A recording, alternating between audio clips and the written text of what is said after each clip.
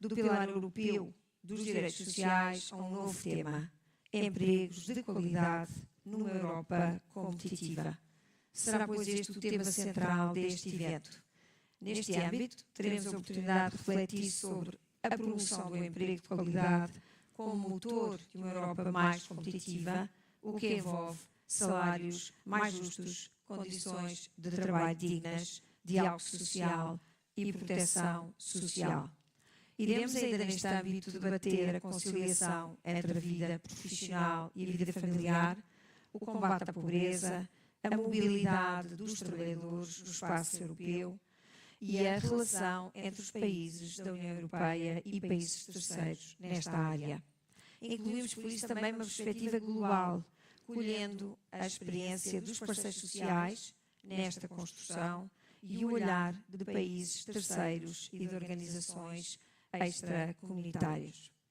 O debate destas temáticas no contexto do Plano de Ação do Pilar Europeu dos Direitos Sociais pretende, assim, ser um contributo decisivo para o crescimento da Europa em moldes de mais justiça e mais competitividade. Senhoras e senhores, gostaria também de dizer que este fórum resulta da colaboração de 16 instituições que trabalharam arduamente para tratar todos os aspectos logísticos que nos permitiram estar aqui. E, portanto, queria destacar o Instituto de Emprego e Formação Profissional, a Faculdade de Letras da Universidade do Porto e, naturalmente, queria agradecer muitíssimo à Câmara Municipal do Porto, que nos recebe novamente calorosamente na sua cidade. Desejo a todos muito bons trabalhos, boas trocas de ideias e debates frutíferos. Estou certa de que este encontro será uma etapa importante na construção de uma União Europeia mais coesa, inclusiva, mas também competitiva. Muito obrigada.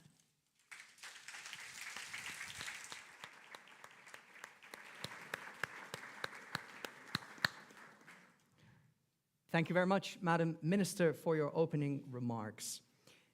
Now we have our second speaker, and that is the Executive Vice President of the European Commission for Social Rights and Skills, Quality Jobs and Preparedness, Madam Minsatu.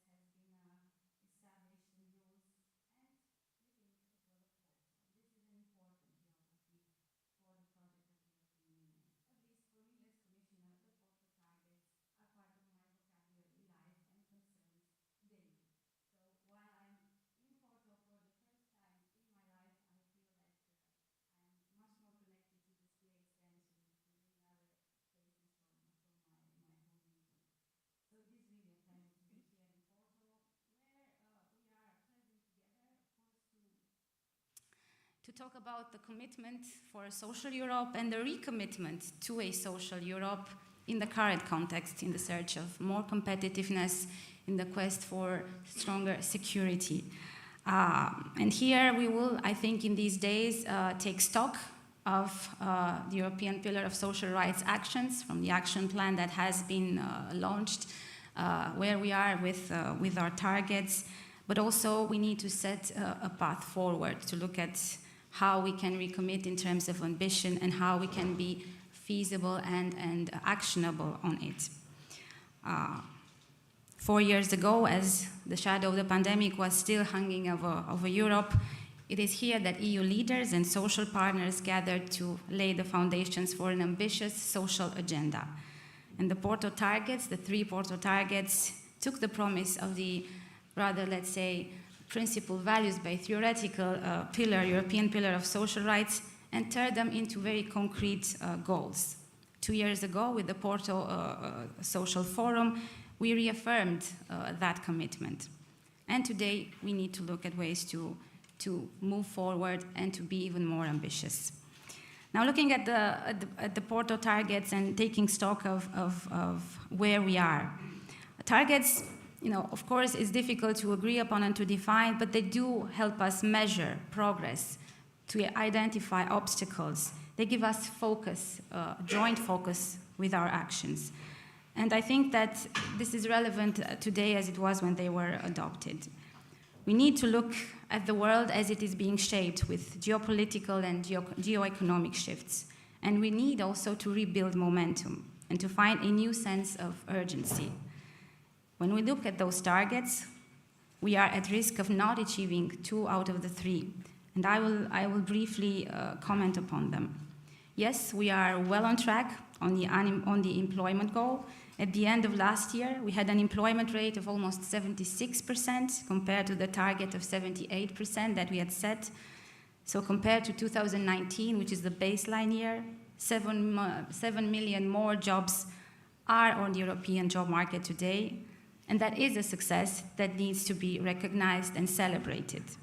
But if we look at skills, we see that only close to 14% of European adults take part in a training activity over the course of a year. And the target for 2030 is 60%. Now, indeed, this commission in the first 100 days, as you know, launched the Union of Skills as a clear ambition to focus on the need to approach skills as an urgency.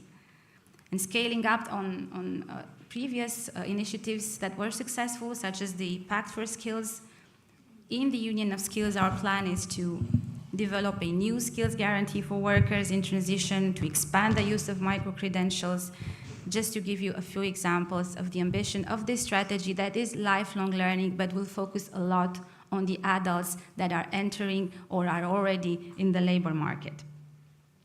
We look at poverty, of the poverty target, our 3rd Porto target.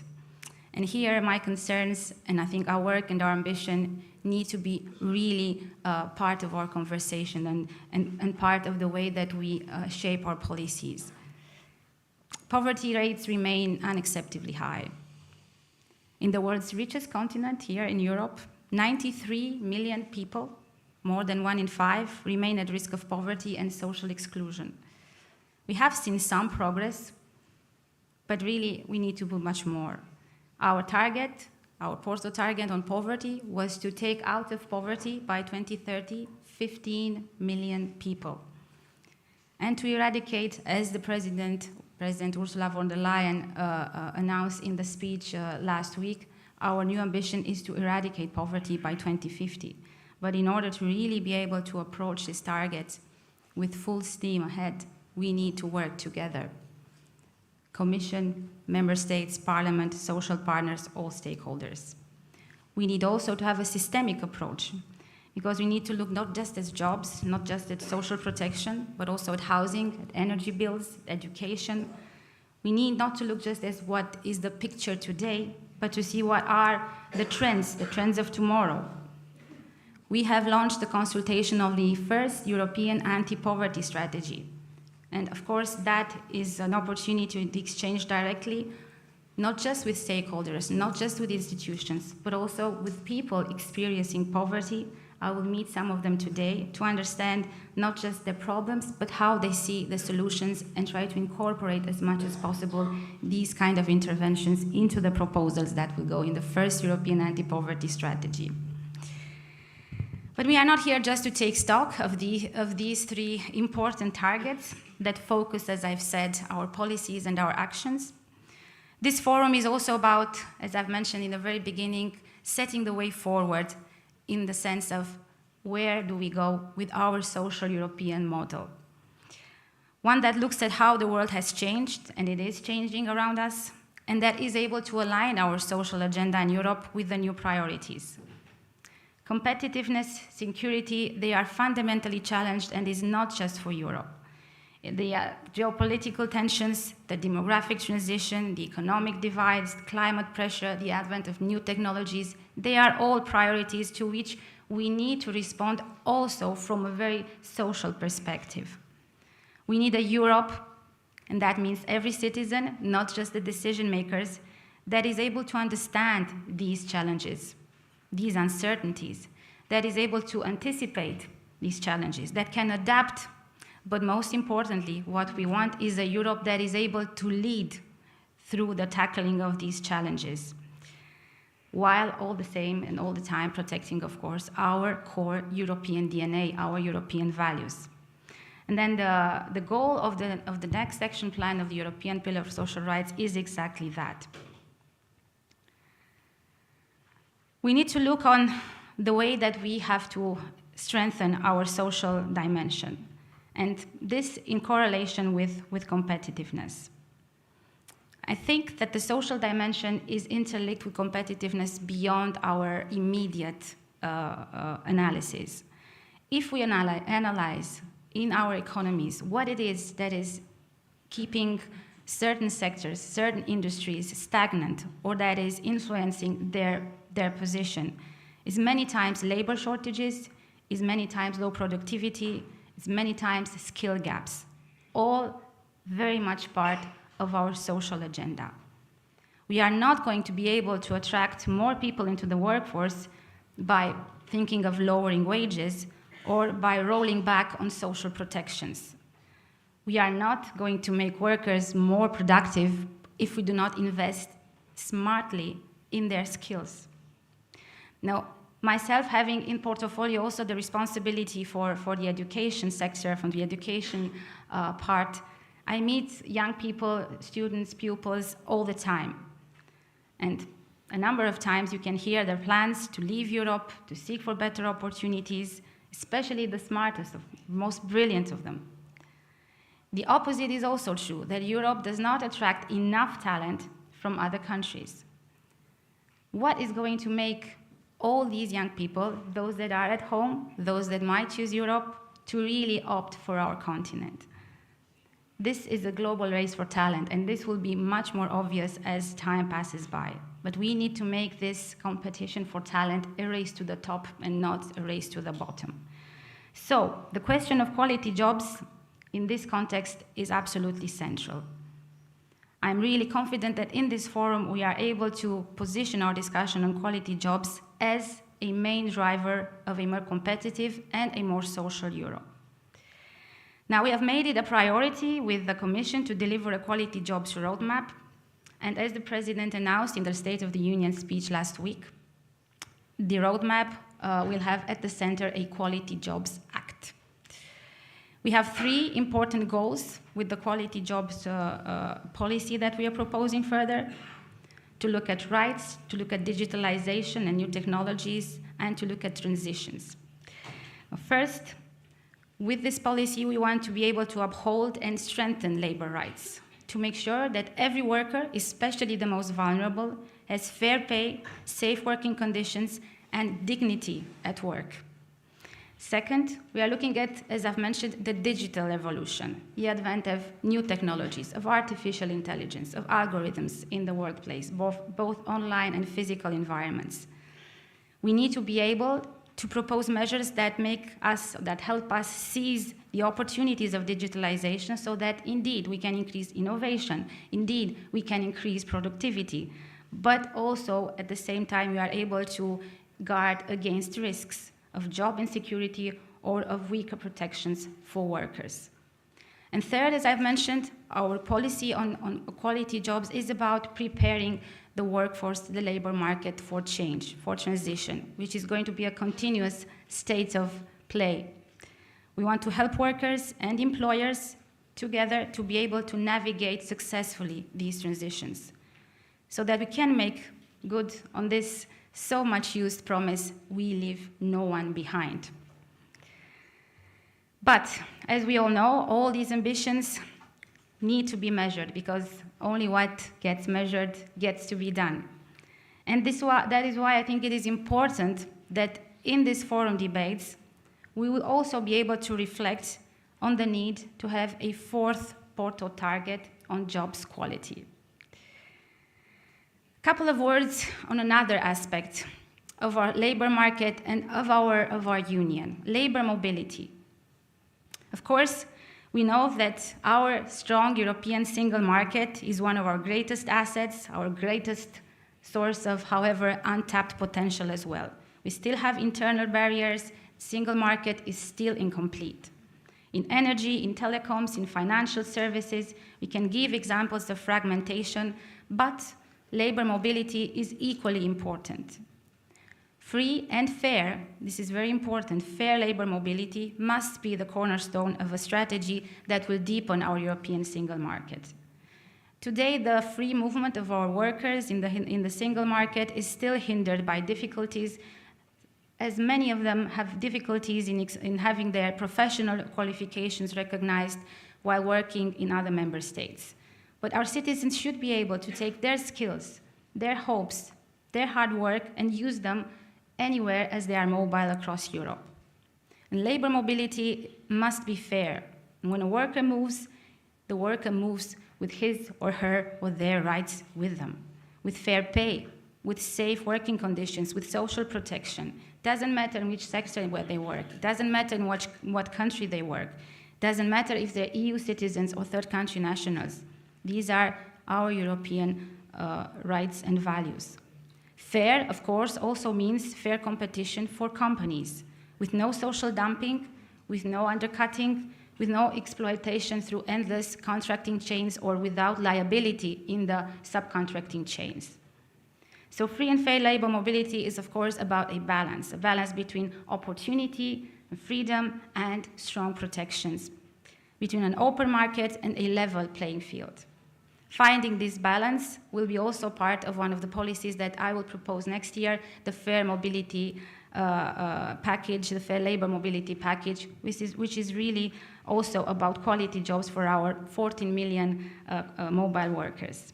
To conclude, I've sketched a bit of the vision, where we are with the targets, where we want to go with 3 of our main policies, the quality jobs roadmap and act, the anti-poverty strategy, and the labor mobility package. I hope that during this forum we are able to debate on all these dimensions and contribute to our action forward as Europeans.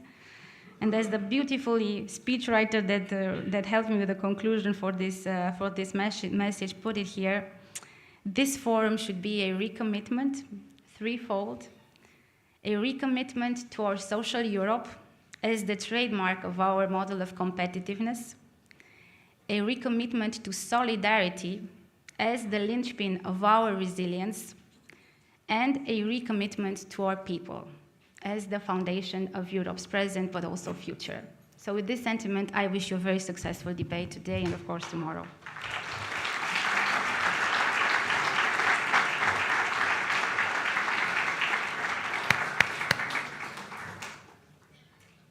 Thank you very much, Madam Executive Vice President, for welcoming us and sketching your vision. Our next speaker will continue to welcome you and set the scene, and will have to leave immediately because of other very important duties. But I'm very happy that the President of the Portuguese Parliament is able to make time for us today, Mr. José Pedro Aguiar Branco. Please give him a warm welcome.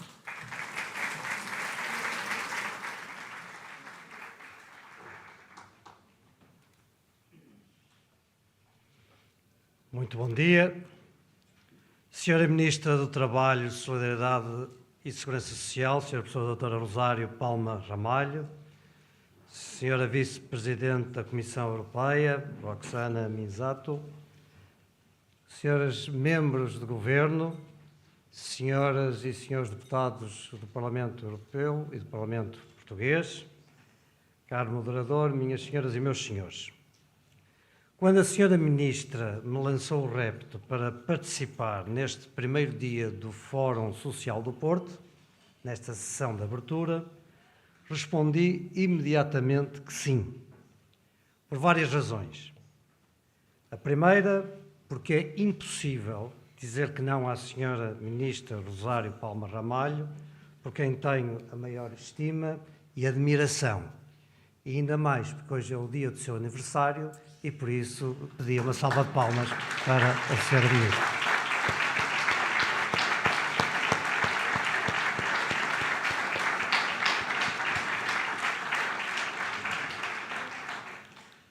A segunda razão, porque o Fórum se realiza no Porto, que é a minha cidade. E porque o Porto tem sido palco de vários momentos marcantes para o desenvolvimento do pilar social europeu. Refiro-me à Cimeira Social do Porto, realizada em maio de 2021, durante a presidência portuguesa da União Europeia, a primeira edição do Fórum Social em 2023 e agora a segunda edição do Fórum Social em estreita colaboração com a presidência do Conselho da União Europeia, o Conselho Europeu e o Parlamento Europeu. Tudo isto na senda dos compromissos assumidos em 21 e 2023. Mas também por uma terceira e forte razão. Porque considero essencial o reforço do envolvimento dos parlamentos nacionais no projeto europeu, de forma a contribuir para a aproximação dos cidadãos às decisões europeias e a garantir uma cada vez maior legitimidade democrática do projeto europeu. Uma área como a do pilar social europeu, com consequências muito concretas nas nossas sociedades e na vida cotidiana dos nossos cidadãos, deve ser objeto de reflexão e análise por parte das forças vivas, dos parceiros sociais, dos técnicos, dos decisores políticos e também dos representantes eleitos pelos cidadãos.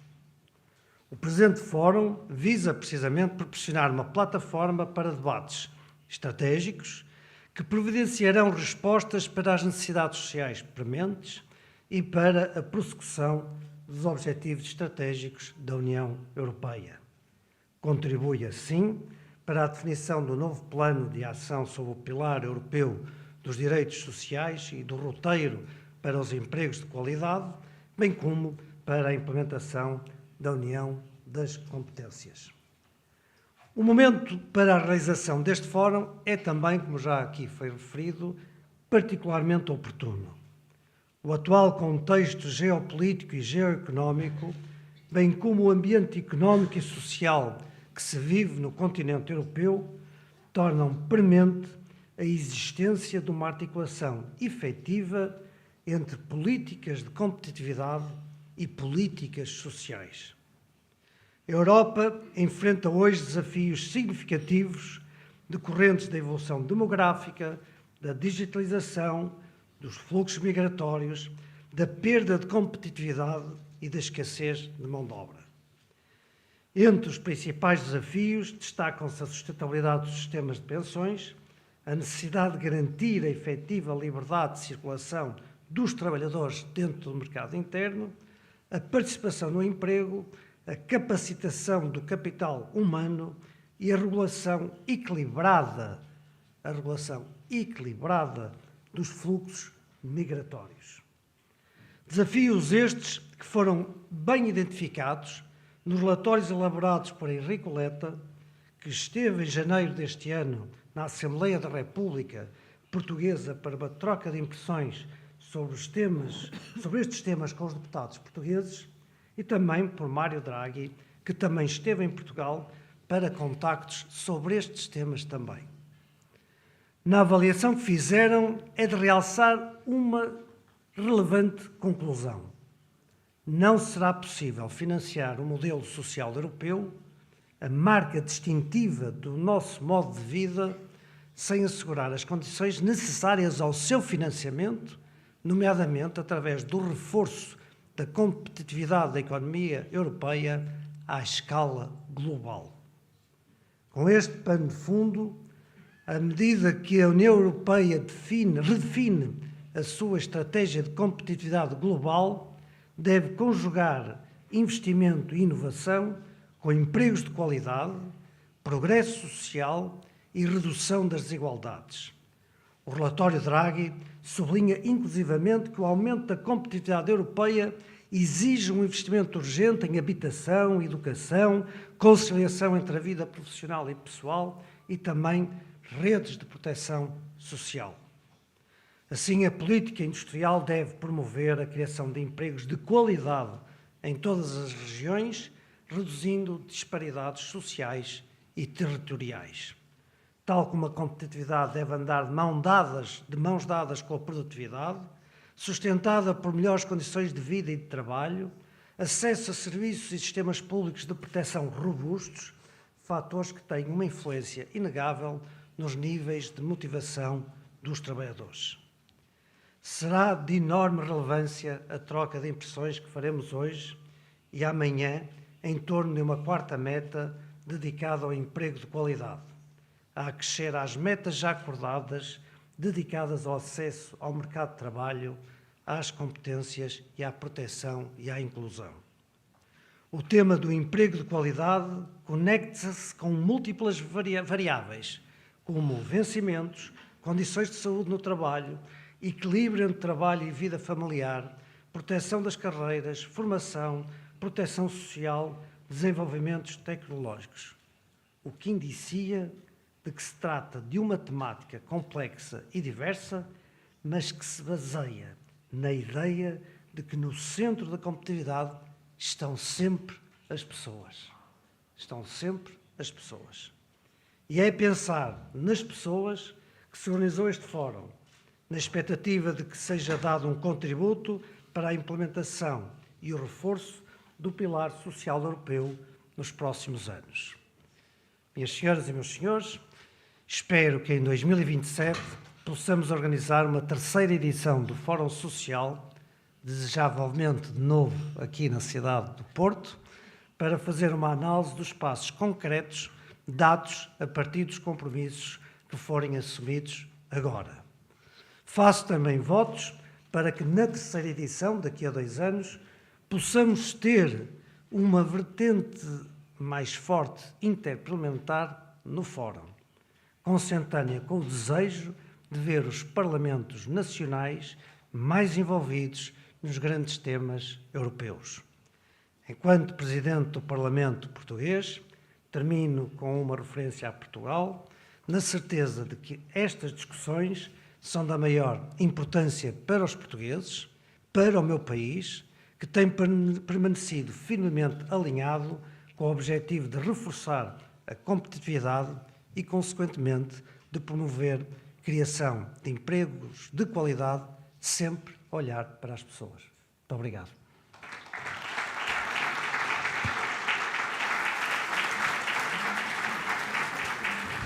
Vou ter que abandonar porque tenho que ir para Lisboa para ir para as minhas funções de Presidente da Assembleia no Parlamento Português. Muito obrigado.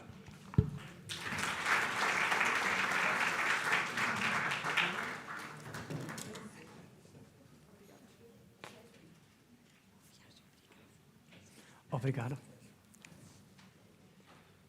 Thank you very much, Mr. President, and have a good trip to Lisbon.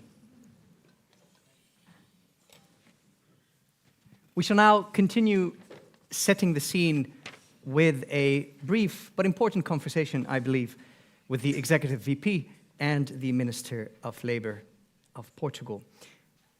If it's all right with you, Madam Minsatu, thanks for that. I would like to start with you. Now, we've repeated several times that we are trying to achieve both a strong social model as well as competitiveness simultaneously. Now, each of these goals is a tough one in and of themselves. How do you go about achieving them simultaneously? Because they are interdependent, and I think with very concrete examples we will always understand that.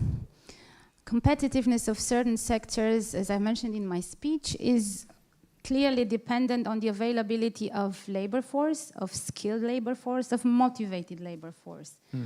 We're looking maybe at ICT sector, high-end sector, let's say, or cybersecurity, where the shortage of skilled workers is in number of millions at European level.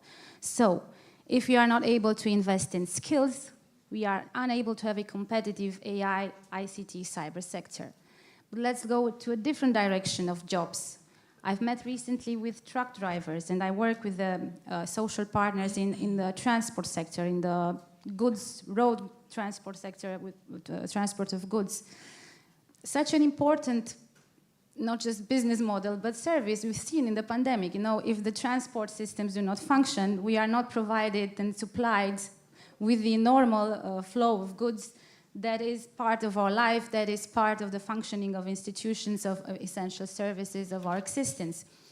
So many of European companies are affected by a shortage of truck drivers, by the aging labor force. But there, the discussion is not about the skills. It is many times about also working conditions. And it is to be approached from different perspectives. What are the reasons for their, let's say, not so good working conditions? In some cases, we do not generalize.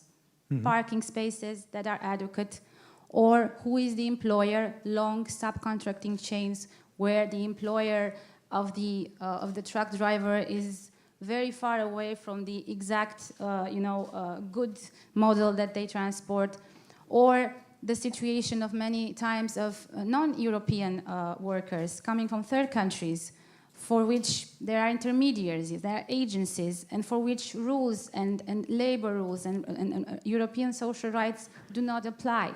So for all of these reasons, we really need a strong social dimension, because there are many. I just give the example of two, let's say, different sectors, but all in the end, we've spoken with automotive, which is a sector, I would say, that has really quality jobs by definition.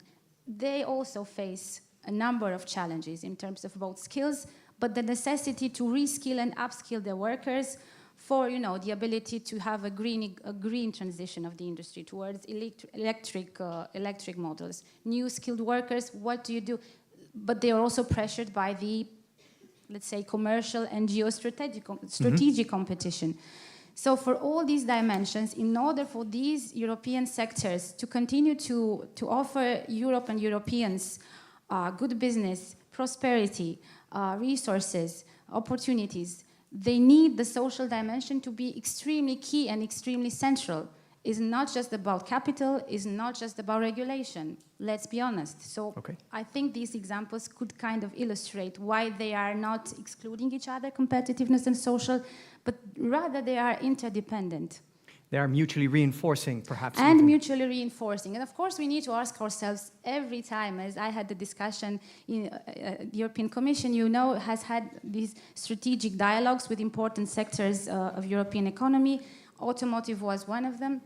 And I had a discussion with the CEOs of most important European companies in automotive who, many times gave me the examples of competitors from across the globe, from China to other places, and described to me how there the human capital is somehow supporting better the business model. But then in the end, we concluded, the best place where you want to work and live remains Europe and not other continents. Well, if this is the case, this needs to be the case for the workers and for the businesses alike. So this is, I think, an important point to start the conversation. What are the costs? What are the adjustments? What are the ways, the how flexible, how agile? That is something that we need to talk about. But that it is important that we put people, social rights, a strong social agenda in strong connection with where we want to go with our competitiveness model, that I think should not be questioned at any moment. So to summarize, as opposed to perhaps the traditional look where social rights are seen as opposite to competitiveness, you're saying they are mutually supportive and they need to go hand in hand. If we want a competitiveness that is resilient, that is value-based, that will keep the project of the Union and our country strong, united, and glued together, that will keep cohesion together, because in the end, the reality is that you want competitiveness for the people, not just for the sake of the profit. You want to be first in the global competition, but why? For the people, and the people must be with you on this journey. If there are just some of them with you, and many of them feeling, disconnected with this race to be first, then the race is lost from the beginning. A race to the top, not a race to the bottom. Thank you. I move on to you, Madam Minister. Now, Europe is facing, we've touched on that, significant geopolitical tensions. How, in this context, do you seek to enhance the resilience of our labour markets as well as our welfare systems?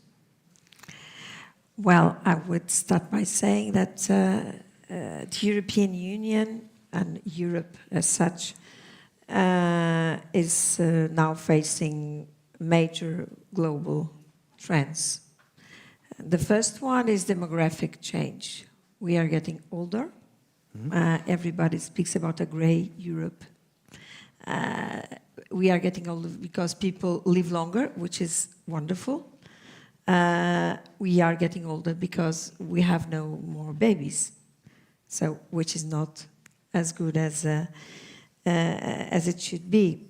And this is a big challenge because we have to think about long-term care needs, care facilities for older people.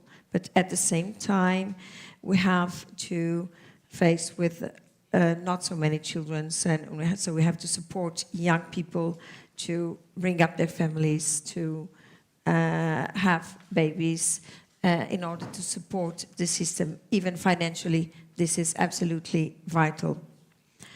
On as a second factor, I would say that we have to face labor market segmentation. This is also a huge problem. We have normal contracts and we have the atypical work. And atypical work generally means not so good working conditions and less salary.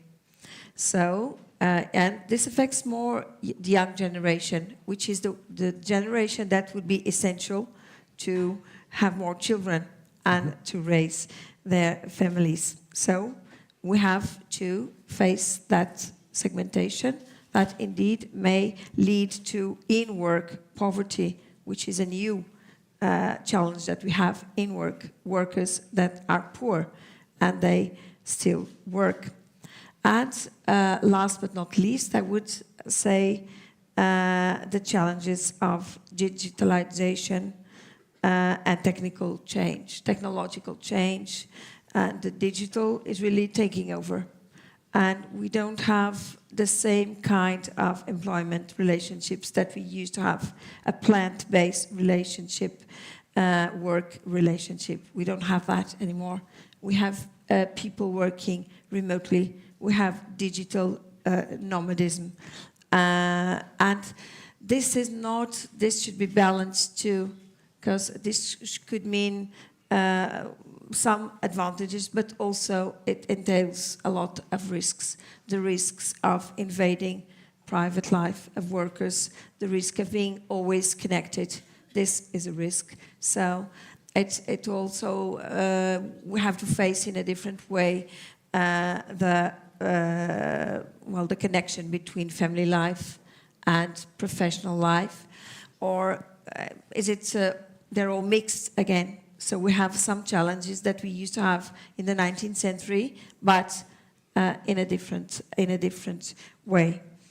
Also, technological change entails the need to reshape skills, because not everybody is prepared to face digital in their employment relations. So, what can we say? We have to have a balanced approach, a full approach, and not fix on one objective, one goal, and forget the other one. If we don't look at the whole picture, I think that we will fail, and of course, Europe cannot risk failure here. I would say. So I think that the balance must be between productivity, competitiveness, and social protection. That's the key.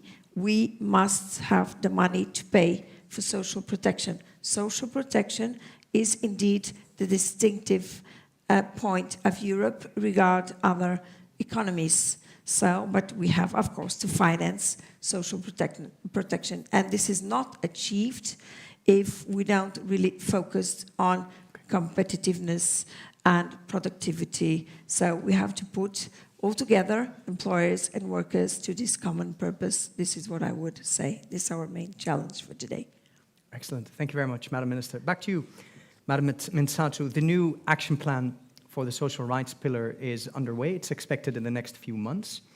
Now, this is one of the important policy tools of the European Commission to align competitiveness and fairness. Can you tell us how that will look like concretely in the new action plan?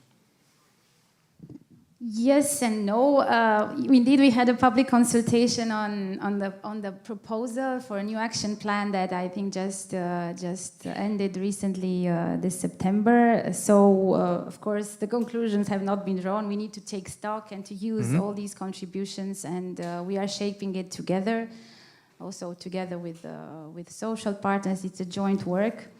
But the challenges, and I've mentioned in the beginning, need to be addressed threefold. So first, on how we are able in the current, and the Minister mentioned, in the current disruptive context to maintain labor rights, to maintain the protections for the workers, to maintain these values a reality. Second is how we adjust to this reality of having more technology, artificial intelligence, algorithms as part of business models, as part of economy, of industry. And this is good because this helps us be more productive, this boosts innovation, this is unstoppable. But it creates a new type of conversation on what does it mean to have a certain rights that is enshrined in the pillar in the context in which you are being managed in your team, let's say, by an algorithm, or you work with an AI assistant. So the work on the action plan is actually, and that's why we a bit even prolonged our work, is a bit future-oriented, because we need not only to look at the realities of today, but where the labor market and where our economies are heading towards, and be able to give some concrete responses. And third, the need to identify proper actions to support our citizens in these transitions. One was very important that was mentioned by Rosario is this, I say longevity, reality. We are a continent that hopefully we can call it on the positive side, the continent of longevity, where people live longer, we want them to be healthier while they live longer, we want us to have a good approach in terms of reskilling and upskilling them throughout their working active life for as long as possible, and we want them to support them to be part of our model. But what does this mean? How do we ensure support for this transition? Of course, what does it mean to support transitions in terms of green, digital, and of geopolitical shifts?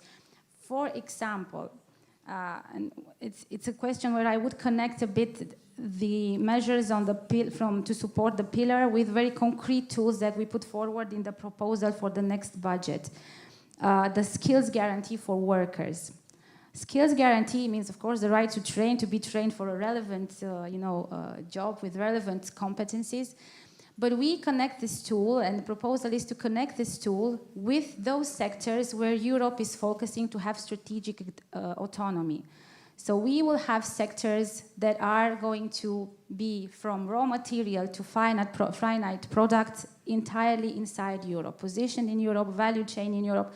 These companies that will be present in different member states, having different roles in the value chain, need skilled labor force, need skilled workforce. How do we make sure that we focus, we as European Union, but also each member state has a responsibility, our investment, our protections for these workers to really be able to be motivated, to be skilled, to be protected, to be maybe upskilled and support these value chains. Second example about the need to think about transitions. We're looking now at the investments that we will be doing in our defense capabilities. And that means a lot, from technology-driven capacities in companies and production to pure defense models. Where do we take the engineers, the technicians, the workers? Can we reskill and upskill efficiently maybe workers from automotive or from other sectors, so that with an easy investment and effort on their side, they are positioned in a quality job environment and can use their expertise and experience, and with a minimum effort on Europe's, on member states' side, we are able to support this. So this is, of course, an important conversation. The advent of AI also in the world of work demands something that I will say very clearly, and that's the Danish presidency also. I feel very happy to say this: much better social dialogue. The role of the social partners, we want to highlight it in the quality jobs roadmap and our policy. It is essential. So of course it's always important to have strong social partners, a strong social dialogue model, but for the uptake of AI, for the workers and employers alike to be able to have trust, especially in small companies, I'm not talking just about corporations, to have trust to take on these new models, to use them, but also for the workers to feel protected. We need a very strong social dialogue. We will need it more than ever. So this will be part also of the action plan in terms of reinforcing and trying to do our best inside the competencies, of course, of the Commission and granted by the treaties to boost, because we need these elements to continue to have social rights as a reality in an ever-changing context. Okay, and we'll indeed return to the social rights pillar and the action plan multiple times throughout the next 2 days. Madam Minister, I'd like to turn to you. From your perspective, what would you like to see in the new action plan? Well, I think that the central issue here is how to define quality jobs. This is very difficult. It seems so simple, but it is difficult. And in my own perspective, we have to gather a number of points to define a quality job. I mean, in terms of what the European Union would think that quality job would be, which is not necessarily the same when you in other continents. I would say first, of course, adequate wages. This is a top objective that could, of course, provide for decent standard of living and reduce in-work poverty. And it goes along with good working conditions, which is challenging because it's easier to set out good working conditions in a plant than remotely or wherever the worker is. So first, adequate wages and good working conditions, they go alongside. Secondly, I would reinforce the access to quality training and skills development more than ever. As Commissioner Minzato has just said, we have to adapt. We have to adapt very quickly. Artificial intelligence and other, digital tools go much faster than we do. So we have to do it quickly. Thirdly, I would say that adequate work-life balance is essential. It's at risk. It is very important that we come to working patterns that allow workers to effectively reconcile professional responsibilities with family responsibilities.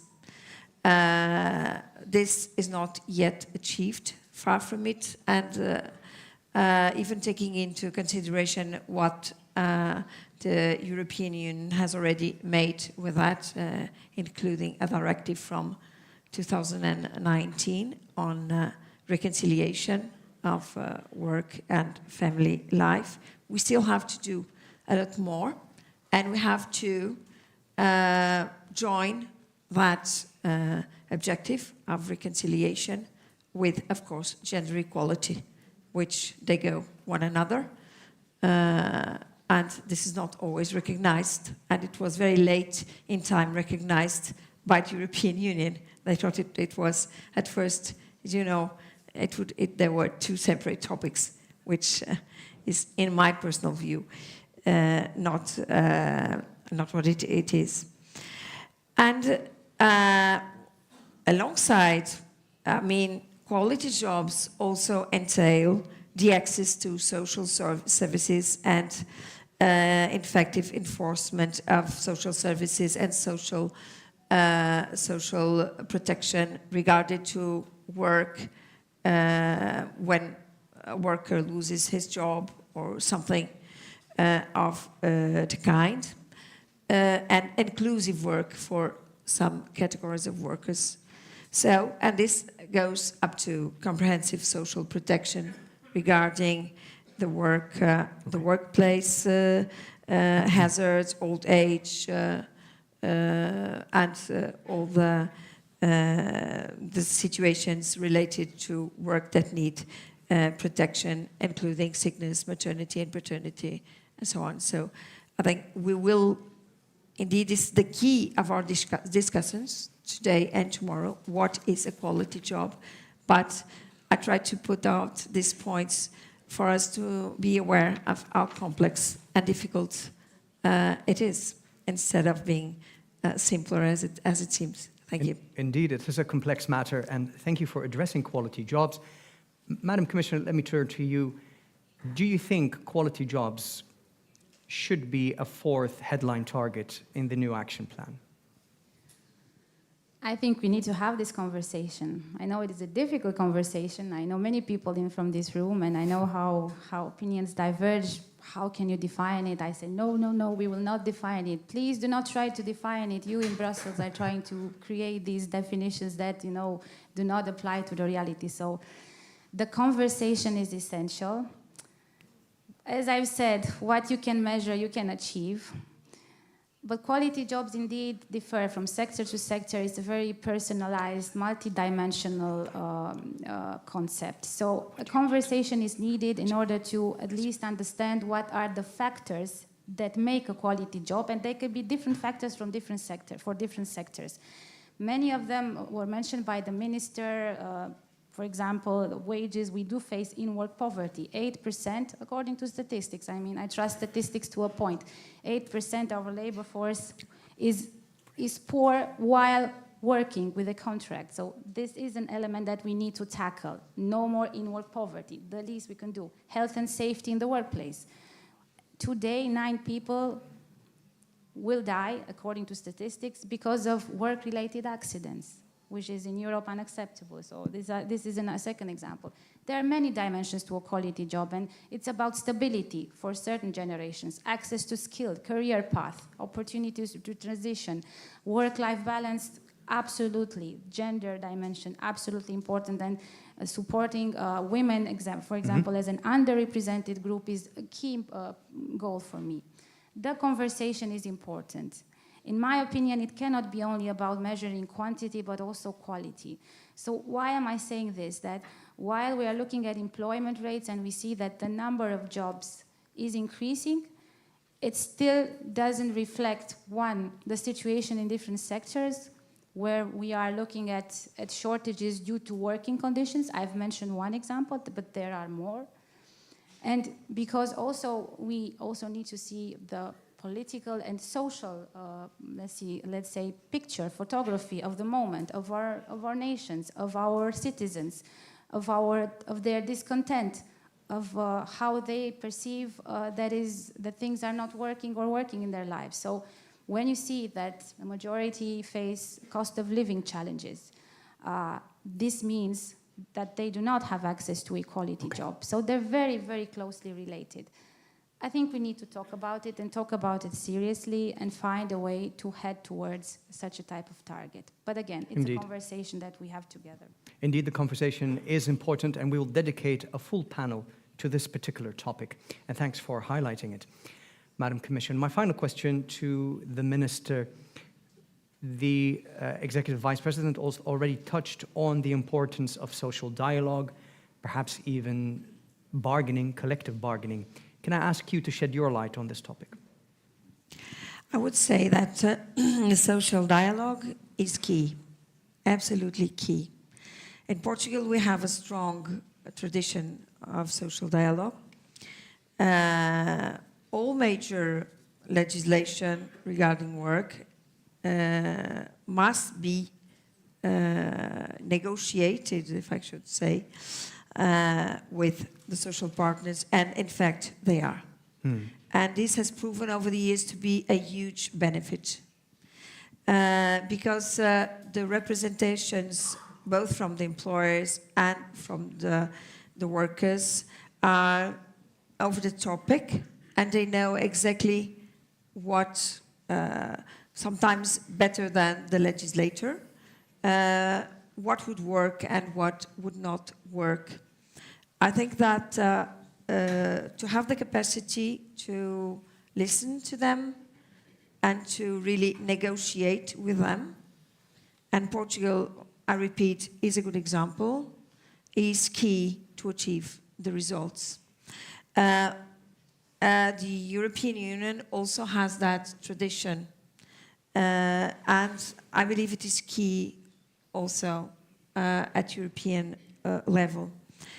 If we have the whole picture, which is complex, as we have seen, but work over that with the main actors in the field, which are, of course, the employers and the workers, so the trade unions, of course, and as workers' representatives, we will come to better solutions.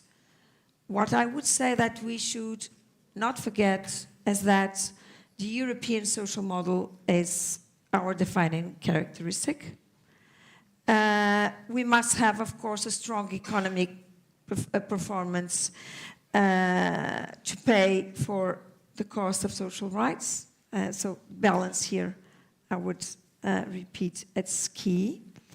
But building a dynamic economy is not in conflict with social policy, in our view.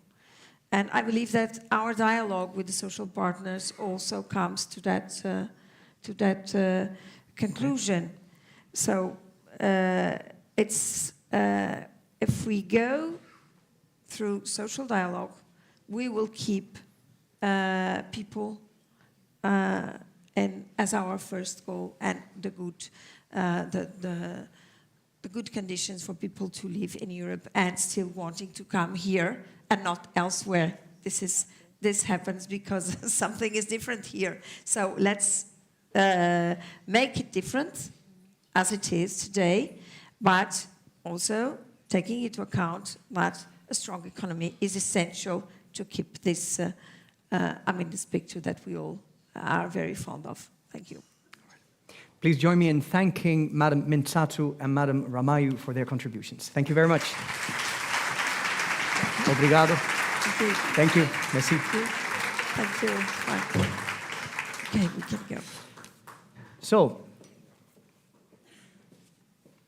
we are about to have our next panel, but we need to reshuffle a bit on stage. And I thank the technical support for putting down extra chairs. Meanwhile, I believe this is going to take a while.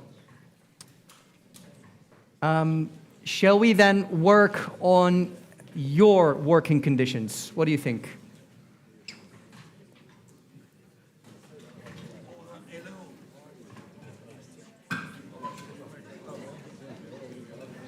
All right, we'll just take a brief moment so you can breathe. Please stay in the room as the stage is reordered. Thank you.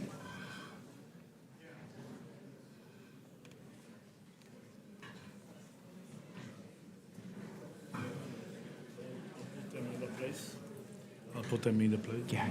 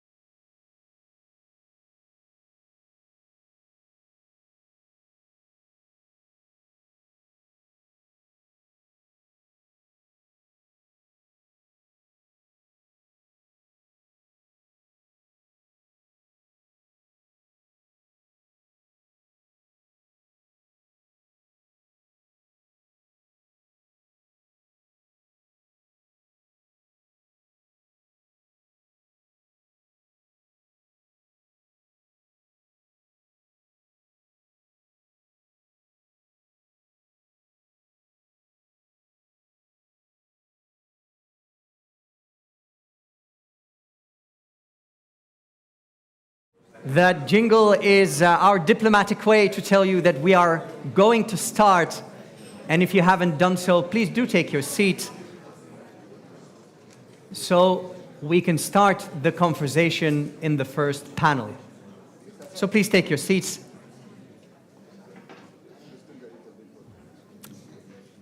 All right, thank you for your collaboration. Now, the title of the first panel of the day, and we'll be having 3 panels today. There'll be a lunch break at around 12 o'clock, and in the late afternoon, we will have networking drinks. And the first panel is where we have arrived now. The speakers are already on the stage. The title of the panel is Enhancing the Implementation of the European Pillar of Social Rights, Competitiveness and Social Fairness, Reinforcing each other. The format of the panel is as follows. In a second, I'll give the floor to the chair of the panel. We'll subsequently set the scene, and then all the speakers will get their time to respond to 2 questions that relate to the grander theme of this panel. And hereafter, we'll have our first coffee break. Now, allow me to give the floor to the chair of this panel, and that is the Secretary of State for Social Security of Portugal, Madam Filipa Lima. Please welcome her.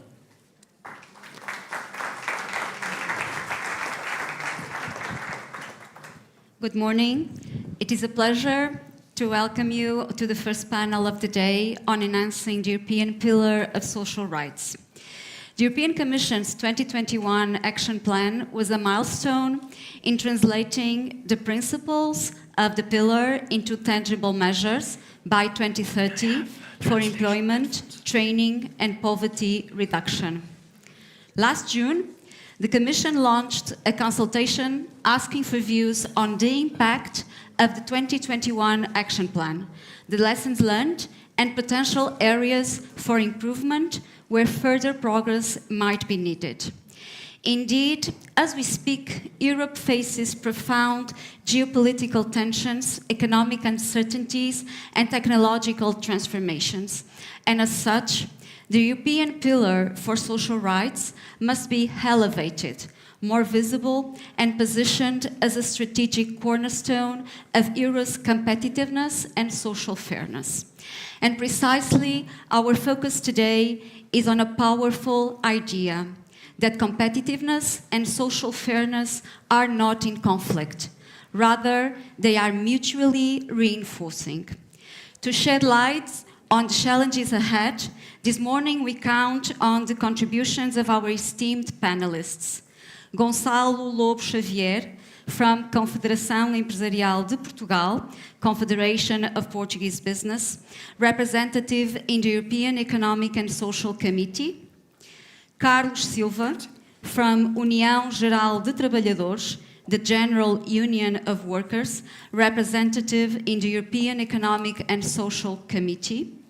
Cristian Pirvulescu, European Economic and Social Committee, representing the civil society organizations. Armindo Monteiro, Presidente of Confederação Empresarial de Portugal, Confederation of Portuguese Business. Jarkko Eloranta, President of Central Organization of Finnish Trade Unions and Vice President of the European Trade Union Confederation. Céline Gauer, Director General of the Reform and Investment Task Force from the European Commission. And Kahina Rabahi from the European Anti-Poverty Network Policy and Advocacy Coordinator. Thank you all. But before opening the panel, I invite the Director General of DG Employment, Social Affairs and Inclusion from the European Commission, Mario Nava, to set the scene. Thank you.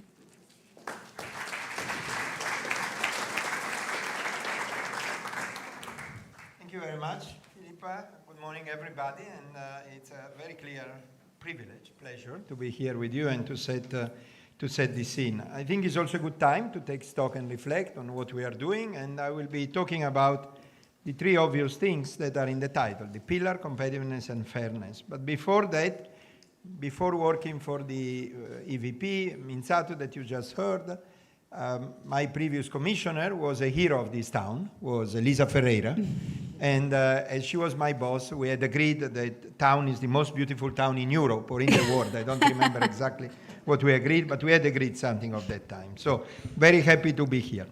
3 things. Pillar. When you try to understand what the pillar is, and when I have to explain what the pillar is to the student or to the people in general, I always take it from its shape. As you know, we like to put it in a round shape. And I say this is more or less the cycle of life, because the first few part of the pillar are about preparing people for the work, are about making sure that the conditions are good, that you have good education, that you have good training. Last week we were in Herning, in beautiful Denmark, of course, in Herning, and we signed the Herning Declaration, which is the one that makes sure that there is enough commitment and European cooperation on vocational education and training.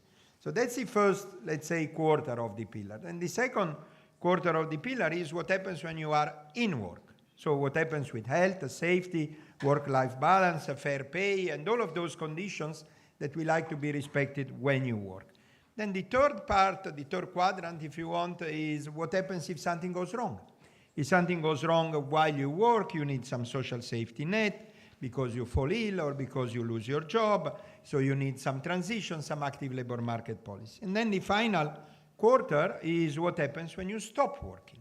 And therefore you need some adequate pension, or hopefully not, but it may happen, long-term care.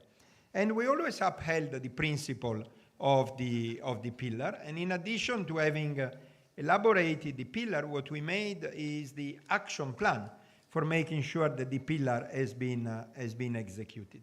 The previous action plan, we executed all the actions except one, 74 out of 75. The 75th was the evaluation of it, and that's what we are doing. We are doing a broad consultation to measure, to gauge the impact of this first action plan. As I said, not finished, but I would say that we have clear sign that things have improved. We have clear sign that we have been able to push the agenda forward. But of course, this is not enough. We will not be complacent. We are about, as it was said many times in the political guidelines, to produce a new action plan. A new action plan which is due because Europe has been tested in many areas. In the new action plan, as you just heard from the EVP, there will be the Quality Job Roadmap or Act, and which includes the Quality Job Act. There will be what we are discussing in the room nearby, the EU anti-poverty strategy. By the way, it's a room from which I have just come. There is lots of energy there. You really see that what we are doing matters. Fair labor mobility package, affordable housing, and many other things. So this is what we plan to put in the plan. That's for the pillar. Then fairness. What is fairness? Well, fairness is Europe, one would be tempted to say, because fairness is good working conditions, real opportunities for people, well-being of our citizens, stamping out discriminations from our workplaces, from our societies. We really don't like discrimination, and thanks God in Europe we have evolved a lot in that area, and I think we have a space, we have created a space, as it was said before, for people to express themselves. We have fairness is helping those who are less lucky. You may be less lucky for a moment, you may be less lucky for life, and fairness is about that. And then competitiveness. Competitiveness, I think, there is impossible not to quote Mario Draghi and his report and his speech of a few days ago. We need to be clear. It was said also in the previous panel, you need the two things together. The only way to meet the challenge, Mario Draghi says, is to grow and become more productive, preserving our values of equity and social inclusions. Let me give you two concrete examples of what it means. One is women's participation to the labor market. There are 32 million working age women who are not in employment in Europe. The total is 51. Women are a big part of them. When you ask the reason why you don't work, often they are young women, they have a good diploma, they have studied, they could work. When you ask why you don't work, it's because they have care duties, either of kids or of old parents or of someone else. So they have a disproportionate amount of care duties. It tells us what? It tells us that we need to invest in those sectors. We need to invest in affordable and accessible childcare and long-term care in order to bring back women, often very competent women, to the labor market. This is a very clear example. Another clear example is training. Again, Mario Draghi says very clearly that our competitiveness will not come through prices. In other words, much less eloquent than Mario, we will always find someone who works for €1 less than us. But it will be very difficult to find someone who works better than us if we are well trained. Moreover, let me remind you that we are in a labor market situation where the labor market is very tight. When the labor market is tight, education becomes a public good because everybody works. So it's in the collective interest that every person who works is really well educated and can do it extremely well.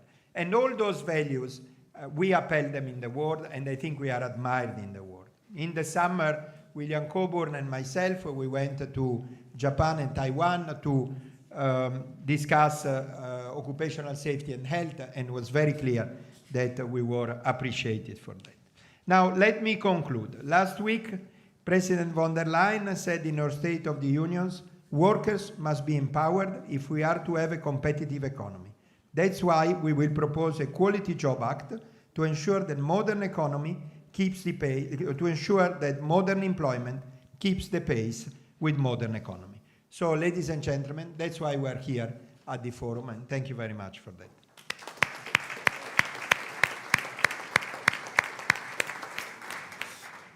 Thank you very much, Mario, and thank you for being mindful of the time.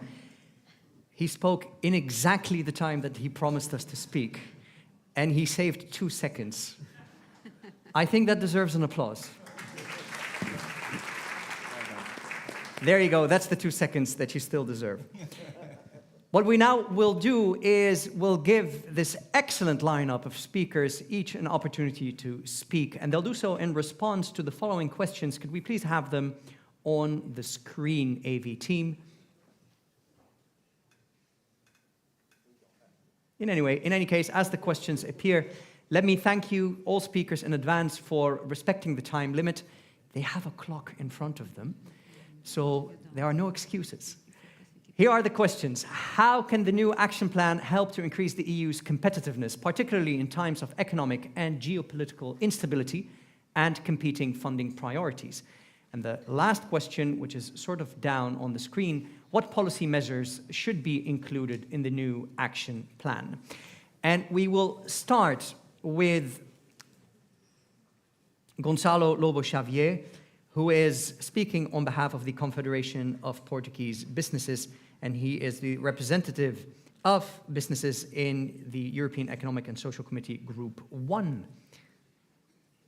Would you like an applause? No, not at all. I want to clarification. I will speak in Portuguese, of course, but I'm here on behalf of the European Economic and Social Committee. It so happens that, of course, I was appointed by CIP, but having the CIP president here, he's the one who is going to raise the CIP perspective. I'm bringing the perspective of the employers group on the European Economic and Social Committee. Brilliant. Thank you for that clarification, and here's the applause nonetheless. No. Well, having said that, I just want to say that we can tell that you work with Elisa by the incredible performance that you have regarding the time. Thank you, Mário. Bom dia a todos. Realmente tenho pouco tempo e esta clarificação é importante porque nós estamos aqui dois representantes portugueses no Comitê Económico e Social Europeu e um colega privilégio do Grupo 3. Eu represento o Grupo 1, o Grupo dos Empregadores. O Carlos Silva representa o Grupo 2, o Grupo dos Trabalhadores e o Cristiano privilégio do Grupo 3, das organizações diversas.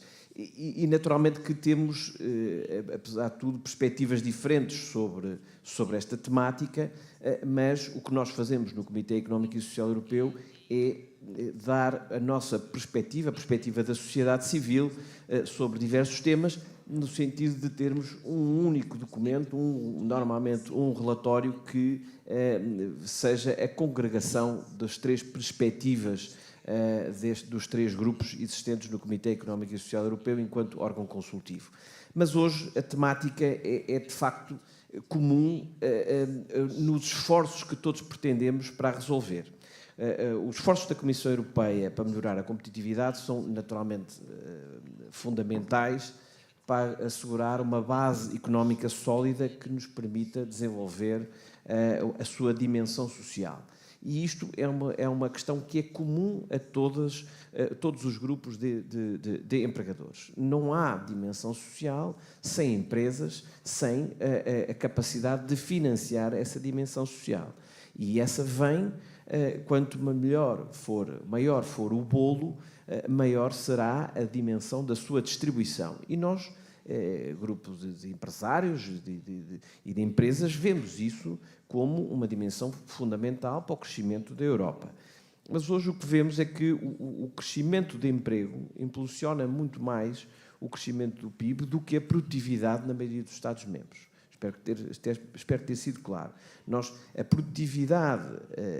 Uma produtividade persistentemente baixa tem impacto negativo na competitividade e no crescimento económico, na criação de emprego e no nível de vida. Ora, nós achamos que é por aqui que se deve começar. É urgente inverter esta tendência e termos medidas que criem condições para as empresas investirem em digitalização, na robotização, tudo isso já foi dito esta manhã, em novas tecnologias, em ID, e também numa questão fundamental que é comum aos três grupos no Comitê Económico e Social Europeu, que é a necessidade de investir na qualificação e requalificação dos trabalhadores. Eu não resisto a dizer, eu represento um setor do retalho, que na Europa vai precisar até 2030 entre 800 mil a 1,5 milhão de trabalhadores. E neste universo de trabalhadores que nós já representamos, entre 10 a 13 milhões vão precisar de formação para enfrentar estes novos desafios.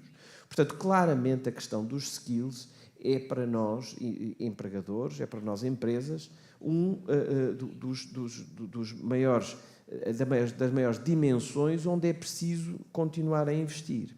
Mas para isso também temos que melhorar a competitividade da União Europeia no ambiente empresarial, onde as empresas possam crescer, criar empregos, oferecer trabalhos em mercados laborais funcionais. E isto não se consegue com excesso de legislação. Tem sido muito dito por quem tem estudado estes assuntos e ultrapassa claramente a dimensão política, se quiserem, ou ideológica da questão. Em 49 segundos, o quadro regulatório laboral deve apoiar percursos profissionais mais diversificados. As transições do mercado de trabalho entre empregos e setores e estatutos profissionais devem ser o mais fluídas possível. Deve ser possível empregar pessoas em diferentes formas de trabalho, em tempo integral, parcial, contratos permanentes ou a termo, bem como o trabalho temporário ou agenciado.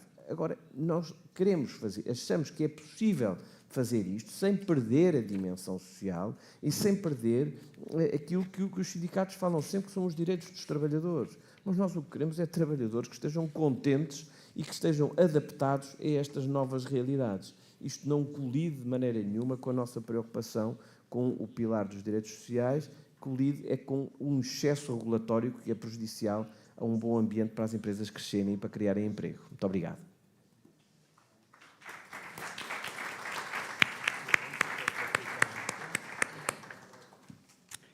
Thank you very much, Gonçalo, and thanks indeed for being aware of the time. You're equally skilled as Mario. We now listen to the representative in the European Economic and Social Committee Group 2, Workers. He's also in the General Workers' Union of Portugal. Please welcome Carlos Silva. Thank you. Muito obrigado. Posso falar? Estava a haver aqui uma redundância de microfones e, portanto, já tenho este aqui na cabeça, a ver se aproveito a boleia. Muito obrigado pelas questões. Bem, o que é que se pode esperar que um dirigente sindical vá responder quando se fala aqui deste binómio competitividade e direitos sociais? Naturalmente queremos a defesa dos direitos sociais, sem pôr em causa a competitividade. Hold on a second, please. I think maybe it's only me, but there's no translation, yes? Oh, no? Now it is. Now there is. Excellent. Could we start the time over, please, for the sake of fairness, and maybe you start over so we can all understand. AV team, please restart the time on the clock. Oh, that's great. Bem, o que é que se pode esperar que um dirigente sindical, a nível europeu, possa, enfim, pronunciar-se em relação a este binómio? Competitividade, direitos sociais. Naturalmente que os trabalhadores europeus querem a defesa do Estado Social Europeu, que é isso que permitiu e permite que a Europa seja um modelo desejável de seguir por todo o mundo ao nível global. E, portanto, nós não queremos perder direitos, mas também não queremos que as empresas ponham em causa a sua competitividade. E, portanto, Mário Draghi, já hoje foi referido aqui, o seu papel na construção europeia, foi dito pelo Presidente do Parlamento português e também, de uma forma muito exemplar, pela Comissária Roxana Minsato. Competitividade não é indissociável da proteção social e dos direitos dos trabalhadores, e vice-versa. Portanto, se não são dissociáveis, tem que se manter lado a lado. Nem melhor um, nem pior o outro. Portanto, é isto que nós precisamos de equilibrar. Aliás, muitas vezes os Estados, e é uma das matérias que está numa opinião, num parecer publicado e aprovado pelo Comitê Económico e Social Europeu em junho deste ano, que defende exatamente que o plano de ação para a implementação do Pilar Europeu dos Direitos Sociais foi aplicado em 2021, mas há matérias que ainda não foram avaliadas. E uma das principais matérias era retirar cerca de 15 milhões de europeus de uma situação limite de pobreza. Há trabalhadores que trabalham e que são pobres e que, portanto, os seus salários não estão ajustados para a necessidade do custo de vida do dia-a-dia. Outra questão que tem muito a ver com Portugal e o que é que se pretende para o futuro. Bem, eu vou aqui lançar sempre um desafio, já estou habituado a isto, mas há 3 anos não faço desafios a ninguém. Está cá agora o meu secretário-geral para os fazer. Como é que se pode falar em qualificação de trabalhadores para eles ficarem em Portugal se uma das matérias fundamentais da qualificação de quem trabalha é ter um posto de trabalho, é ter um trabalho decente, e perguntem ao OIT o que é o trabalho decente, o que é o trabalho digno, é um trabalho com rendimentos e com salários, mas salários decentes. Porque se o salário não for decente, qualquer trabalhador português, espanhol, italiano, imigra e vai para outro Estado-membro procurar salários melhores. Não vale a pena escamotearmos a verdade. O problema de Portugal são realmente as baixas qualificações, mas são os baixos salários. Há trabalhadores que escapam nisto, mas nós temos que fazer um esforço para perceber que a competitividade não pode ser obtida à custa dos salários nem dos direitos dos trabalhadores. Eu lembro os tempos da austeridade em que eu era secretário-geral da OGT e provou-se, anos depois, que a austeridade não era a solução para os nossos problemas. Os salários foram aumentando, o salário mínimo português foi evoluindo e isso causou o encerramento de empresas. Não continuam a sair jovens qualificados portugueses para o estrangeiro, não continuam a emigrarem. E emigram porquê? Pelas mesmas razões que muitos espanhóis, italianos e outros do centro da Europa e, sobretudo, do leste europeu, vêm afirmar aos nossos sindicatos em toda a Europa: os salários não estão ao nível das necessidades. Necessidades de habitação, necessidades de escolarização, necessidade de fazer face ao custo de vida, necessidade de ter um equilíbrio entre a vida familiar e a vida profissional. E, portanto, todas estas matérias fazem parte do Pilar Europeu dos Direitos Sociais. Não os ponhamos em causa. Eu estou convencido, como dizia aqui o Gonçalo, que não é objetivo das empresas pôr isto em causa, mas deve ser. A senhora Comissária não respondeu à matéria o que é não é o trabalho digno, o que é um bom emprego. O que é isto?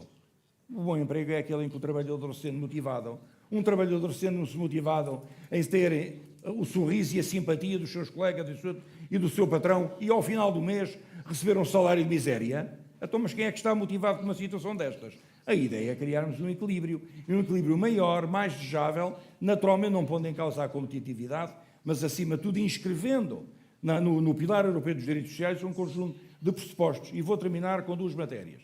Foi dito pela senhora Comissária, diálogo social tem que ser frutuoso, tem que ser fluente. O diálogo social e a negociação coletiva. Muitas matérias laborais e legislativas estão colocadas na negociação coletiva, entre patrões e sindicatos. Portugal é um bom exemplo disso. O diálogo social deve frutificar. Olhem para o norte da Europa, para a Dinamarca, para a Finlândia e para a Suécia e vejam o nível do diálogo social. É isso que permite que aquelas economias sejam robustas e que os trabalhadores tenham bons salários. Mas não importem para Portugal a flexi-segurança, a flexibilidade, porque se não fica coxo e importa isso, pode ser problema. Discutam na concertação social, mas tragam os salários da Dinamarca, a proteção social da Dinamarca, as condições de vida da Dinamarca, os horários dos trabalhadores da Dinamarca e a cultura empresarial da Dinamarca. Se assim for, ou é tudo ou é nada, porque senão ficamos coxos. É este realmente o grande desafio para o futuro. Muito obrigado.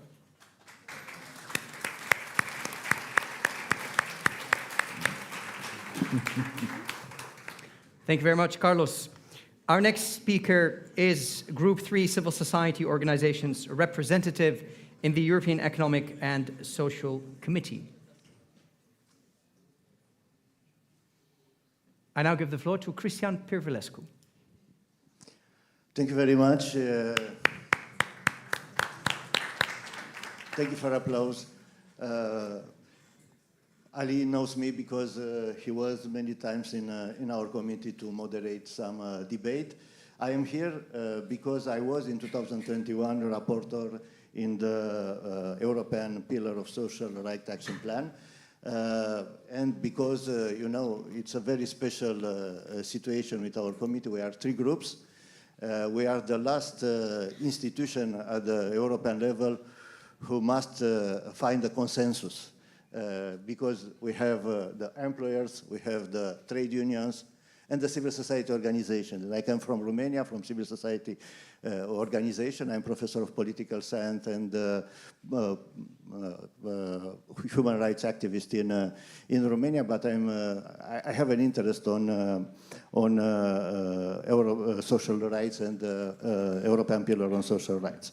And I have a very interesting experience on our European Pillar on Social Rights Action Plan opinion, because in Brussels, it's not my case, in Romania, I'm Romanian, but in Brussels I am somebody who want to have compromises. And it was not possible on this action plan to have a compromise. Because my friends from Group 1, and Gonzalo is one of them, they propose a contra-opinion against our opinion. And finally, this opinion, this European Pillar of Social Rights Action Plan was approved just by Group 2 and Group 3. I don't believe it's somebody from Group 1 or maybe 2-3 persons from Group 1 who vote with us. Why?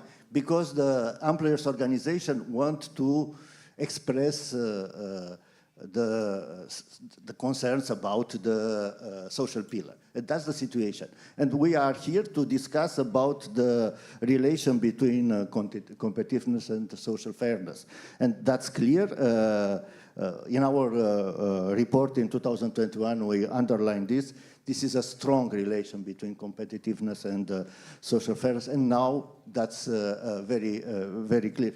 Last year, we don't have just Mario Draghi report. We have also Enrico Letta report. And in his report, Enrico Letta was very clear about the importance of the social rights and the social fairness. What we can do to support the European Pillar of Social Rights? I think we have three ways. First, to understand competitiveness requires investment in people. It's very clear if we want a strong comparative advantage for Europe, we must invest in healthy, in skilled, in protected workforce. The second, social fairness, it's very important for resilience. And some people explain the geopolitical situation. You know, I came from Romania. For us, the war in Ukraine, it's a problem. But, you know, I was in 2021 in Portugal for a visit on rule of law. And at that moment, Chega was just a small party. Now Chega is the second party in Portugal. Why? It's very simple. Because the social fairness, it's a real problem, not just in Portugal, in all our country. In Romania, we have this problem with the hybrid war and the intervention on Russian and Chinese in election last year and this year. in a few weeks we have this the election in Moldova, and probably we have the same situation. So it's very important to understand the importance of the social right concerning that. And third, governance is decisive. It's very important to understand the ambitions are not enough. It's very important to support the pillar with the real measures. And this is the reason because I underlines the importance of the social rights here in this debate. And I'm sure you understand very, very well this importance. You know, 30 years ago, somebody said economy is stupid. Yes, it's somebody in America. The reality is, after that, Trump win the election. Thank you. Thank you very much.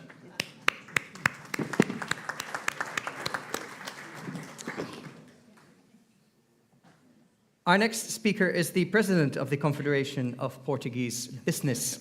Please welcome Armindo Monteiro. Thank you so much. Good morning and greetings to you all.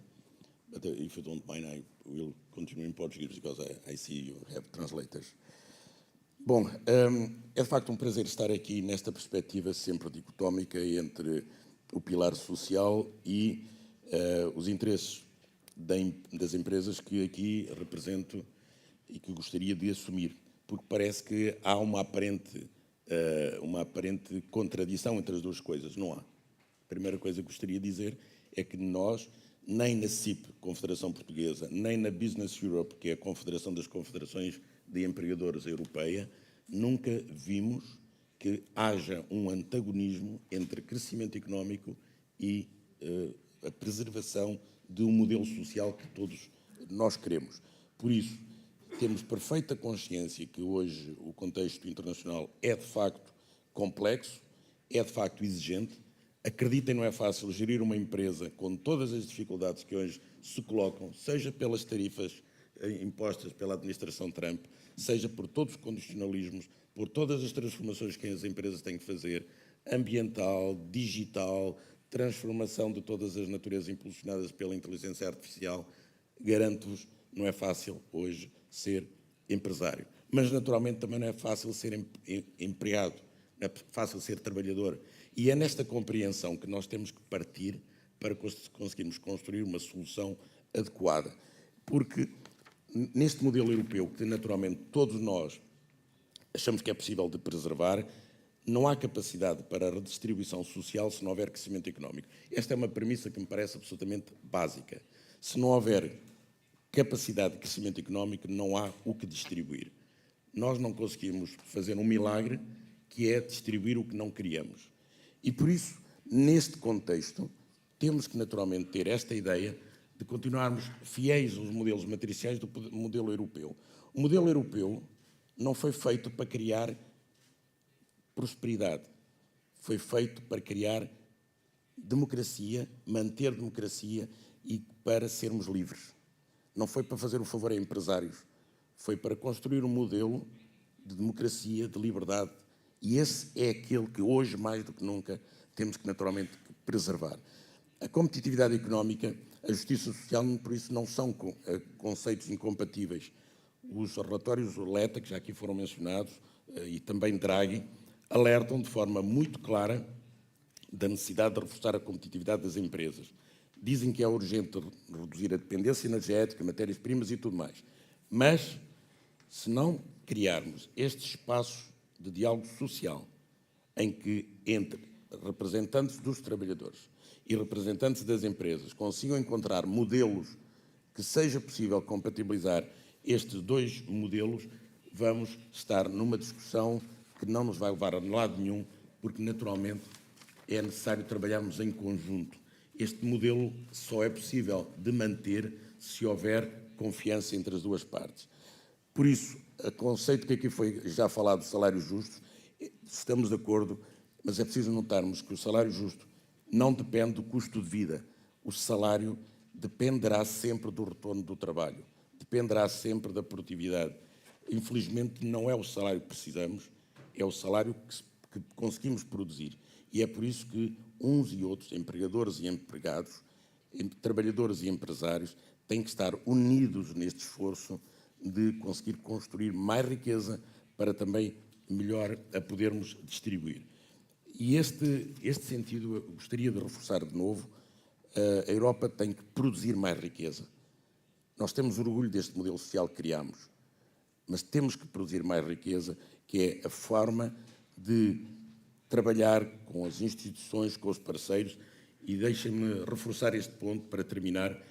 Esta conciliação entre competitividade económica e justiça social não é uma escolha ideológica, é um requisito imprescindível para conseguirmos manter este projeto europeu. Nós temos que defender a democracia, e se utiliza aqui a palavra democracia com propriedade, porque hoje parece que a democracia é responsável por não crescermos mais. Quase que parece tentador alguns modelos que estão a crescer e não têm modelos democráticos como o nosso. Pois nada mais errado. Nós temos que defender a nossa democracia e disso depende também a nossa capacidade de nos mantermos livres. Por isso, enquanto representante do setor empresarial, enquanto representante de uma confederação europeia, queria mostrar esta disponibilidade de conseguirmos conciliar as duas visões, mas, por favor, as duas visões. Quando temos uma agenda de trabalho digno, é preciso que nos ODS também se perceba que, além da agenda de trabalho digno, está o crescimento económico. Muito obrigado.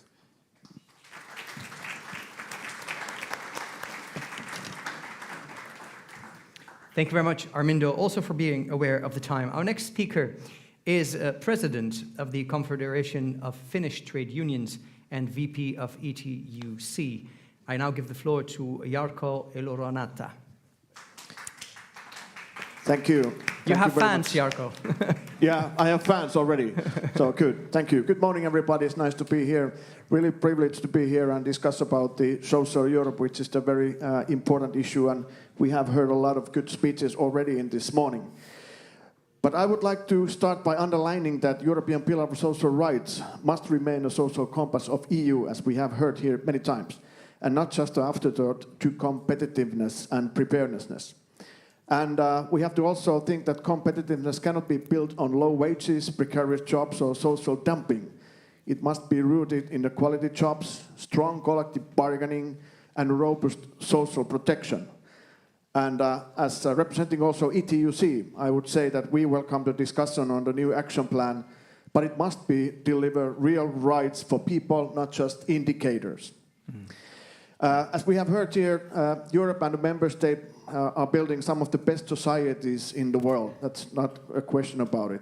And the backbone of the successful societies is a strong social dimension, a welfare state, a social market economy, organized labor markets, and strong public services. And these times when there's a lot of challenges outside Europe, we know that especially the social cohesion is very important. We have to be united at the European level as well as the national level. And coming from the northeast part of Finland, where we have a 1,300 kilometers common border with Russia, I can say something about the external threats and suppression and how important it is that we have a unity and social cohesion in a country. And we really have built that also through the social model, through labor markets and a good social dialogue between all of the partners. Well, we're facing the same challenges also in Europe. We know that Russia poses a significant and long-term threat to Europe's security as a whole. We have heard about the situation in the US, also about China, how they are building a great power status and all that. So how we can survive as a European and preserve our model of living here. And I think that we have to really rely on the strengths which we have, and that is the European social model. We heard already here that what kind has been the implementation of the first action plan. And there are still gaps in that, and I hope that these gaps are also filled in the new action plan. Of course, the poverty rate, as already mentioned by the Commissioner, but also when it comes to the working life, there are things to do.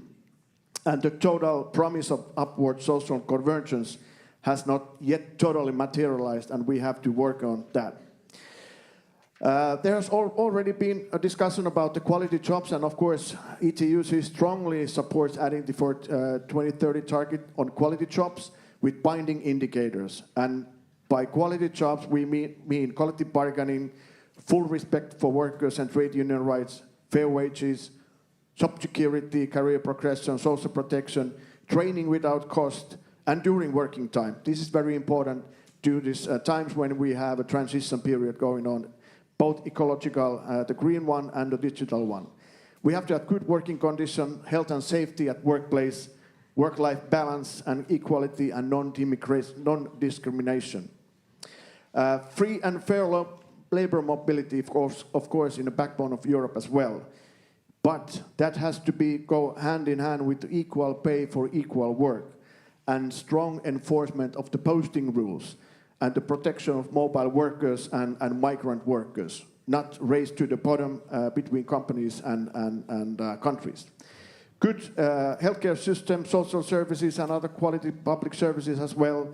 And then, of course, the new action plan must deliver new initiatives, also legislative ones, to address the challenges not covered by the previous action plan and the new challenges rising from the current context and aiming to improving the living and working conditions of all people in Europe. And binding measures to strengthen the collective bargaining and trade union rights in Europe. And they are actually under threat, we have to remember that. Then, of course, the full implementation and enforcement of existing directives such as minimum wages, pay transparency and platform work. And we have to link the public procurement to the respect of collective agreements. So no public contract without collective agreements. And lastly, we must have a real investment plan to match the social ambitions with the financial means. That is something which we needed to realize the new action plan. Thank you.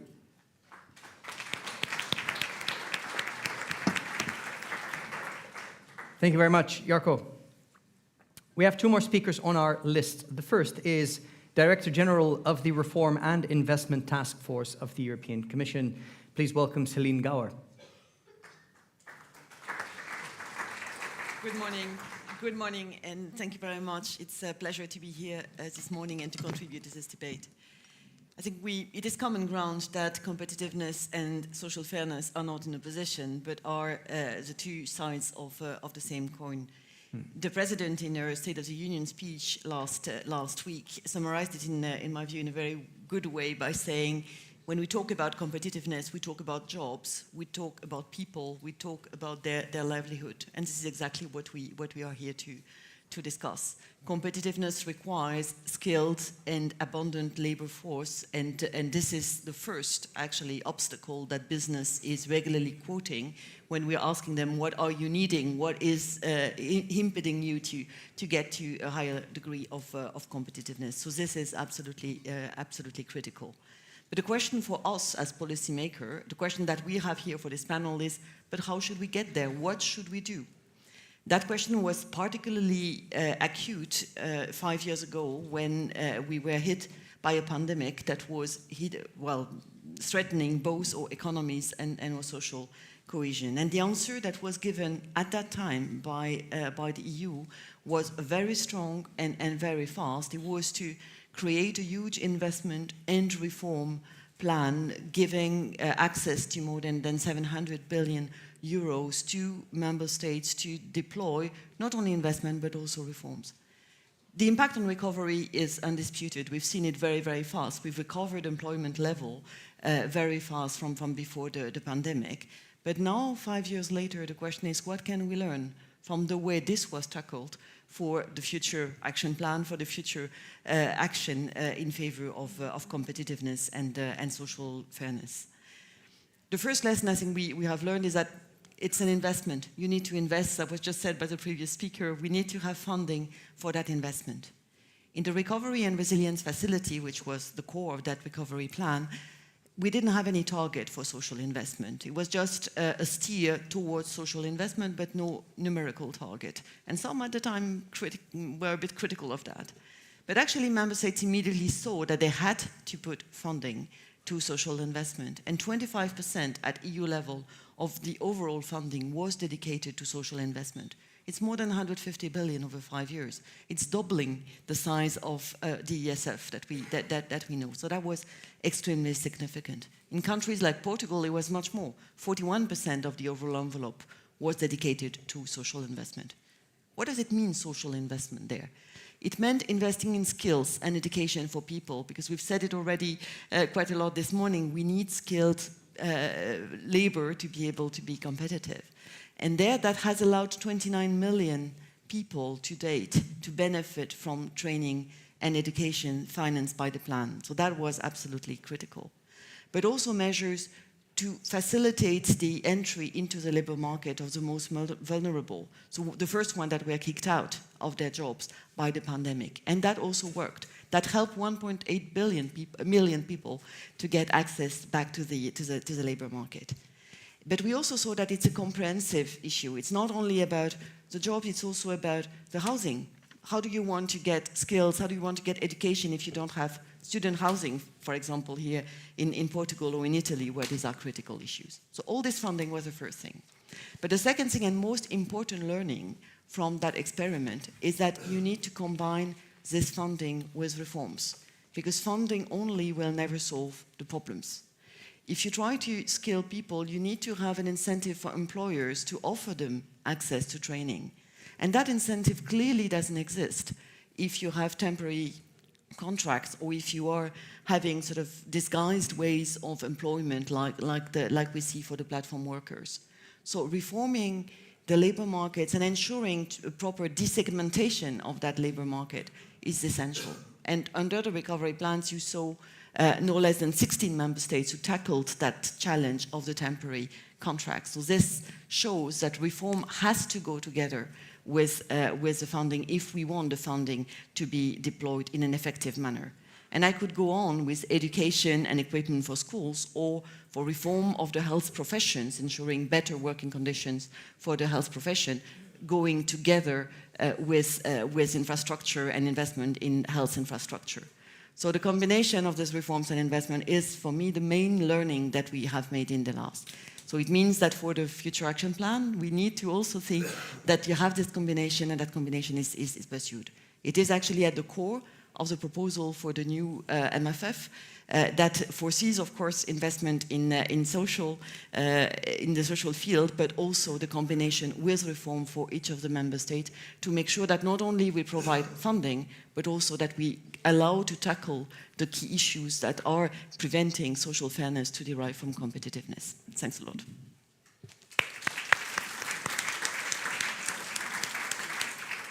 Last but not least, we'll be listening to the Policy and Advocacy Coordinator of the European Anti-Poverty Network.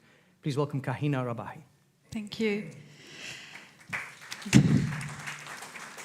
Thank you, and thank you for this opportunity that we have to be here with you today. But I want to start by questioning the assumption of the question that competitiveness and social fairness can reinforce each other. If we look at the direction that the EU has been taking so far, echoing the Draghi report, the central idea is that social rights are a precondition for competitiveness, and that competitiveness will then allow us to expand social rights further. This has been misleading. Competitiveness and competition, it's all rooted in the survival of the fittest. There are inevitably winners and losers, even if the losers are far away. They inevitably leave people behind. Their approach are not, for us, mutually reinforcing. And we see that the moment we go into the detail and start talking about fair wages, quality jobs, when we start talking about age of pension and retirement. I'm hearing growth can be the solution, that we need to grow the cake. But at some point, we will run out of ingredients to grow the cake. We cannot have growth that will be infinite in a very finite planet. EAPN is concerned about competitiveness becoming the guiding principles of policy making in social affairs.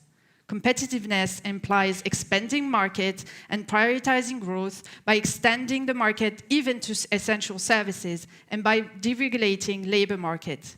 It also often means reducing democratic control in favor of market forces. We can see the effect of such approach in the United States, where decades of deregulation and privatization in health and education have deepened inequality and restricted access to services. This is not the model that we've been trying to create since World War II. In her State of the Union address, President von der Leyen announced the ambition of eradicating poverty by 2050. This is for us a very welcomed commitment, but poverty will not be eradicated by waiting for the benefit of competitiveness to trickle down. Poverty is eradicated by three main principles: redistribution of wealth and resources, by investing in public services, and by ensuring that economic and social policies are guided by democratic accountability. For us, the pillars, the European pillars of social rights, is not a list of suggestions, of commitment that you can check one box and not the other. They are all or nothing in Europe or even on the outside, because we do not live in a fortress. It means ensuring that social and democratic decisions are made with democratic control, not left to the logic of the market. And EAPN here is not alone. We have many voices, academic, civil society, organization, even UN rapporteur on extreme poverty is exploring the vision of a beyond growth to eradicate poverty. As I'm here, EAPN is convening at the very moment, next door, a meeting with people experiencing poverty with the European Commission to shape the next anti-poverty strategy. Our vision is clear: the economic model should serve the people, not the other way around. If you disagree, please go next door and explain to the people who have to choose between food and heart medication that the reason they have to make that choice is because of competitiveness with exploited workers in China, or because we need to keep the wealth here in Europe that doesn't trickle down. We should not subordinate social right to the idea of competitiveness, or it will inevitably be sacrificed for growth when time requires it. Instead, the European pillars of social rights should guide our economic model. If Europe wants to be credible on its commitment to social justice, then we need to bring fairness, inclusion, and dignity back to people's lives. Not as a potential side effect of growth or competitiveness. Honestly, when did we see that working? And I will finish on that. For us, EAPN, ending poverty is a political choice, and you will be held accountable for that. Thank you very much.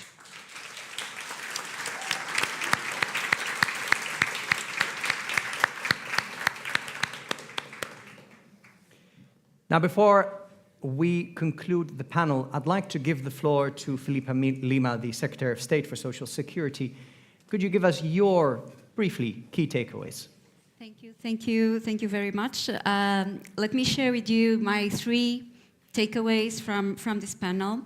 The first one is that the new action plan, we should have the goal of how to contribute to Europe's economic growth and competitiveness via productivity and quality jobs.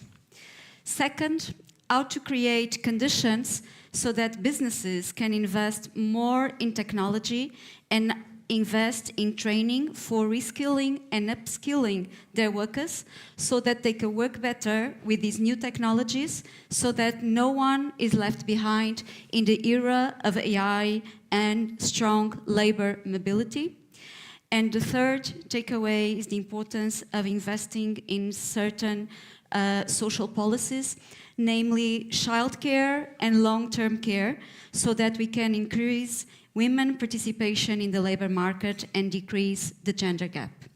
So to conclude, and in the words of Executive VP Mizato, let's take this momentum to mark a recommitment towards people. And I would add, for the new social action plan, let's embrace the motto of people first. Thank you all.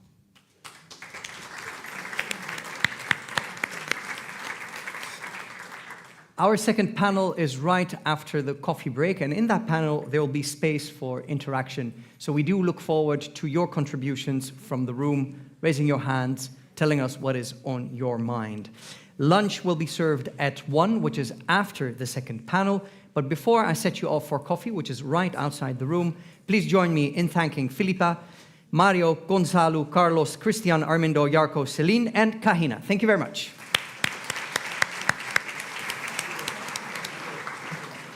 Thank you.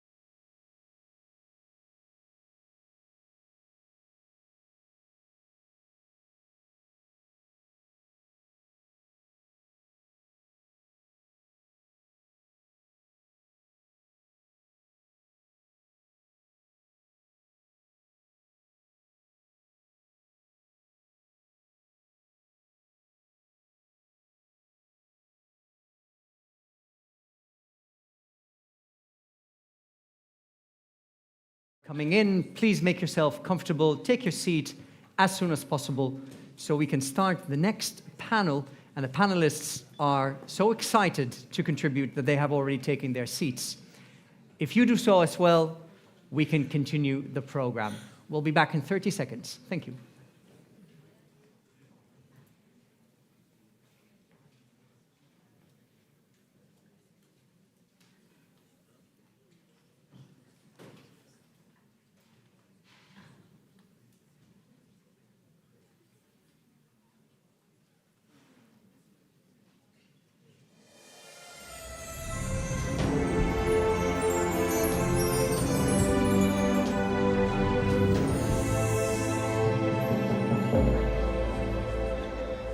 All right, here we are again at the...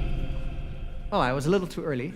Here we are again at the Porto Social Forum 2025. We are at the second of 3 panels of the day, and the title of this one is Free and Fair Labour Mobility for a Competitive European Union. Let me tell you, the format will have a few words of introduction by the chair, followed by some words to set the scene, and then we'll have statements from our excellent panelists who will be introduced to you shortly.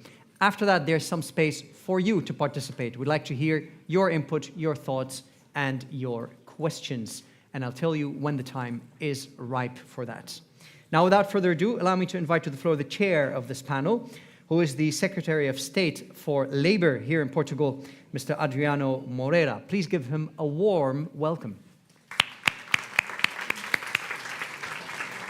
Enjoy. Thank you, Ali. Good morning. I will speak in Portuguese. Just a few words to say welcome to our country, welcome to our region. I can say my region. So I hope that you have some time to know the Porto city, but also other cities that we have in this beautiful region. Thank you. Senhores membros do Governo, senhores deputados, membros do Parlamento, senhores dirigentes, algumas palavras apenas sobre o tema da máxima importância que vamos debater neste painel, a mobilidade laboral. A mobilidade laboral é uma realidade e da minha parte nesta nota introdutória e com a ansiedade natural e a curiosidade natural de ouvir os nossos brilhantes oradores, dizer-vos que nós estamos numa região e num país que valoriza o trabalho. E valoriza o trabalho considerando todo ele digno. Não há trabalho indigno. Se é um ato humano e se esse ato tem que ser praticado por um ser humano para que a sociedade funcione, esse ato em si é digno. E não é o trabalhador que o exerce que alguma vez perderá a dignidade. Quem a perderá será quem tem a obrigação de criar as condições necessárias e criar o salário justo para que ele tem direito, poderá, e sim, perder a dignidade. E é nesse sentido que encaramos também a mobilidade laboral. Ela é um facto e ela nunca será indigna. Indignidade existirá naqueles cuja obrigação cabe criar todas as condições para que o trabalhador, por vontade ou necessidade, se desloca dentro da Europa, encontre no caminho e no destino todas as condições a que tem direito. Essas condições passam pela saúde, pela segurança no trabalho, pela conciliação familiar e, claro e sempre, por um salário justo. Posto isto, passo a apresentar os ilustres oradores que temos e que iremos ouvir. Jessica Oken, Vice-Secretária Permanente do Ministério do Emprego da Dinamarca. Obrigado por ter vindo. Rits de Boer, Inspetor-Geral da Autoridade do Trabalho dos Países Baixos. Álvaro Mendonça e Moura, Presidente da CAP, Confederação dos Agricultores de Portugal. Mário Mourão, Secretário-Geral da UGT. Francisco Calheiros, Presidente da Confederação do Turismo de Portugal. Lívia Cepera, Secretária-Geral e Vice-Presidente da Confederação Europeia de Sindicatos. Valéria Ronziti, Secretária-Geral da SGI, Service of General Interest Europe. Feita a apresentação, passo a palavra ao Sr. Cosmin Boiancio, que nos irá fazer uma intervenção inicial na qualidade de diretor executivo da Autoridade Europeia do Trabalho. Muito obrigado.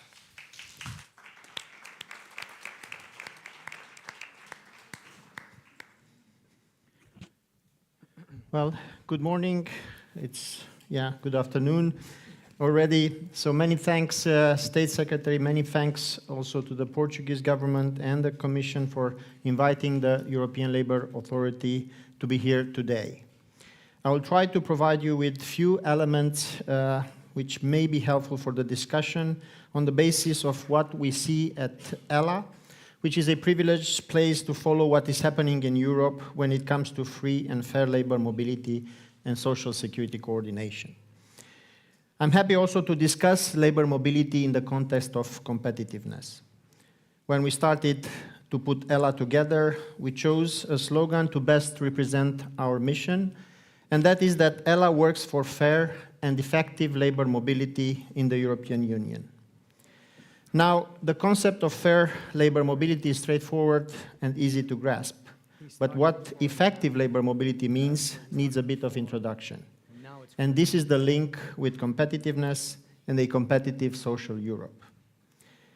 It's the realization that labour mobility is not an end in itself, but an asset at the disposal of our citizens, our companies, our economies and societies. And we must make good use of this asset.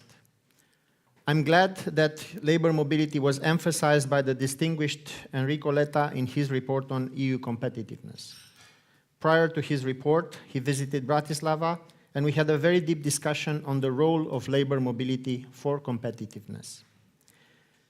Now, just for reference, we inquired recently about labour mobility data in the United States, which is a competitive economy. We were helped in this regard by one of the largest online recruiting companies, which is a market leader in the US. And we found out that on average, 20% of job seekers' engagement is interstate. It means that 20% of the US active workforce is searching for a job in a different state.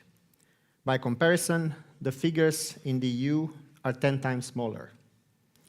Of course, there are clear differences between EU and US in this regard, and it shows how cultural, legal, and infrastructural alignment in the US allows for such strong mobility. But it also shows that there is potential for more in the EU as well, if it's done right and with purpose.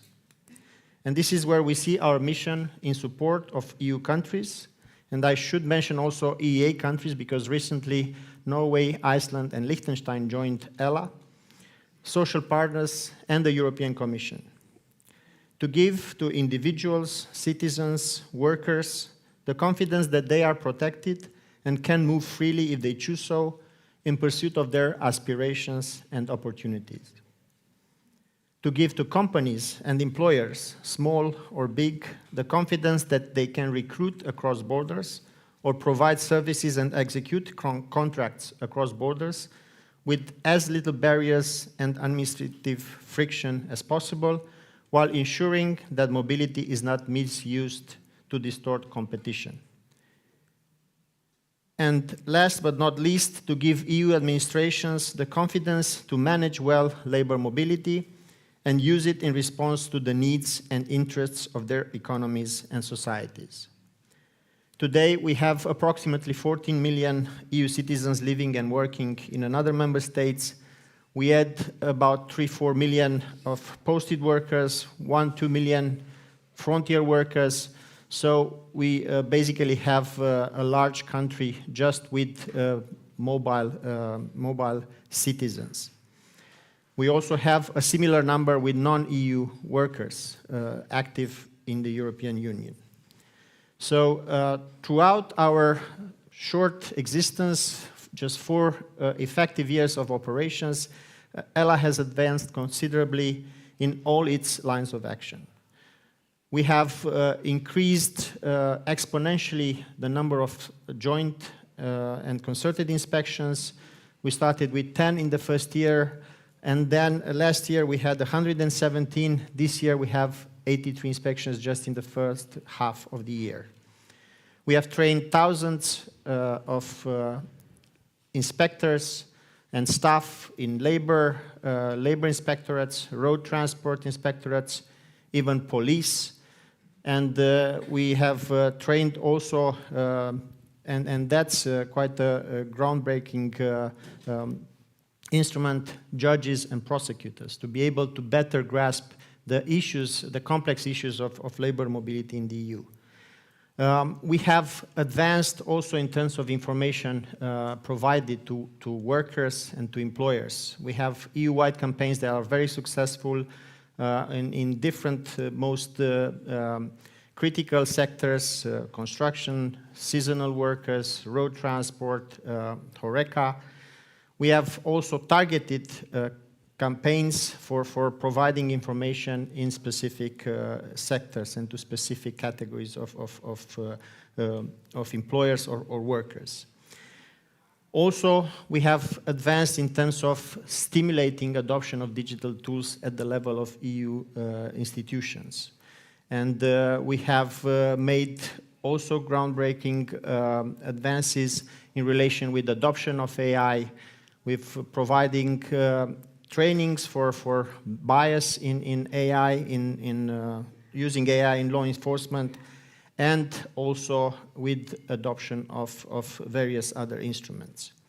So after 4 years, ELA is now entering a new phase of its existence, and we are now concentrating on delivering more efficiency, to do more with the same resources, more impact and effectiveness, and also streamlining and focusing on what is in demand from our stakeholders. And we are encouraged also by the commitment of the European Commission and the leadership of the Executive Vice President that clearly put on the agenda of the Commission to strengthen and empower ELA for the future. And also we are grateful for the support from member states, from many countries, from the European Parliament to this effect, and from social partners. So we are looking at new challenges that were not foreseen at the creation of ELA, and I'm sure the panel will speak about this in the coming minutes. We see an increased number of third country nationals active in the EU, and we need the instruments to be able to better deal and better protect these non-EU workers when they come to our labor market. Also, there are problems that are coming from new evolutions, the acceleration of technological development, of AI, digitalization. We see also the green transition. We see problems, demographic change. So all these challenges will need increased effort from our side. But the point is the same, to be able to make labor mobility a smooth instrument at the service of our citizens, at the service of our companies and employers, and at the service of member states. So with this, I hope we will have a very interesting discussion today and ready to support and discuss these complex issues related to labor mobility and competitiveness. Thank you very much.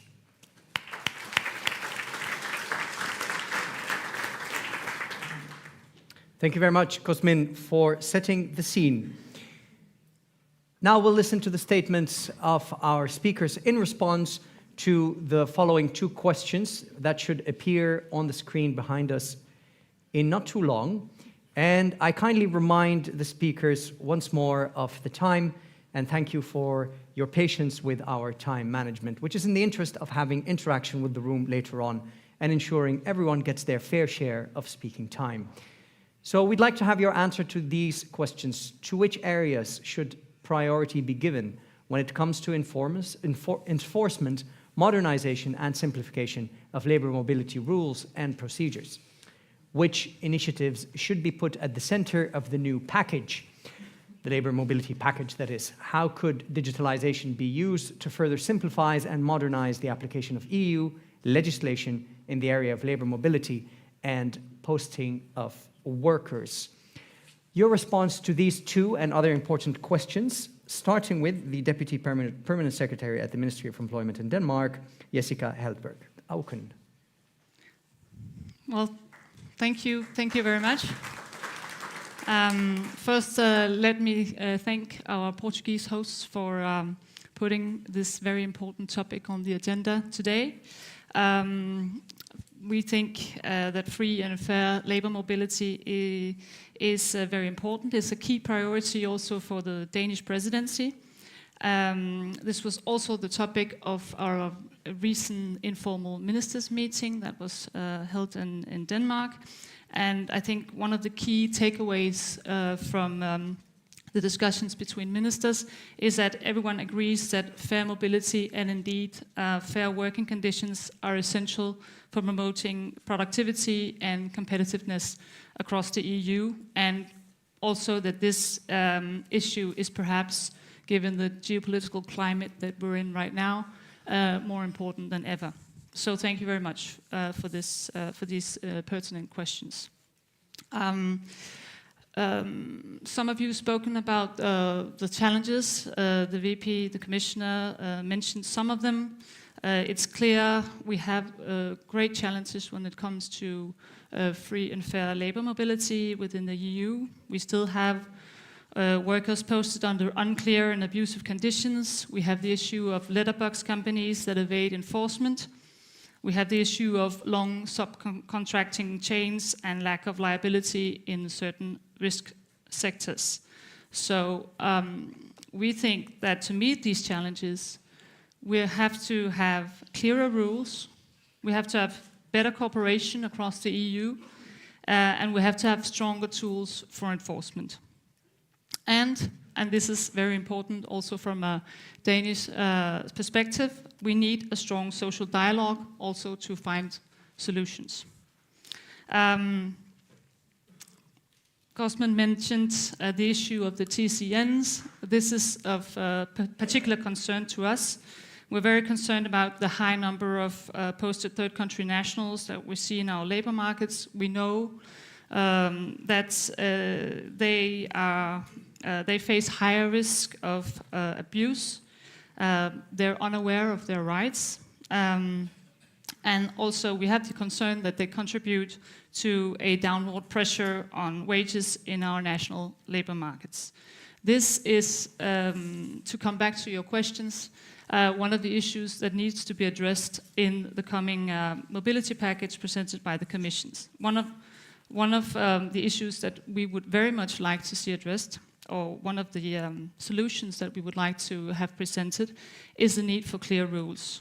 Right now we are relying on very unclear case law from the ECJ on the free movement of services when it comes to TCNs, and this creates a very difficult environment for the enforcement, but also on the part of the TCNs in knowing what their rights are when they move across borders. So this is a pertinent question for us. Another question, I see my time is running out. I could speak very long about TCNs, but another question that was also mentioned in your paper is the issue of digitalization. Here we also find that there is a clear need for stronger digital tool solutions to strengthen our ability to enforce. On the S-Pass particularly, we agree that the S-Pass could help us ease burdens for both companies and mobile workers, and reduce risk of errors and abuse in social security. But at the same time, we think we should be even more ambitious when it comes to the S-Pass. We suggested, along with other member states, that we should widen the scope of the S-Pass to include a European labour card with explicit information on employment relationships. We think this could play a big role in preventing social dumping and improve enforcement. We know it's difficult questions. Member states have many different rules regarding identity cards on national level, but we think that this would be something that would really seek to improve our possibility to enforce. So I think these were the two most pertinent questions that I wanted to address, and maybe we can have some questions also from the audience to further elaborate. Thank you. Thank you very much.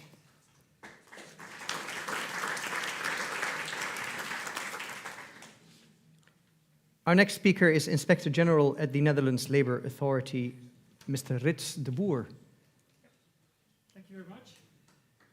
This forum reminds us, I think, that we may be proud of Europe and its way of life. But I think the question on the screen is, can we be equally proud of free and fair mobility? Well, with regard to free, I would say yes, because the number of EU citizens, and Cosmin already mentioned the numbers, the number of EU citizens working in other EU countries is much larger than anticipated, let's say, 20 years ago. But is it fair? There, I think the balance is tilted towards unfair. And let me speak for the Netherlands, but I'm sure it applies in many other countries as well. Reports by the Netherlands Labour Authority clearly demonstrate that too often fellow EU citizens get second-rate treatment. And the Advisory Council on Migration in the Netherlands published recently a report on posted third-country nationals, which clearly shows that they're treated even worse. So they're not second-rate citizens, they receive third-class treatment. And what our inspectors come across every day is that the situation on paper is depicted by the employer or a temporary work agency, and that it differs very much from reality. And why is that? Well, because as was mentioned in the previous panel, we have tremendous wage differentials within Europe, but also with the countries outside of Europe. And there's always someone to work for €1 less, Mario said, I think. And temp agencies have basically set up economic arbitrage schemes to attract people outside the EU, and labor migration has to a large degree been privatized by facilitators who cash in on these wage differences. And our inspectors' everyday's practice proves the old expression that appearances are deceiving. And let me give you an example of that. Earlier this year, our Minister of Labour had the pleasure of receiving Executive Vice President Minsatu in the Netherlands. And halfway Brussels and The Hague, we had organized that the EVP and the Minister would witness our labour inspectors at work. So we went to a company near Rotterdam, and their business is welding all sorts of piping and tanks. The company had reported that it was the recipient of posted workers from a sending company in Lithuania. Well, during the inspection, it turned out there were a number of posted workers who had the Azeri nationality, so from Azerbaijan.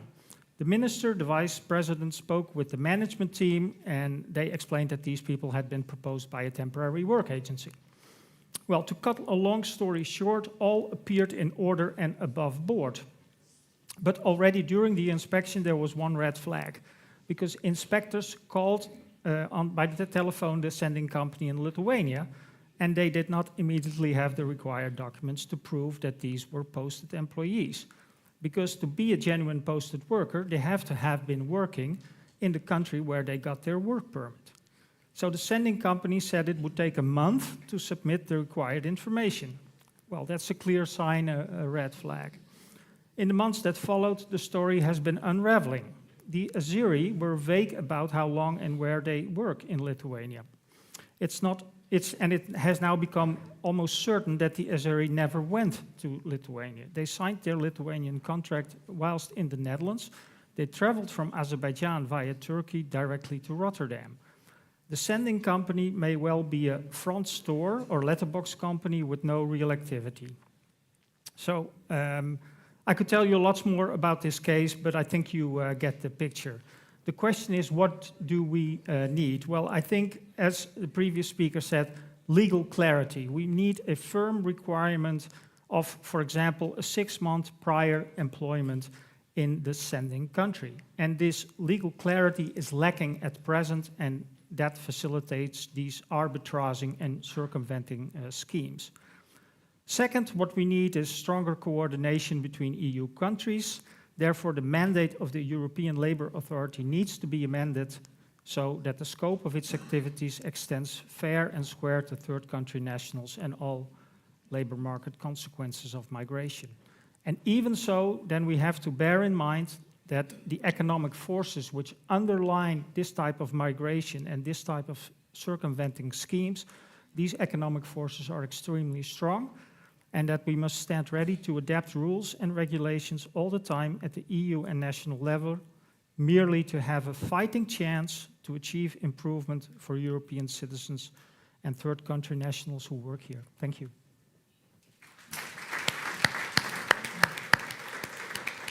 Thank you very much, Ritz. Moving on to our next speaker, Álvaro. He is a president, as said, of the Confederation of Agriculturers in Portugal. Please give him a warm welcome. Muito obrigado a todos, cumprimento o Secretário de Estado do Trabalho, Rafael Moreira, e o Diretor Executivo da lei, Cosme Boianju, e os colegas do painel. Eu vou fazer um pequeno preâmbulo só para dizer o seguinte. Nós estamos aqui a discutir free and fair labour mobility, mas isso pressupõe uma atividade económica, e eu não estou certo que a União Europeia queira manter uma atividade económica na agricultura e nas florestas. E, portanto, há um pressuposto aqui que eu não estou certo que seja real. E digo isto porque aquilo que nós temos assistido da presente Comissão são sinais extremamente preocupantes quanto ao futuro da atividade. E digo isto para aqueles que não saibam, em julho, se a memória não me falha, 17 de julho, mas posso estar enganado no dia, a Presidente da Comissão Europeia propôs um orçamento para o próximo quadro plurianual com um aumento de 40%, mas com uma redução de 20% nas verbas alocadas à agricultura. Ora, quando se propõe uma redução de 20% num orçamento que cresce 40%, é porque não há um grande interesse na prossecução desta atividade. Portanto, o meu primeiro ponto é, eu vou falar sem saber se esta atividade no futuro se quer que ela persista na Europa, o que é surpreendente, porque nós tivemos uma pandemia há relativamente pouco tempo e quando várias atividades tiveram que parar, a agricultura conseguiu continuar e conseguiu alimentar os europeus e, por outro lado, quando nós temos uma ameaça de segurança enorme no nosso flanco leste e se queremos autonomia estratégica, a primeira condição de defesa, não é o material militar. A primeira condição de defesa é a autonomia alimentar. Depois o resto vem a seguir. Feito este preâmbulo e, portanto, esta dúvida em relação ao que se pretende na Europa em relação à agricultura, eu diria que, no pressuposto de que se pretende que, afinal, a agricultura continue, há, em termos de free and fair mobility, 3 pontos que me parecem muito importantes serem repensados, que são as regras de residência, o reconhecimento mútuo das qualificações profissionais e a coordenação dos sistemas de segurança profissional. Aqueles que se movem têm direito a obter o reconhecimento das suas qualificações profissionais. Já foi aqui dito que estamos com um número, se eu ouvi bem, de 14 milhões de cidadãos trabalhadores que vivem noutro Estado-membro da União Europeia. A verdade é que o número de cidadãos moventes dentro da União Europeia, o ano passado, chegou quase a 1 milhão, e os que voltaram ao país de origem foram 700 milhões, e isto o que prova é que há um forte elemento de circularidade na União Europeia, E também é interessante ver que as taxas de emprego para os moventes são mais elevadas, mas que eles suportam, como é presumível, custos mais elevados de habitação do que os nacionais. Agora, sem estas três condições, portanto, regras de residência, reconhecimento de qualificações, acesso aos sistemas de segurança social, não há liberdade de circulação.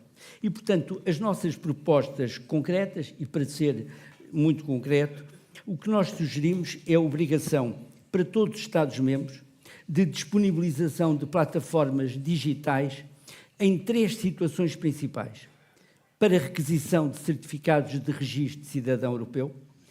Note-se que em Portugal o pedido de residência ainda é efetuado presencialmente em autarquias locais. Segundo, para reconhecimento das qualificações e dos diplomas. E terceiro, para acesso à segurança social, que tem que funcionar em sistemas interoperáveis. E tudo isto tem que ser fixados prazos para as decisões e para que elas sejam tomadas em tempo útil.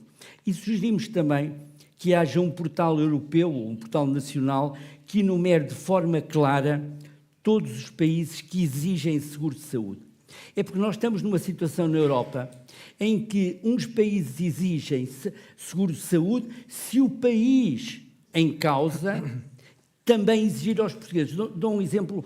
Nós, em Portugal, exigimos seguro de saúde a um italiano se a Itália exigir seguro de saúde a um português. Não faz sentido. O seguro de saúde deve ser obrigatório e deve ser obrigatório para todos. A digitalização e a desburocratização dos processos são absolutamente essenciais e tenho muito gosto de referir aqui que já é possível hoje para os estrangeiros, em regime de livre circulação, solicitarem o número de identificação e segurança social online em Portugal sem terem que se deslocar, o que é uma medida de simplificação muito positiva e muito louvável que me apraz registar. Mas para o NIF em Portugal, o número de identificação, ainda não existe uma funcionalidade no site da autoridade tributária que permita a um cidadão em livre circulação solicitá-lo no portal. Agora, tudo isto, eu estava a referir-me aos cidadãos da União Europeia. Meus caros amigos, isto é um mundo ilusório. Porque quer gostemos, quer não gostemos, o mundo da União Europeia não é o dos 450 cidadãos da União Europeia. Nós não vivemos numa fortaleza, graças a Deus. E cada vez menos teremos só, ou tendencialmente só, cidadãos da União Europeia. Nós teremos necessariamente cada vez mais imigrantes. É saudável que tenhamos mais imigrantes, desde que estejamos dispostos a acolhê-los com dignidade. E este é o ponto fundamental. Mas nós temos que ter presente que de diversas atividades na União Europeia não podem sobreviver sem trabalhadores de países terceiros. E, portanto, o argumento de que há uma pressão à baixa dos salários, eu peço muita desculpa, mas discordo completamente de quem o invoca. Há sempre pressão à baixa por várias razões. O que nós temos que pensar é que não há sobrevivência sem esses trabalhadores dos países terceiros. Mas não os podemos importar sem lhes dar condições de dignidade humana e, desde logo, de habitação. E, portanto, isto tem que ser visto em conjunto, porque, quando eu digo habitação, digo segurança social, e talvez hoje algum português queira imaginar o que seriam as receitas da segurança social sem trabalhadores migrantes, e talvez, se fizessem essa conta, ficassem menos convencidos da possibilidade de fecharmos as fronteiras, porque talvez alguns pudessem... Eu termino já. Porque talvez alguns pudessem ficar sem as suas pensões, o que não é desejável. Eu agradeço a todos, peço desculpa por esta divagação, mas eu não podia deixar de referir a questão da agricultura e a questão dos países terceiros. Desculpe ter ultrapassado o tempo.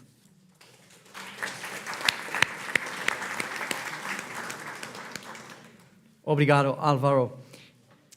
And thank you to all of you for your patience with my time management in order to enable the audience also to ask their questions and make their remarks. Our next speaker is SG of the General Union of Workers here in Portugal, Mário Mourão. Please give him an applause. Obrigado. Bom dia a todos. Eu não sei se está a ouvir.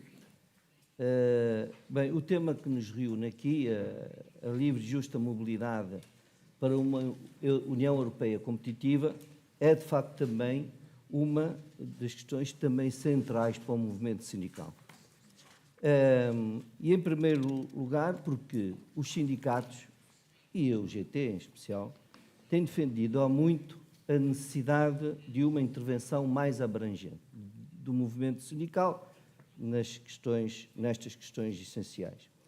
Não podemos ficar apenas, naturalmente, pelos temas laborais clássicos, como a política salarial ou a conciliação da vida profissional e pessoal. Precisamos de participar também nos debates económicos estratégicos, porque é aí que se decidem políticas que impactam diretamente com a vida das pessoas e, em especial, dos trabalhadores. E esses debates são feitos muitas vezes apenas onde participam os empregadores, e eu acho que isso também deve mudar. A segunda ideia que queria partilhar é de que a mobilidade laboral é hoje muito mais do que aquilo que imaginávamos há 20 ou há 30 anos. É mais intensa, mas também é mais duradoura.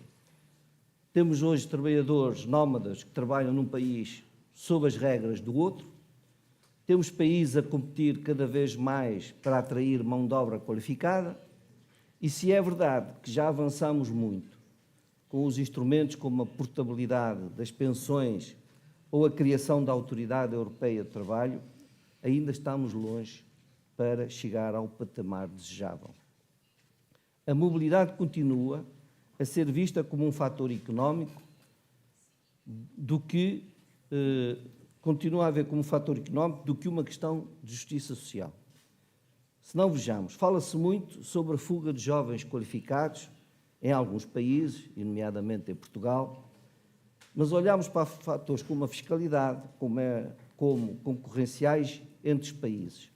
Mas o mesmo não sucede com os salários e as condições de trabalho entre todos os países da União Europeia. E sem isso, não podemos esperar reter os jovens em nenhum país do mercado europeu. Sem isso, não construiremos uma mobilidade justa e também não teremos um verdadeiro mercado único. Teremos, isso sim, e como acontece com a deslocalização das empresas, uma simples deslocalização de pessoas que desequilibra países em vez de os fortalecer. É por isso que acreditamos que o pilar europeu dos direitos sociais pode e deve ter um papel determinante. Colocar o social ao lado com a economia. Quero terminar sublinhando o seguinte: a mobilidade justa e a competitividade sustentável só serão possíveis se tivermos emprego de qualidade, sindicatos fortes e uma capacidade de negociação coletiva e ação transnacional que ultrapasse fronteiras. Um diálogo social verdadeiro. Só assim construiremos uma Europa mais justa, uma Europa mais equilibrada e inclusiva, se reunirmos todos estes requisitos. Uma Europa em que o social deixe de ser visto como um sacrifício necessário para garantir o sucesso económico. Uma Europa em que a mobilidade seja não apenas para as empresas e para alguns países, mas para as pessoas, promovendo uma coesão social. Foi e será sempre este modelo que nos torna verdadeiramente competitivos. Muito obrigado.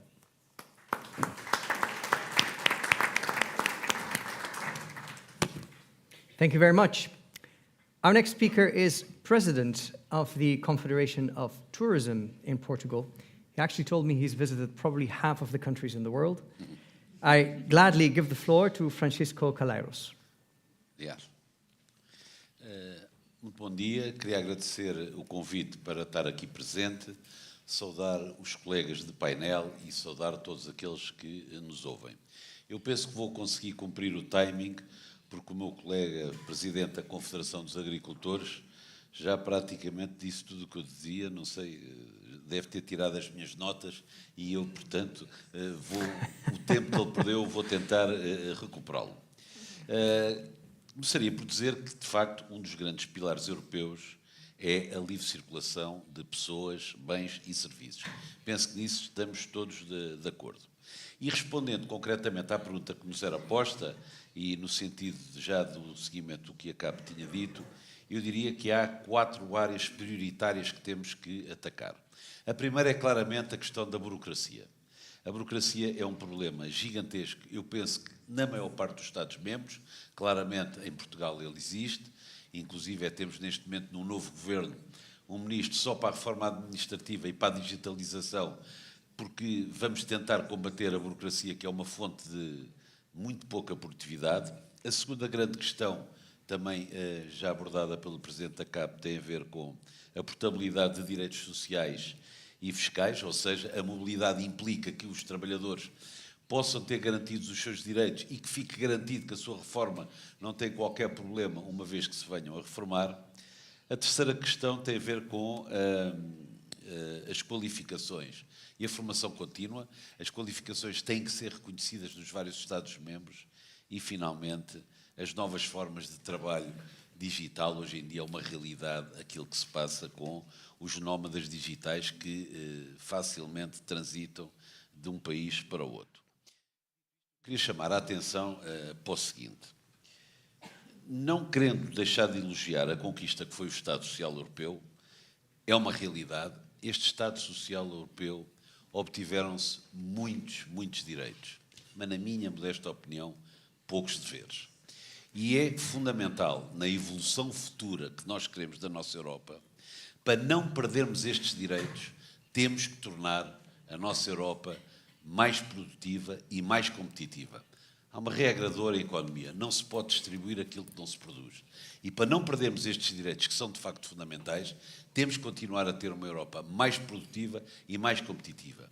Infelizmente, não é isso que hoje em dia vimos nas principais economias da Europa.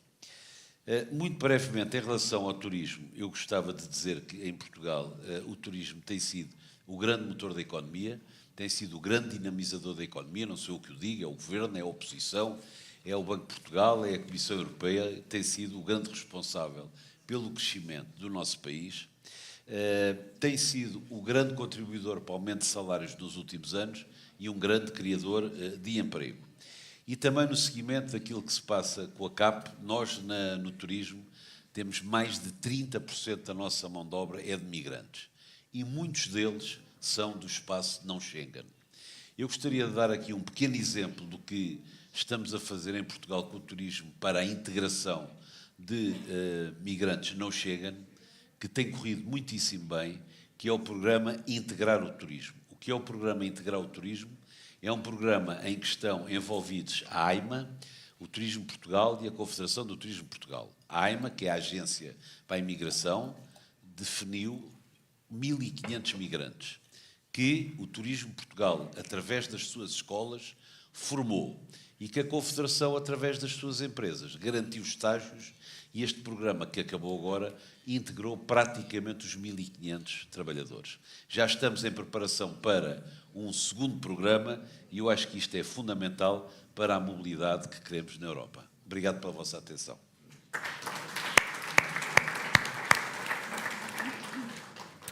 Thank you very much. Our next speaker is the General Secretary of the European Transport Workers Federation and the VP of ETUC, Livia Spera. Thank you very much, and thanks a lot for this invitation. We believe that it's extremely important to talk finally about labor mobility. We had a couple of days ago also an implementation dialogue with EVP Minzato in Brussels, and we are happy that this issue is finally on the political agenda, because indeed it has very much to do with Europe, with competitiveness indeed, and with the working conditions of the workers that we represent. So, first of all, we, as the European Trade Union Movement, we are in favor of free and fair mobility within the EU and from outside the EU. And we are opposing any instrumental use of this subject to fuel xenophobia and racism. But at the moment, what we see is that labor mobility is mostly not a choice.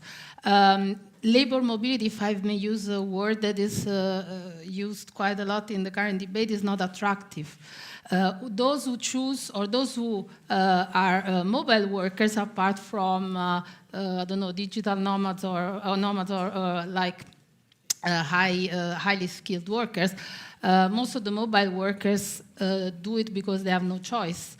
And this is a problem. So the first thing that I would say is that we need to work on equality. A job that is not good enough for a EU national is not good enough for a third country national, or is not good enough for a migrant worker. So first and foremost, we need to fix working conditions.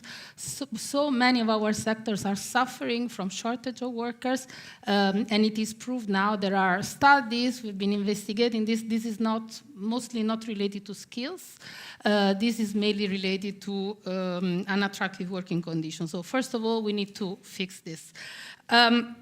Second thing, one of the questions was about modernization. And of course, we need to modernize our labor law. Of course, we need to modernize protection. We often talk about the single market, but we very rarely talk about the fact that this single market is also a huge and very diverse labor market. And so we need to adapt to this, and we need to give protections that are able to tackle the challenges that are affecting workers and that are an obstacle to fair and free labor mobility.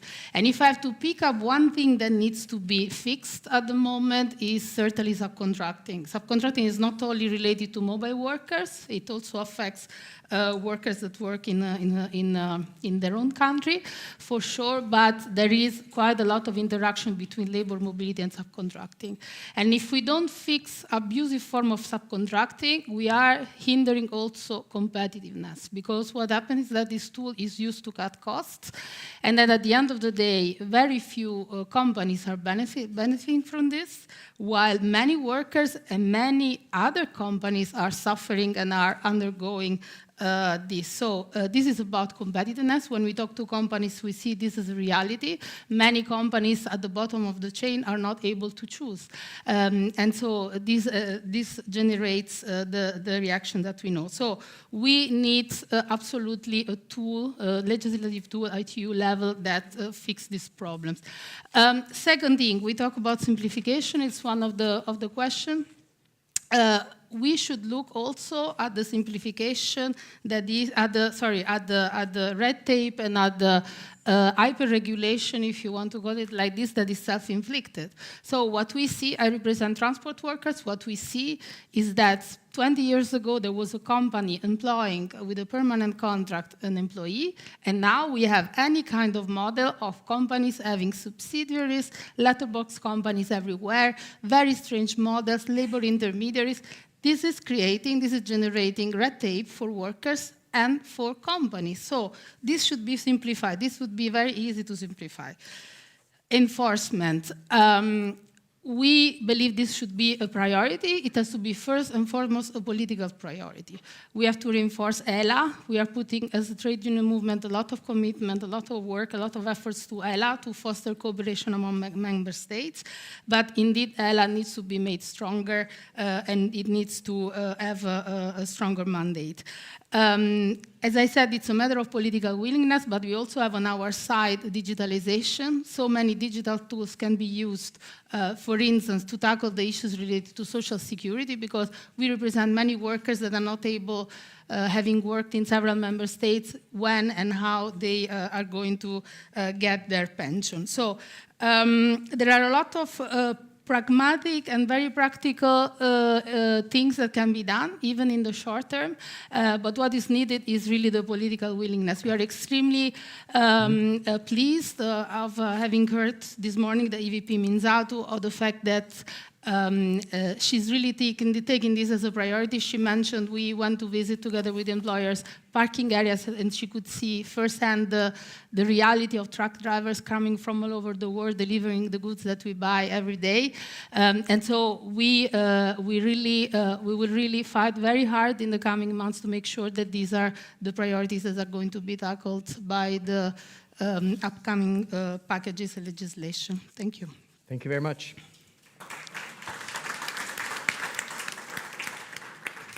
After our last but not least speaker, we will open the floor for your interventions, and we do look forward to those. And there'll be 2 microphones, if I'm not mistaken, that you can use to contribute.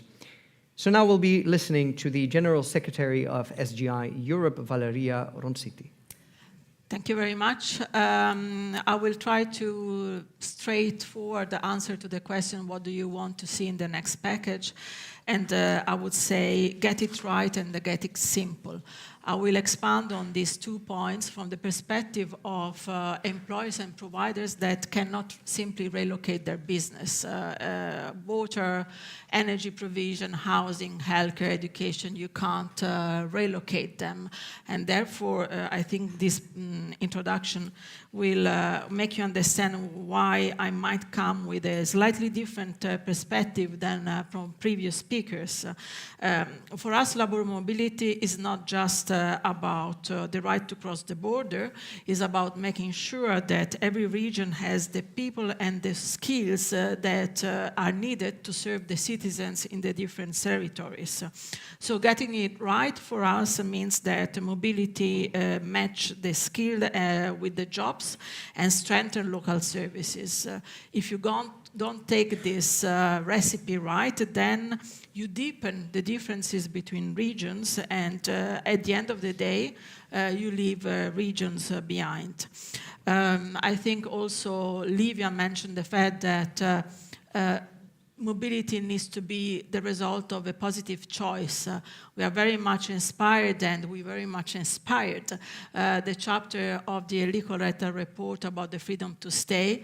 And I heard today before the panel, so I will not take the legitimacy of the wording, but I heard for Cosmin a concept that, in my view, embed very much what we want to say. Let's speak about labor circularity, even more than labor mobility. Is the next step is about the people that leave, but maybe then return to a territory. So we need to have the circularity to have it right. And one of our proposals would be, in order to get it right, to have an observatory on labor mobility and territorial cohesion. The 2 things should go together. Why not to give an additional task to Ella, not to put too much burden on you, but I think that this really, the 2 sides of the story need to be part of your mandate. And you have been, I think, you will have understood our reasoning. Fair mobility also mean retention, so retention of the right skill and right people in certain territories, and the possibility for member states to invest in retention alongside to cross-border solution. So here comes the money into the picture. Not many of us have mentioned the MFF, apart from the colleague from the agriculture sector. Of course, we also, on our side, we think that the investment need to come where they are more needed. And so, in our view, as you can imagine, this necessity is going to housing, to care, long-term care, child care, transport, so all these services that are needed to make a territory thrive. And then there is the part of making it simple. Others said it, we need simple and predictable rules for employers. European social security pass must come with a clear guidance for employers, especially the small providers and also SMEs. So I very much sympathize with the fact that we shouldn't self-inflict ourselves complexity, but for this, especially for small providers, you really need clear guidance for implementation. And then enforcement, yes, enforcement must, however, be risk-based and proportionate. I think we all must agree on the fact that misuse of subcontracting chains and letterboard companies must be addressed, but at the same time, the system needs to be of a kind that is not putting unnecessary burden on the compliant employers, and I take the liberty to say that these are the majority of employers. So all these different aspects and the balance about the different aspects need to be taken into account in order to make fair labor mobility sustainable, so embrace this labor circularity concept, and I think that this balance needs to be taken into account when discussing the future of the ELA mandate. Thank you.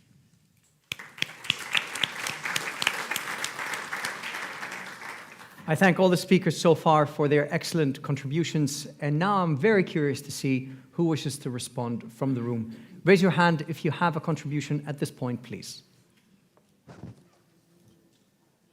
And don't be shy.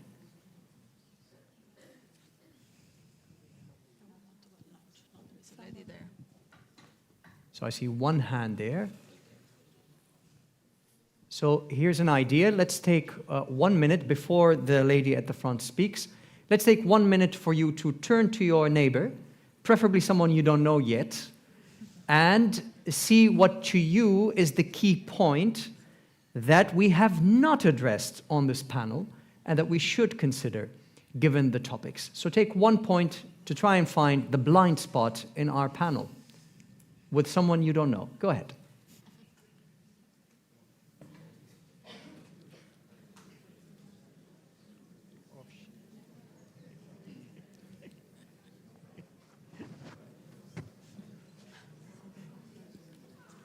Seems like we covered it all. Yeah. Yes, that's true. Yeah, you can see.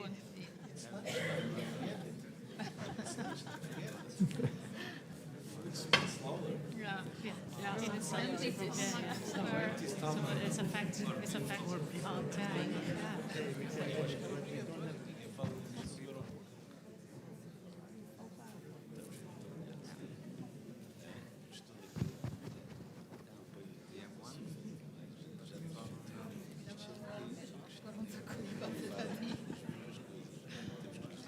Não me diga outra vez.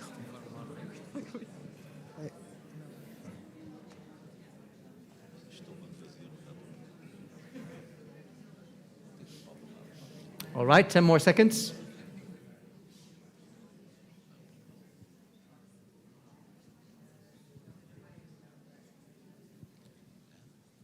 Now I hope there'll be a greater interest in asking some questions, even though I realize we're about to have lunch. And we'll start with the lady over there. Perhaps with your permission, you could introduce yourself first. Boa tarde. O meu nome é Cristina Moraes e eu All right, so the speaker is speaking in Portuguese. Sim, vou falar em português. O meu nome é Cristina Moraes. Eu estou aqui a representar um parceiro social e venho da Confederação dos Agricultores de Portugal. Estive a ouvir com muita atenção todos os oradores e gostava de colocar uma questão ao diretor executivo da Autoridade Europeia do Trabalho. Todos os intervenientes estiveram a falar das dificuldades. Nós temos o princípio da livre circulação de trabalhadores, mas depois os trabalhadores enfrentam uma série de dificuldades, principalmente de questões burocráticas, como disse bem o presidente da Confederação do Turismo, para permanecerem, eles têm o direito de se mover, mas depois encontram dificuldades para permanecerem nos países, e nós neste momento vivemos numa situação de emergência de habitação em quase todos os Estados-membros da União Europeia. O que eu gostava de saber é quais é que são, o que é a Autoridade Europeia do Trabalho, portanto temos todas estas questões que estivemos aqui a falar hoje, que são questões de procedimentos, e essas de facto têm que ser melhoradas, mas o que é a Autoridade Europeia, quais são os pensamentos da Autoridade Europeia do Trabalho para ultrapassar, porque a maior dificuldade que hoje em dia os moventes encontram na União Europeia é encontrar uma habitação, e também para quem se move de países terceiros. Nós neste momento em Portugal temos regras já para isso, mas quais são as interações com o Comissário da Energia e da Habitação que a Autoridade Europeia do Trabalho já efetuou, e o que é que está a pensar fazer para mover este obstáculo? Thank you very much. Let's see if there are more contributions at this point. Yes, there's a question or comment there. Keep your hand up, perhaps, sir, so the microphone can find you. There it is. And thank you for keeping your question short and concise. Thank you. Good morning. My name is Orlando Silva. I'm representing the Portuguese Association of Liberal Professionals. My point is simple, to whom it might concern, regarding the intrinsic contradiction of the discussion we are having here and the treaties of EU that don't include the social area and the health area, by the way. So how can we move on without having proper legislation regarding this topic, social topic? Thank you very much. And you mean, I think, in particular to those who have, as you called it, liberal professions? No, yes, to everyone. Specifically to everyone, generally speaking. Flex workers, etc. Retirement and minimum wage, all of this. Thank you. Thank you very much. Let's see if there's more in the room. Yes, the gentleman over here. If you could keep your hand up, perhaps, then we are able to find you.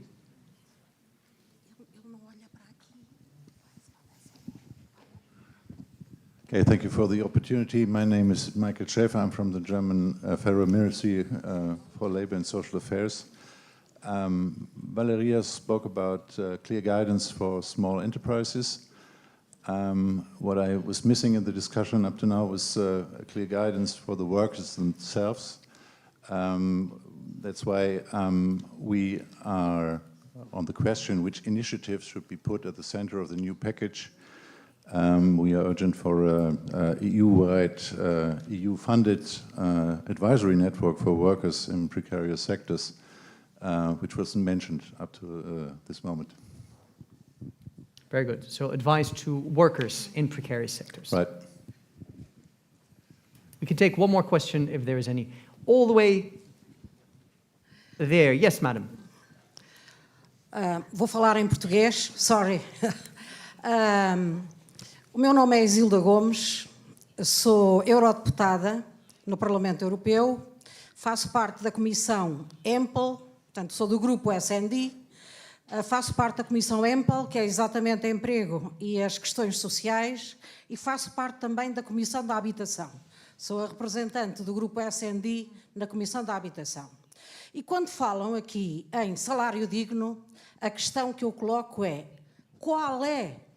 como é que chegaram à conclusão de que este salário é um salário digno? Se, por exemplo, um casal que ganha o ordenado mínimo não conseguem arrendar uma casa, não conseguem comprar uma casa, não conseguem dar educação aos filhos, como é que nós podemos chamar a este salário um salário digno?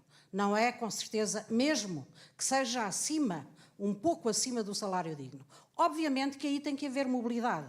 Há poucos dias cruzei-me com um enfermeiro que saiu de Portugal, foi para Bruxelas, e obviamente que ele dizia-me, eu saí porque preciso de comprar uma casa, porque caso contrário eu ficaria aqui, eu ficaria em Portugal. Portanto, estes são problemas que nós temos que analisar, mas sobretudo saber o que é efetivamente o salário digno. Temos que, porque o salário digno em Portugal não é igual ao salário digno em Espanha, ou em França, ou em Bruxelas, porque isso vai depender da capacidade económica, da capacidade que a família vai ter para as funções básicas.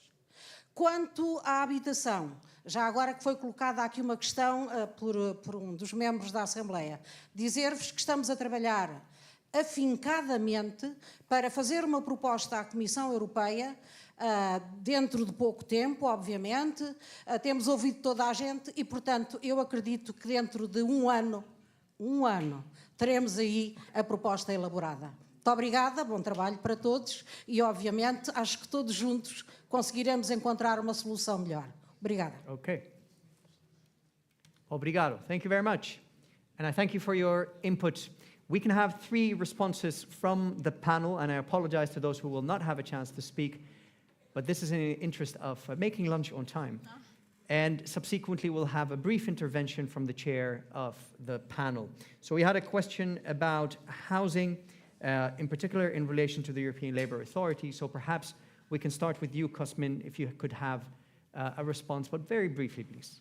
Yes, I'll try to be very brief, although the question is quite large and ample. It not only relates to our mandate, but we need a plethora of measures to address these issues related to accommodation, to housing, to energy prices. And this is all part of the offer that is presented to a job seeker. And when we talk about posted workers, it's a clear condition, and we strive to verify and to control when we do joint inspections to control accommodations. And we had many actions in this regard to make sure that employers provide proper accommodation to posted workers according to the rules of the country. We had inspections in neighbor regions between Germany and Netherlands to verify this. When we talk about freedom of movement and the choice of job seekers, for a market that functions well, it comes to the competition between regions. And that's where we have to work with municipalities, with regions, to make sure that they present adequate measures to entice workers to come to their regions. And we are doing so through EURES. We have measures, and we are working with regions, with municipalities to make sure that they come forward with these kind of measures to accommodate and better suit workers.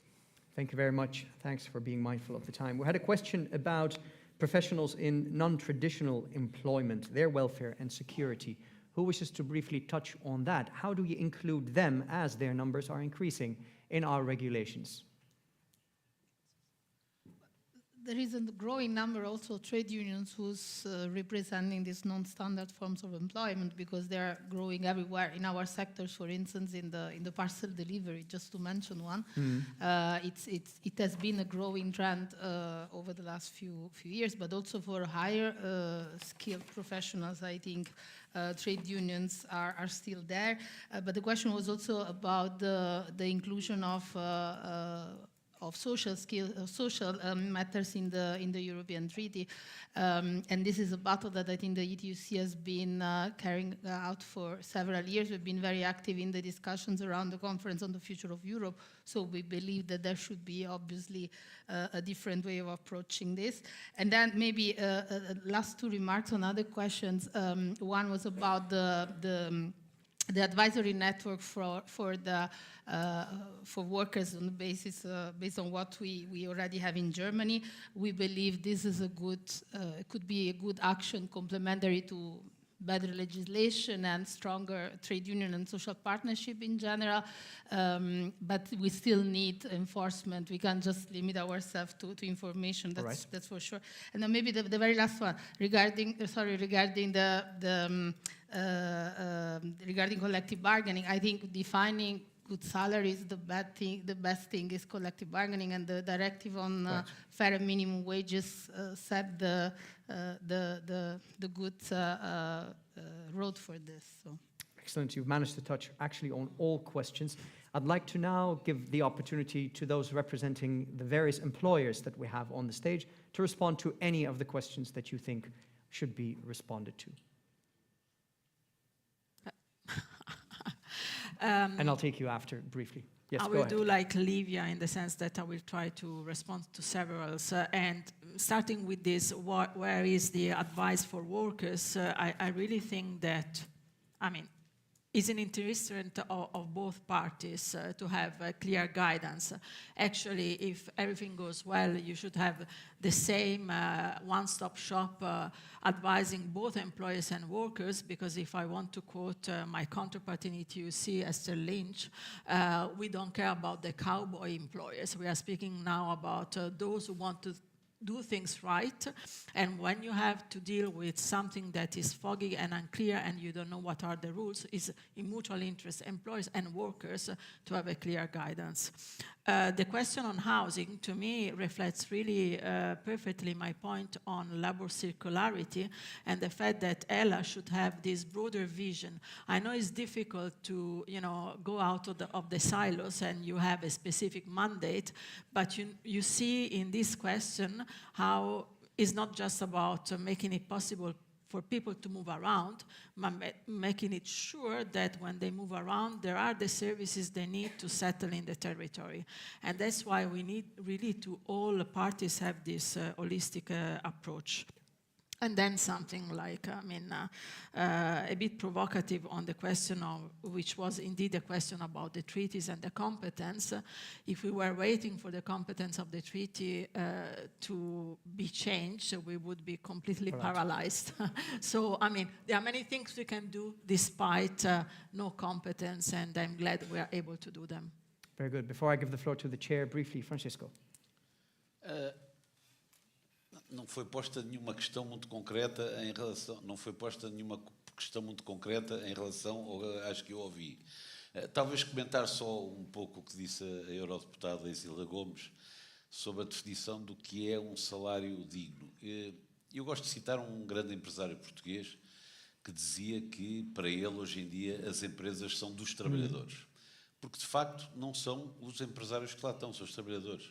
E quanto maior a empresa for, mais isto acontece.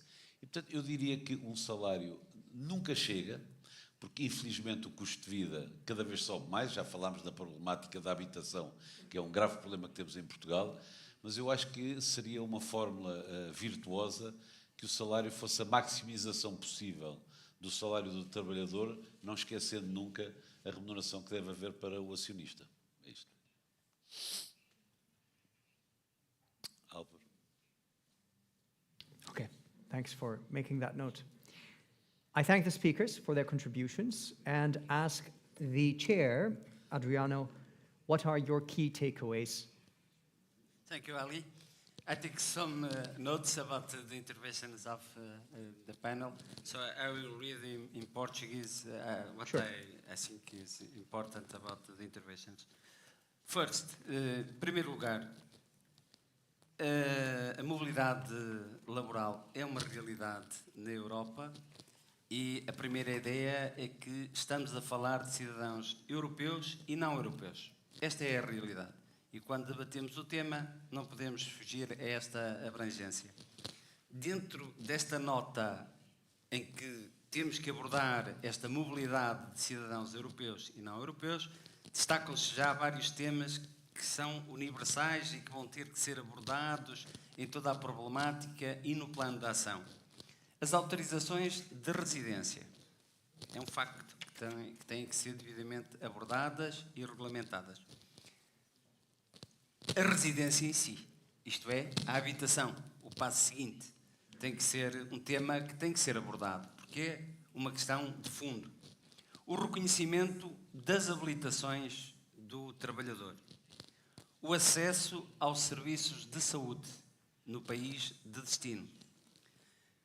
A segurança social durante o trabalho e após o período de vida ativa.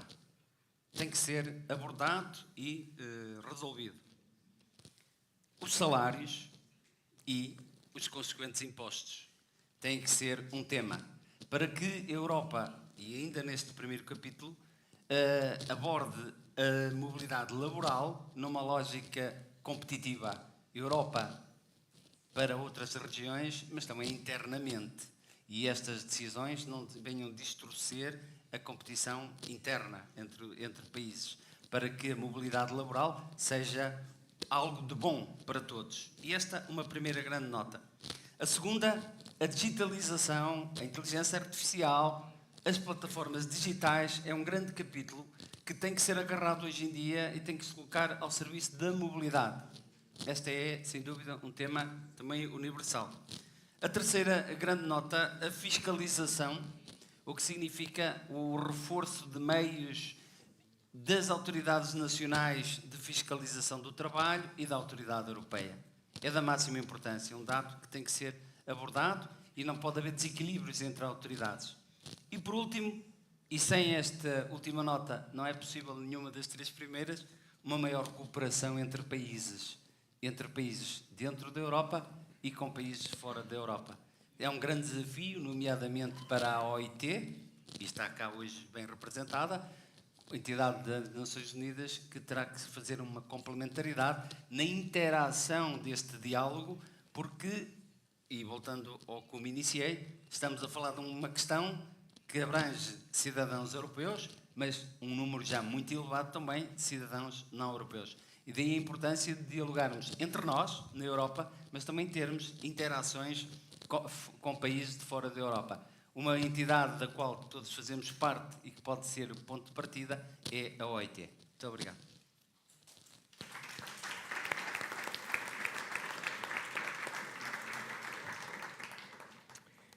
Very good. Thank you very much. Now, maybe you've read that Portugal, according to a recent report by UNESCO, has one of the most healthy and universally preferred cuisines in the world. We're about to have lunch, and the lunch will be on the first floor.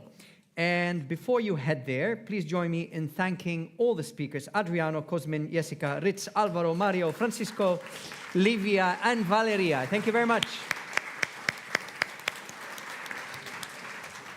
Enjoy your lunch.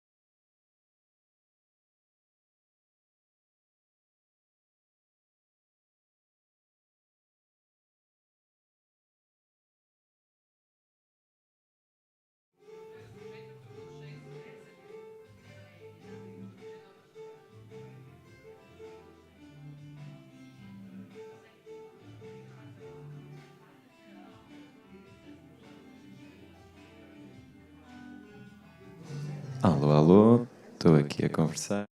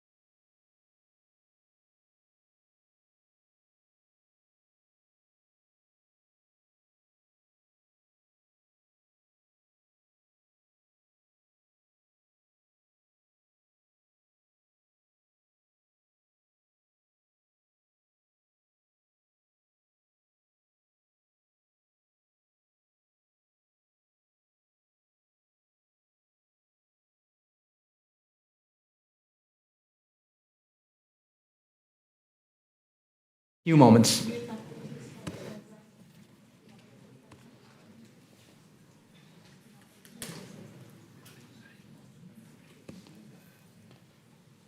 Class is yours.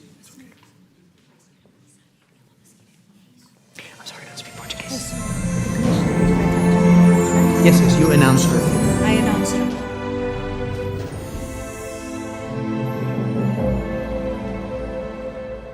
All right, welcome back to the Porto Social Forum. I hope you've enjoyed your lunch, have you? That sounds like that after lunch dip, yes. All right, so welcome back. I hope you are still having enough energy for our final panel, which is titled Building Fair Workplaces, Quality Jobs and Better Work-Life Balance.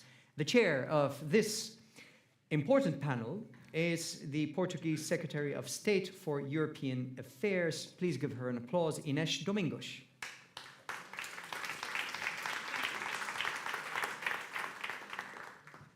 Thank you very much for the invitation to be here. I would like to thank also particularly the Ministry of Social Affairs of Portugal for organizing this very important forum. Madam Minister, Ministers, Secretary of State, members of government, members of employees and employers associations, and all the guests of this event, the challenge that we're facing of Europe's aging societies and shifting demographics are a strain on our labor markets. Therefore, care systems and social protection have become paramount to improve our labor markets and to improve our social protection. And to adapt, EU and national policies must empower individuals, especially women and young people, to participate fully in the labor market while reconciling family and work. And many of us here know how difficult that is. So the Work-Life Balance Directive and the European Care Strategy have provided tools, minimum standards on leave and flexible work, and investments in quality, affordable care. Now, uptake of these instruments remains uneven, particularly for men, and require awareness campaigns and stronger implementation. A sustainable response demands a bold policy mix, flexible work, digitalization, robust care services, and targeted social protection. Advancing work-life balance is not just social policy, it is an economic imperative and is key to reducing gender gaps, addressing labor shortages, and building resilient labor markets across generations and regions. And it is my pleasure today to say that we have a magnificent panel to debate these issues. Lina Galvez is the chair of the Committee on Women's Rights and Gender Equality, European Parliament. She's a professor in economic history and institutions with research focused on gender, labor markets, and digitalization. Ivailo Kalfin is the executive director of Eurofound since 2021, is a former deputy prime minister, minister of foreign affairs, and member of European Parliament for Bulgaria. João Vieira Lopes is the president of the Portuguese Confederation of Commerce and Services. He represents Portuguese employers in social dialogue and economic policy fora. Tiago Oliveira is the Secretary General of the General Confederation of Portuguese Workers and responsible for representing workers in national and international social dialogue. Beata Andres is the Assistant Director General and Regional Director for European and Central Asia of the International Labour Organization and oversees the ILO programs and policies in the region.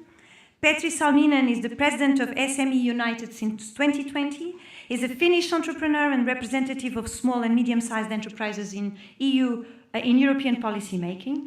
And last, but certainly not least, actually speaking right after this, is the Commissioner Dubravka Šuica, who is currently Commissioner for the Mediterranean and Demography, having served already as European Commissioner responsible for demography since 2019. The Commissioner is responsible for addressing Europe's demographic challenges and promoting citizens' participation. She's a former Vice Mayor. And ladies and gentlemen, without further ado, I invite the Commissioner to come or to speak from her seat as she prefers and start this debate. Thank you. Thank you. Thank you so much, dear Secretary of State, dear Ines Domingos. Thank you very much for inviting me here, dear Lina, dear other MEPs, dear colleagues, panelists, dear all participants, dear ministers whom I see in the auditorium.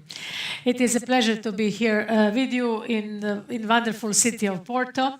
I was mayor of the city of Dubrovnik for 8 years, and I'm very happy to see how your city looks like this morning.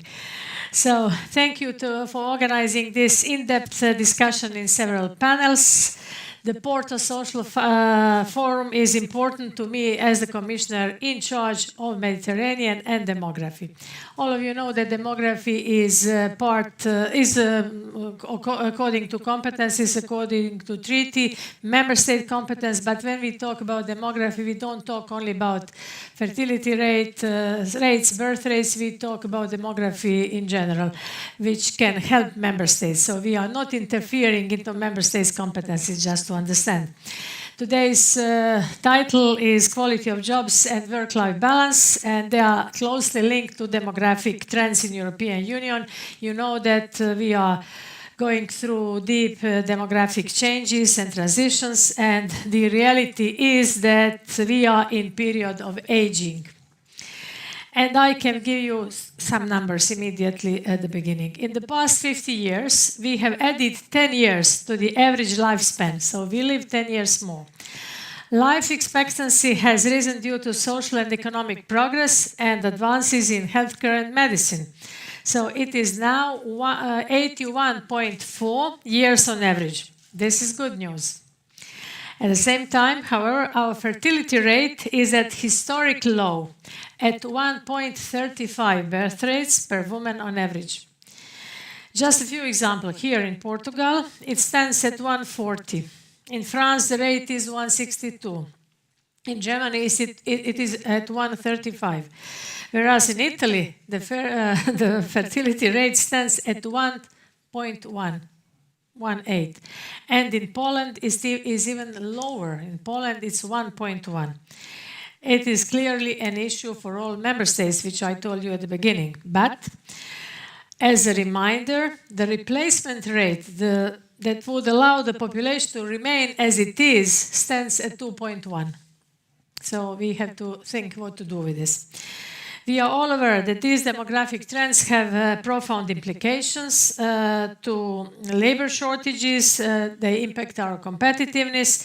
You have just discussed that topic before lunch in the second panel. We need upgraded facilities. You mentioned long-term care, which we adopted in the European Commission, higher capacities for facilities and more people working in medical and long-term care. This is linked to the work-life balance, as care responsibilities are often borne by family. Unfortunately, they are borne by family members. Sometimes it's nice, sometimes it's not, because it has some other reflections. Demographic change also puts considerable pressure on the sustainability of the pension systems, you know. I believe that we need a broader vision of the work-life balance in the light of the demographic trends we are facing. On the other hand, competitiveness and its deliberations require an increase in productivity. On the other hand, we can only be productive if our work fulfills us, and if we are at the same time able to take life choices in an enabling environment. This is why, under my responsibility in the previous Commission mandate, we developed a set of recommendations to tackle these demographic changes in so-called demography toolbox. I try to be brief. There are 4 pillars of this demographic toolbox, and I think it is interesting. First pillar is about families, women. So there are so many women in Europe and all over the world who have their diploma, who have their CVs, but they cannot work because they have to take care either after their kid or after their parent, big member of family, because there are not enough facilities, which I mentioned earlier. So what are we going to do with our cohesion policy, with different funding, to help member states to upgrade their facilities? At the same time, there is a problem of housing. it's a big problem. I'll tell it a few words on it later. Second pillar is young people. When we talk about young people, okay, I mentioned birth rates, but at the same time there are a lot of young people who can't work because they are not in, we call them so-called needs, not in employment, not in education, but this is not about that. This is that they have their diplomas, but their diploma don't match to the needs of the labor market because technology is much faster than development of and then education. So they cannot cope with new digital jobs, with new jobs in artificial intelligence, with new green jobs. Both these pillars, both these two categories, women, families, and youngsters, they have problem of housing. Housing is, I know that this is problem in Portugal, but it's problem all over Europe. So people cannot afford housing in order to establish family. The third pillar of this demographic toolbox is older people, my age.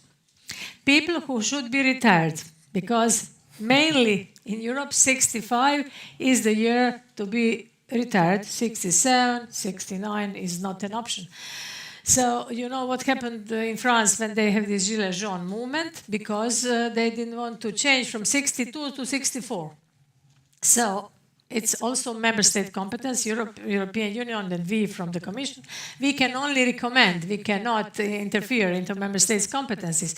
But by retiring so early, we are creating so-called brain drain. So once we go, who can replace us? So this is big issue. We have to take care about this. So this is where I have to mention longevity. Longevity, I mentioned 10 years more. We live 10 years more in last 50 years. Big achievement, big, but it is challenge and opportunity. So what are we going to do with this new extra 10 years? Someone has to take care about this. All our laws, all our regulations are adapted to 70, 75, 80. The laws are not adapted to 90, 95, and nowadays you see there are many and many people who are 100 years old. So nobody cares about them. So we have to rethink and to reconsider how we adapt and how we adapt our laws. And there is fourth pillar, which is very important, and I have to be very clear here, because many politicians misuse this. It's about legal migration. We have to strictly differentiate between legal and illegal migration. What is the truth and what is the case here in Europe? We need, if we use all this potential, all women are in the labor market, all youngsters are in the labor market, all the people work more, we still miss people in the labor market. We need legal migrants to fill our labor market in order to be competitive. You see what's going on in India, in China, in our allies in America. So we want to be competitive. In order to stay competitive, we have to think about labor markets. We have to think about human capital.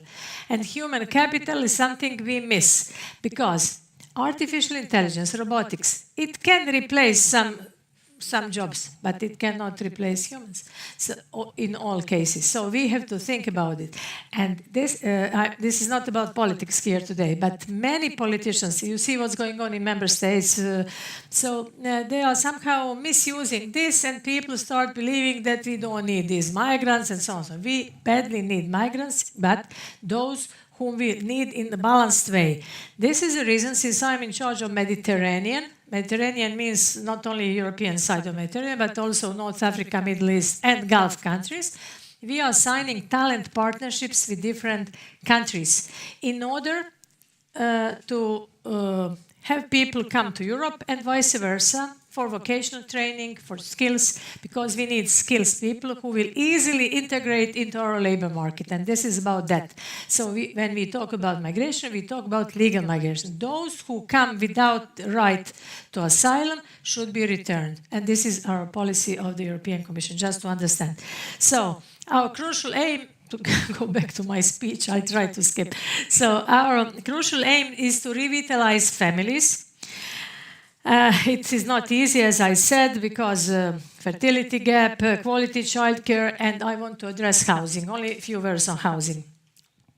Families really find it difficult to settle down, to grow, to enlarge, if there is no sufficient housing for them, and if it's not affordable. It is also an issue for students. We need highly skilled youngsters to achieve productivity gains. However, if there is not enough housing, students will turn away or study under suboptimal conditions. And housing is also relevant for labor migration. So it is very important that we manage to attract international talent to help fill the labor shortage gaps, which we cannot fit domestically. I will mention Dublin, Ireland. You know Ireland? An average Irishman, I don't know, is there anyone from Ireland here, cannot afford an apartment or house in Dublin nowadays. They all have to go in the countryside because, you know, they are giants. They attracted all tech companies. As you know, the salaries are high and the prices of apartments are high. So average people cannot buy apartment there.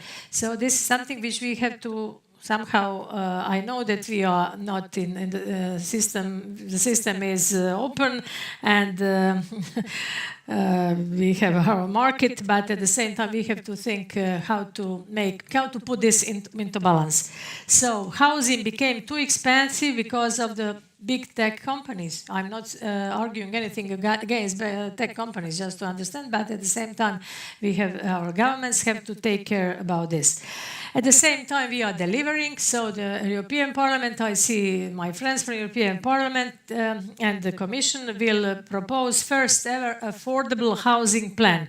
So we need a radical overhaul of our approach to housing, including revised state aid rules for housing support. So we will change the state aid rules if possible. I hope that Parliament will be in favor.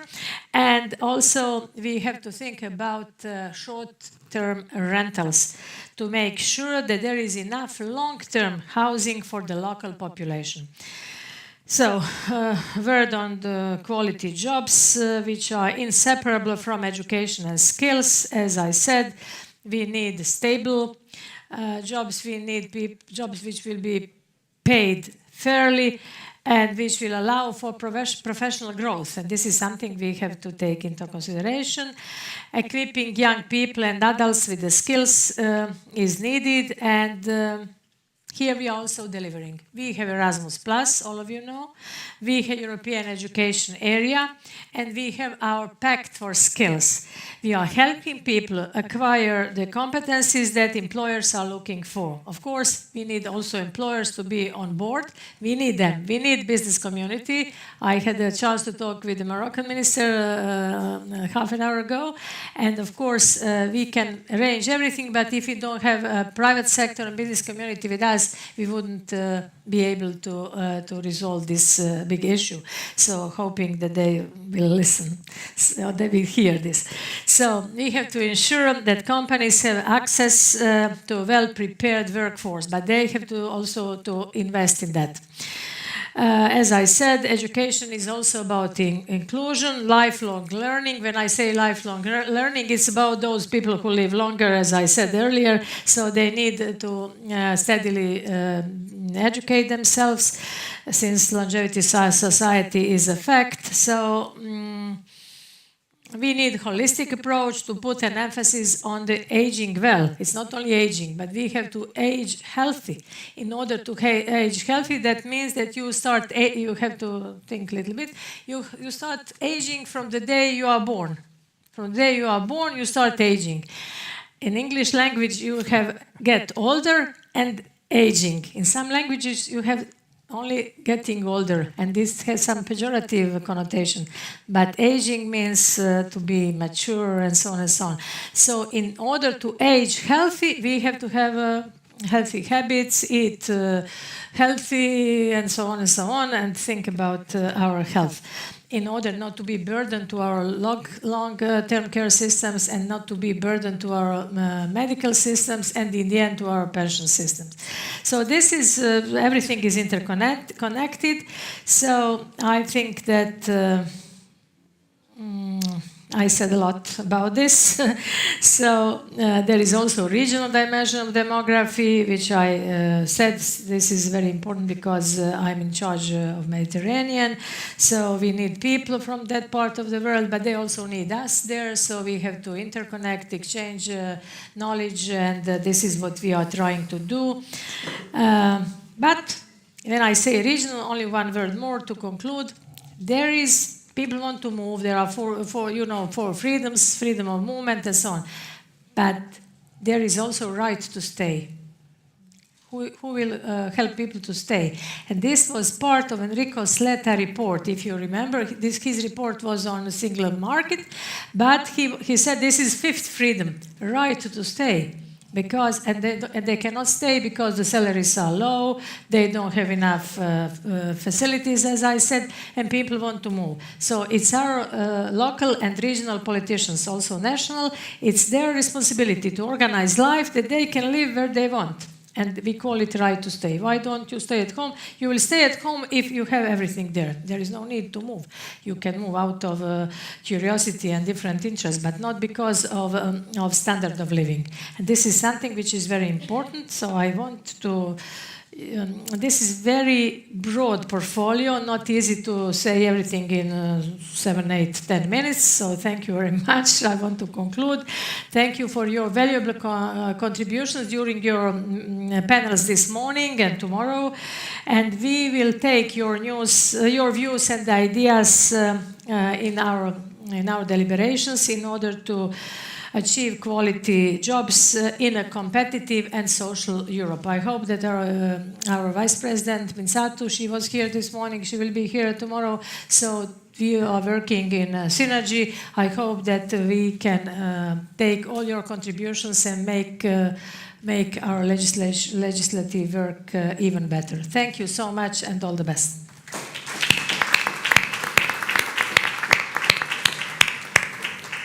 Thank you very much, Madam Commissioner. Your words reminded me of my grandmother. She passed away. She used to say, she continued saying that until the very last day, I don't get older, I age like good wine. Thank you very much. Now we shall move on to the statements of the excellent lineup of speakers that we have on stage, and I thank all of them in advance for having promised to stay within the time limit in the interest of having some space for interaction. Now you've had lunch, so now we're expecting an even greater amount of interventions from your end, which will happen after all of them after all the panelists have spoken. And we'll start with Lina Galvez, the chair of the FEM committee in the European Parliament. Please give her a warm welcome. Thank you.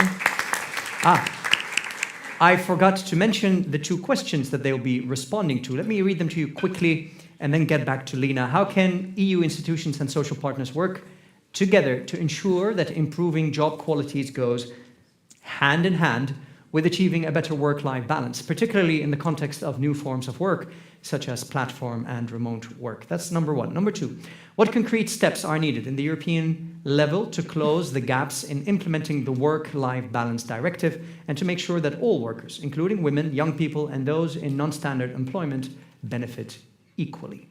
These are the questions. The floor is yours. Obrigada. Olá, boa tarde. Now we'll move to English, and I'm so happy to be here in Porto, in Portugal, very close to where I grew up. Not Porto, because I was from the south, but very close to the Portugal border. So I will concentrate more, because I think there are more qualified people than me to answer to the first one. I will concentrate more on the second one, because obviously from the Committee on Women's Rights and Gender Equality, we want that this improvement on quality job, this improvement on competitiveness, and so on and so forth, it takes also taking women into consideration and to our full potential, and deciding really what we want and having equal opportunities to do it. So I will mention 6 points that I think could be interested. The first one is we need to have the work-life balance directive fully implemented, which is not yet the case in all member states, unfortunately. So we really need to move on something that should be already in place for a couple of years. We also very much linked to this directive is the care strategy. The Commission already mentioned, very much focus on long-term care, because it happened just after the COVID, when we realized, well, or some people realized, some people we have realized before, that how important it was long-term care.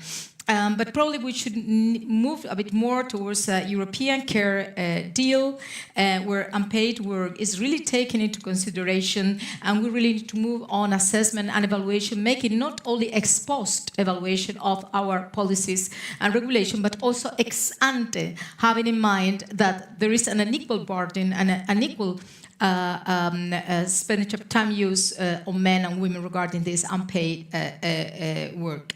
Second thing, and going back to this work-life balance, we need to move as much as possible, especially on maternity, paternity leave and parental leave, towards non-transferable paternity-maternity leave. This is very important. This is very important. Why? Because when it is the option to choose, because of our cultural heritage, there's still women taking this leave. So we enter in the labor market, yes, but we enter with a sack pack full of stones, so we cannot run as much as possible, or as much as if someone wants to run really fast, we cannot run at the same time. It's like we will be having different shoes. So this is, if we don't do that, we'll have less equality societies, but also less efficient economies, and we will be less competitive.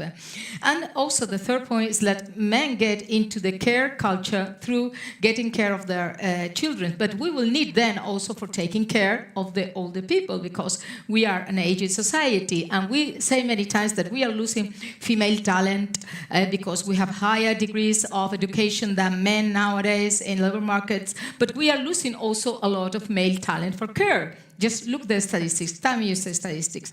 For one, of course, it's very important to have accessible and affordable social services, but for that, obviously, we need fair fiscal policies, and we need to stay away from austerity, because when there is austerity, there is the social services that are paying the price, and there is where more women are occupied, and more women are using them, and we are sort of the natural substitute of these services because of the unpaid work. 5, and I'm finishing.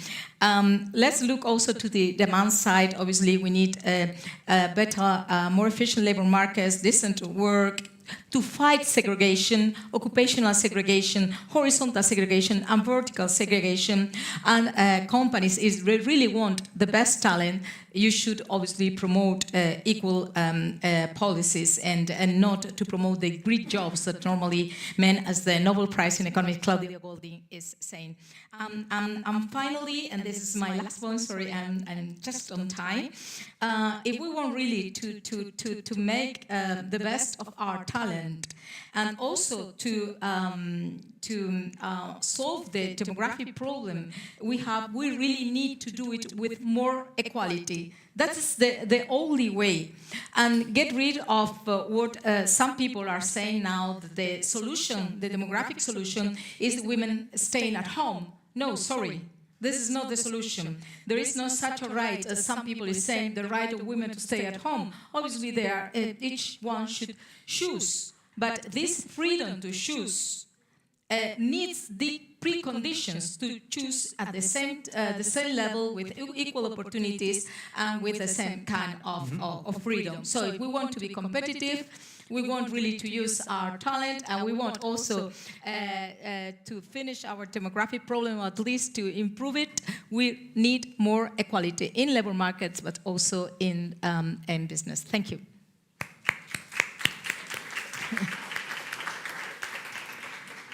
Thank you very much, Lina, for your contributions. We move now to the Executive Director of Eurofound, and I thank him in advance for being aware of the time. Mr. Ivalio Calfin, please give him an applause. Thank you very much, Ali, and I'll try to translate what Eurofound is doing as an agency, which is since 50 years we are researching on living and working conditions in Europe. And we have quite a lot of data on that. But I'll try to present it in a different way. I'll tell you a story. And the story is about a Portuguese young man called Luís. He's from Porto. He's in the early 30s. He lives with his family because he cannot afford another house. And he's not happy with the work. He's at work, but he's not happy. And his work-life balance, he considers not very good. So what Luís does, he selects 100 of his friends that live across Europe, that are balanced in terms of gender. All of them are at work. Nobody is in education or unemployed. And he asks them the question, do you have the same problem as I do? I don't like my work-life balance. I cannot deal with that. What's your problem? What's the result that he's getting? 83 of his friends say, oh, we have a very good work-life balance. We are fine. We can combine our work engagements with everything which is not work-related, and the way it works is okay. There are 16, together with Luís, there are 17, that say we absolutely don't like our work-life balance. And then he starts asking them questions why you don't like that one. And the question is, and I have some figures for you. Again, that's a fictional story based on the research that we did last year. What the friends of Luís reply? 1/3 of those who don't appreciate their work-life balance say that they have financial problems. They cannot make ends meet. And they're stressed, they think about that, which doesn't allow them to be fully efficient at work. This is an issue for the others, but here this is 1/3. For the ones that are happy with their work-life balance, this is 3 times less. 10% of them would say that they have problems with putting ends meet. Second problem, the working time quality. When we speak about working time quality, we speak about long working hours, about working on holidays, about flexibility at work, including the possibility that are given with platform work, distant work, etc., etc. So 60%, nearly 58% of the ones that are not happy with the work-life balance say that they cannot afford even to have 1 hour in the working time if they need it for something. To take care of somebody, to go to the administration, to do something which is not work-related. 58% of them. They're under stress, and they really think that this is a big problem for them. Third problem, work intensity. This is how tired you are coming back at home after work. Here the situation is more or less, by the way, in terms of gender, this is pretty similar, men and women. Men are a little bit improving, women are a little bit deteriorating, but they're targeting the same level in terms of work intensity and how tired you are, then to focus on your domestic needs. And this is very specific for some professions and for some sectors, by the way.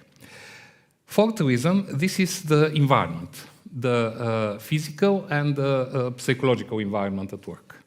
And I see William here, the director of EU OSHA, and there also the agency is very much involved in the health and safety environment at home. So again, a work environment, in the physical environment, 26% of the workers in Europe report that they're working in overheating conditions. So the increase of the temperatures affect directly the satisfaction from the work and the way you are motivated and efficient when working. When we speak about social environment, we ask questions about how much support you have from your peers, from your colleagues, or from the management. By the way, there it's interesting to see that self-employed see much more pressure in terms of social environment. They work under pressure because they have to create their business and they have to do something more. So that's also something which is recognizable. All these are elements. We started in the morning speaking about what is the definition of the job quality. These are the definitions of the job quality. You are satisfied with your job or you are not satisfied with your job. I would add 2 more things. One is the prospects at work. Whether you have the perspective to grow, to learn, and to go further. and the possibilities to get upskilled and to change your skills. By the way, again, in this survey, 44% of the workers in Europe say that their skills are not fully used.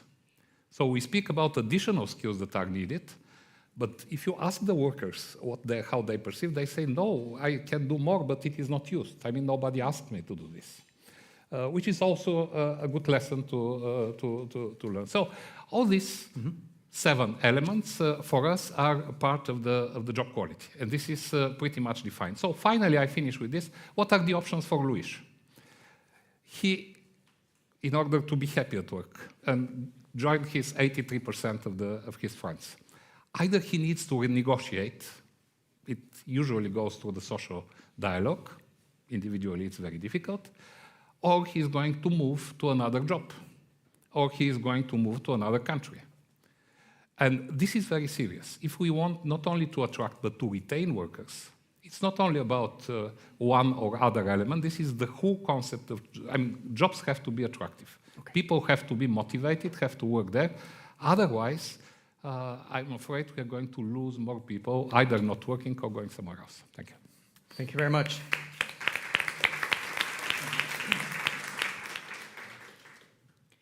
Moving on to the President of the Confederation of Commerce and Services of Portugal, Mr. João Vieira Lopes. Please. Thank you. Em primeiro lugar, gostava de cumprimentar todos os presentes, agradecer às pessoas de outros países que se deslocaram a Portugal, para nós é sempre um prazer. Entrando agora nas respostas às questões colocadas, tendo em conta o tempo limitado, eu começaria por falar o trabalho remoto, aquilo que nós, na nossa linguagem em Portugal, chamamos de teletrabalho, que de facto teve um grande desenvolvimento durante o período da pandemia, por razões de saúde pública. Depois regrediu, mas mantém-se hoje num grande número de empresas situações mistas. É, digamos, um dado adquirido.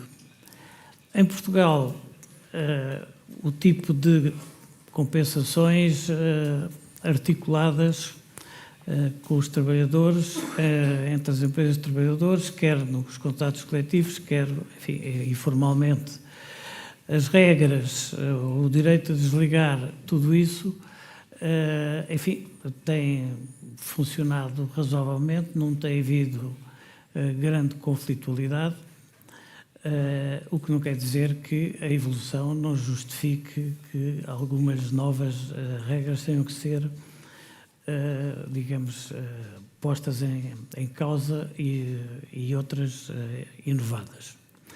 Agora, a fase em que nos encontramos, em termos de empresas, para nós temos aqui uma grande interrogação quanto ao futuro, porque até agora, neste primeiro período, praticamente a maioria das pessoas que entraram neste circuito do teletrabalho, ou total ou misto, a grande maioria, eram pessoas que já tinham trabalhado em comum nas mesmas instalações, que já tinham tido contactos, que se conheciam. E, portanto, isso globalmente não se encontraram, em geral, dificuldades em termos da produtividade e do funcionamento das empresas. As interrogações para o futuro é quais são os impactos que as pessoas que a partir, enfim, agora recentemente e para o futuro entrarão neste circuito, seja a 100% em teletrabalho, seja parcialmente em teletrabalho, como é que, em termos do funcionamento das empresas, isto vai articular-se tendo em conta duas áreas fundamentais. Uma é a cultura da empresa e outra é a interação entre as pessoas que a coexistência no mesmo local de trabalho também favorecia. O que significa que estamos ainda numa fase embrionária de evolução desta situação e nós, enfim, esperamos ver como se vai desenvolver e provavelmente teremos que ir ajustando regras e métodos de funcionamento para que satisfaça os trabalhadores e satisfaça as empresas para cumprir os seus resultados. Em geral, no caso concreto de Portugal e das grandes cidades, isso tem sido avaliado de uma forma positiva pelos trabalhadores, até porque o tempo de deslocação para os locais de trabalho aqui é muito grande, e isso diminui bastante, diminui o stress e diminui mesmo para muitos deles alguns custos. A questão das plataformas é uma questão mais complexa, porque as plataformas é um conceito novo. Portugal legislou, se calhar cedo demais nesta área, alguma, digamos, legislação ainda não muito ponderada. Isto tem criado alguma conflitualidade, nomeadamente entre o conceito de prestadores de serviço e trabalho subordinado, e tem havido alguma conflitualidade judicial, as ideias não estão claras. Esperamos que, com as regras europeias, possamos encontrar um ajustamento melhor para toda esta situação, mas ainda estamos numa fase um pouco também incipiente em termos de entrada nesta área. Por outro lado, também há uma coisa que nós não podemos fugir aqui, que é a questão da imigração. Grande parte destas plataformas funcionam com base de trabalhadores imigrados. Há problemas em relação a esses trabalhadores de integração, há problemas de habitação, há problemas complicados, e por isso eu diria que isto é uma situação complexa e que não vai ser fácil de resolver. A CCP, enfim, que abrange muitas destas áreas, dentro das 200 mil empresas que nós congregamos, enfim, estamos a acompanhar as futuras convenções, nomeadamente as recomendações da OIT. No que se refere, portanto, a tudo o que seja a ver com o equilíbrio entre a vida familiar e o trabalho entre, como foi referido na segunda questão, mulheres, jovens, empregos, vá lá, fora do standard. Existem neste momento, em nossa opinião, diretivas europeias e, enfim, nacionais bastante equilibradas. Não pensamos que estejamos numa fase de complicar por aí, achamos que é muito mais importante o envolvimento dos parceiros sociais na motivação das empresas e das pessoas, precisamente nestes pontos de equilíbrio. É preciso cada país ter em conta o seu tecido empresarial, e nós em Portugal temos um tecido que é esmagador de nano, micro, pequenas e médias empresas, que têm aspectos particulares. No entanto, nós pensamos que uma questão importante também no nosso país é as empresas terem melhor facilidade em termos de funcionamento com a burocracia oficial, problemas de carga fiscal, enfim, todo um conjunto de problemas que facilitem, digamos, a vida às empresas, que nos permitam melhorar a produtividade, porque Portugal globalmente tem um problema de fracos rendimentos. Pensamos que este conjunto é que tem que funcionar e tem que haver muita motivação, nomeadamente no nosso caso, dos empresários para olharem para este ângulo nas suas relações com quem trabalha na empresa, porque a empresa, no fundo, é o conjunto de todos. Estamos, neste momento, numa fase de abordagem transversal da legislação laboral em Portugal. Esperamos que, no meio desta nossa fase, consigamos encontrar soluções que melhorem alguns desses aspectos particulares.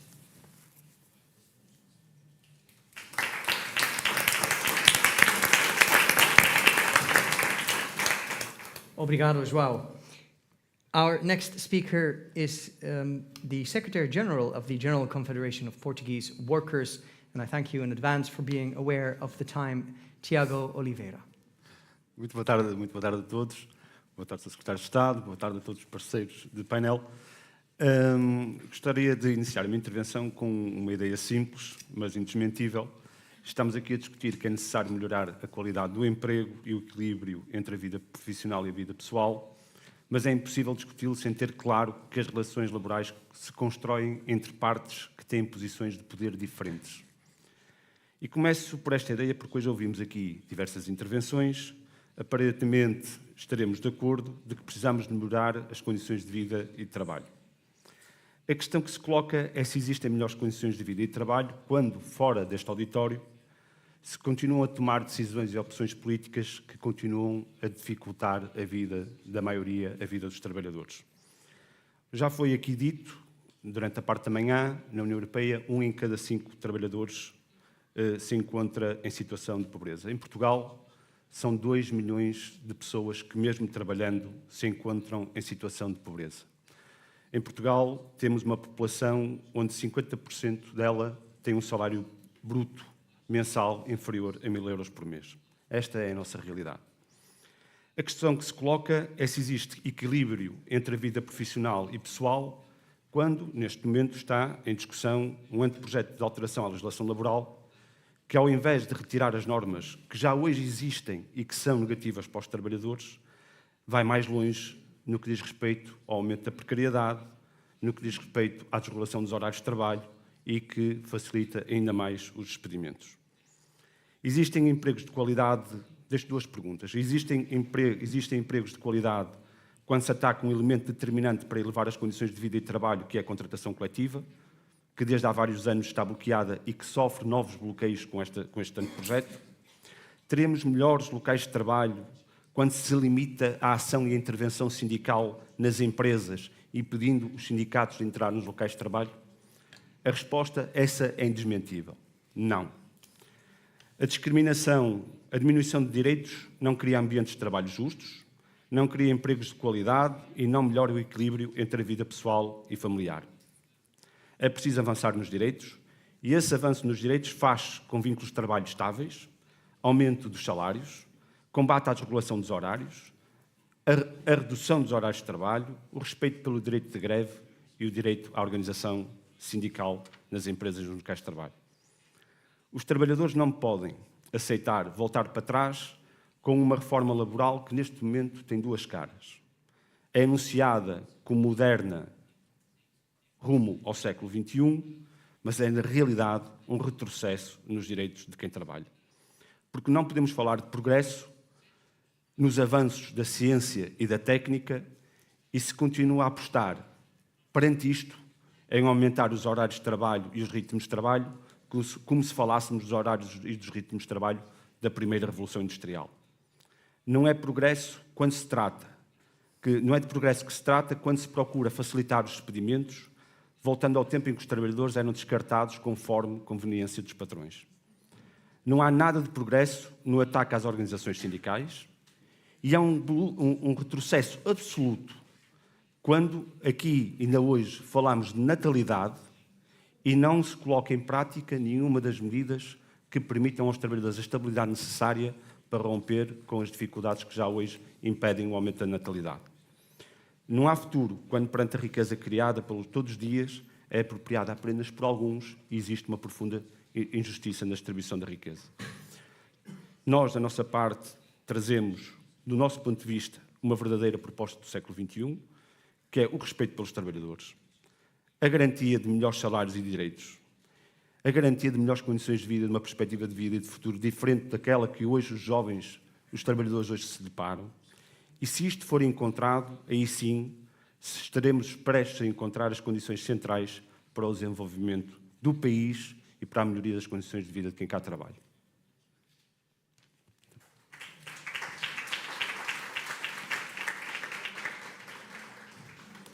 Thank you very much, Tiago.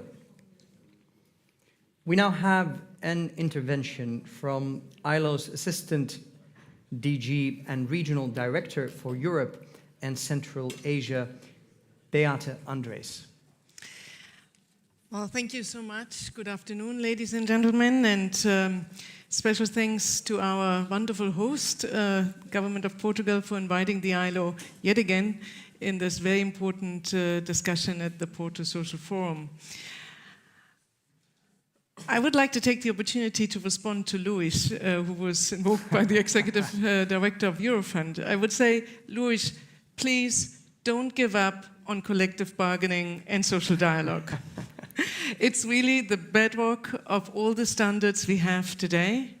And I'm also very thankful to be sitting next to our social partners here of Portugal, because I think we see very clearly that this debate is more necessary than ever. And on the broader topic of work-life balance, or the balance between the time we spend at work and other things, because all of this is our life, of course, I just want to quickly come back to what previous speakers said, the link between wages and working hours. And I want to also relate very briefly to the Commissioner's words on the link between demographic change and the care economy. So working hours, the very first convention of the ILO adopted in 1919 was on working time. And today, when you look at the recent ILO studies on working time, you will see that this topic is now very much on the top again of debates between social partners, but also policymakers. And what our research has shown, and we are not alone on this, very simply, excessive working hours are not just detrimental to a good balance between in our lives, but they're also not making us more productive. And they're not helping young people to get into the labor market. I mean, we heard Louis' story. They don't help women to stay in the labor market. So I think that balance between working time and productivity is very important to look at. And on wages, I mean, we heard the argument also earlier, decent wages, as we call it, adequate wages based on, ideally, outcomes of collective bargaining, help also people to stay in the labor market. Now, coming to the link between the care economy and demographic change, we have across Europe 44 million people, mostly women, who provide unpaid care. 75% of the informal care workers are also women, and we heard about the gender dimensions already. But at the same time, care and the care economy is really the cornerstone of a productive and resilient labor market.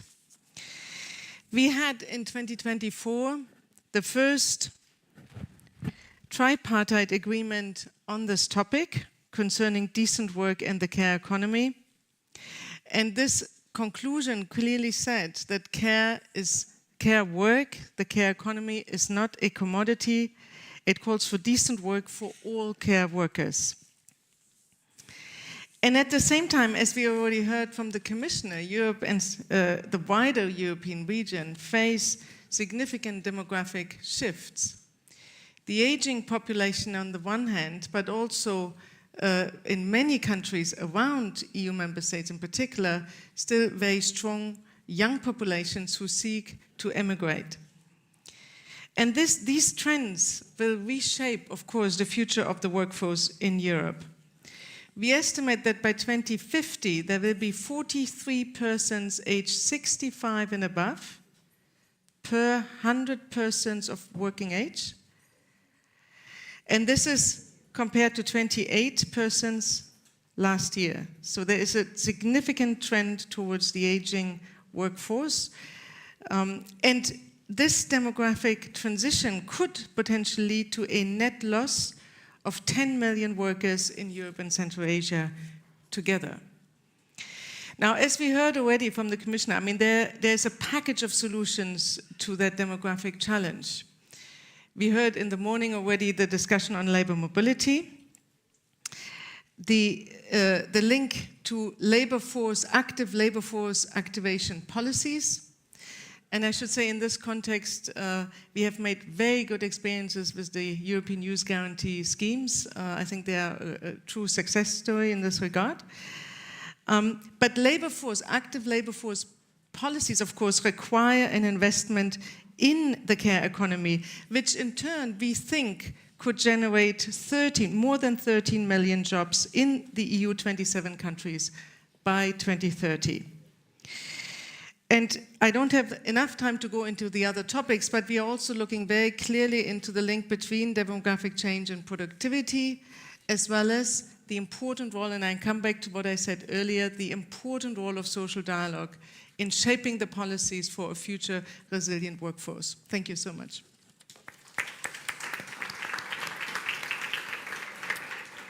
Thank you very much, Beata. Last but not least, we'll have a speaker who is the president of SME United. But before I give you the floor, please be reminded that after this intervention, we open the floor for your interventions. We'd like to hear from you, your questions and your remarks. Petri Salminen, the floor is yours.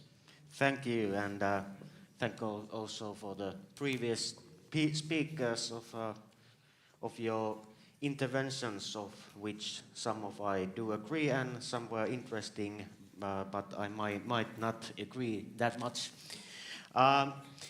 You all are aware of the facts and figures about the company or business structure in Europe, that out of the 26 million companies, 99.8% are small and medium-sized companies. Average number of employees is 4 in SMEs. And I'm coming from Finland. An average micro enterprise company makes revenue of annual revenue of 230,000 euros per year. And though out of those 230,000 euros per year, they have to comply all the regulations that are put on them. And I know I've done recruiting myself as a service for my customers, and I know for sure that small and medium-sized companies, they cannot survive unless they don't take care of their employees. That's the utmost objective when creating a team. And when the average number of employees is 4, you have to be, there are no excessive people in those teams. Everyone is a key player in order to make company survive in the future. And therefore, I would say that my 3 points for the discussion are that although we have very good intentions, we raise just the right challenges that are facing us in the future, we should still understand that the structure of working life and structure of companies have changed significantly throughout the last few decades.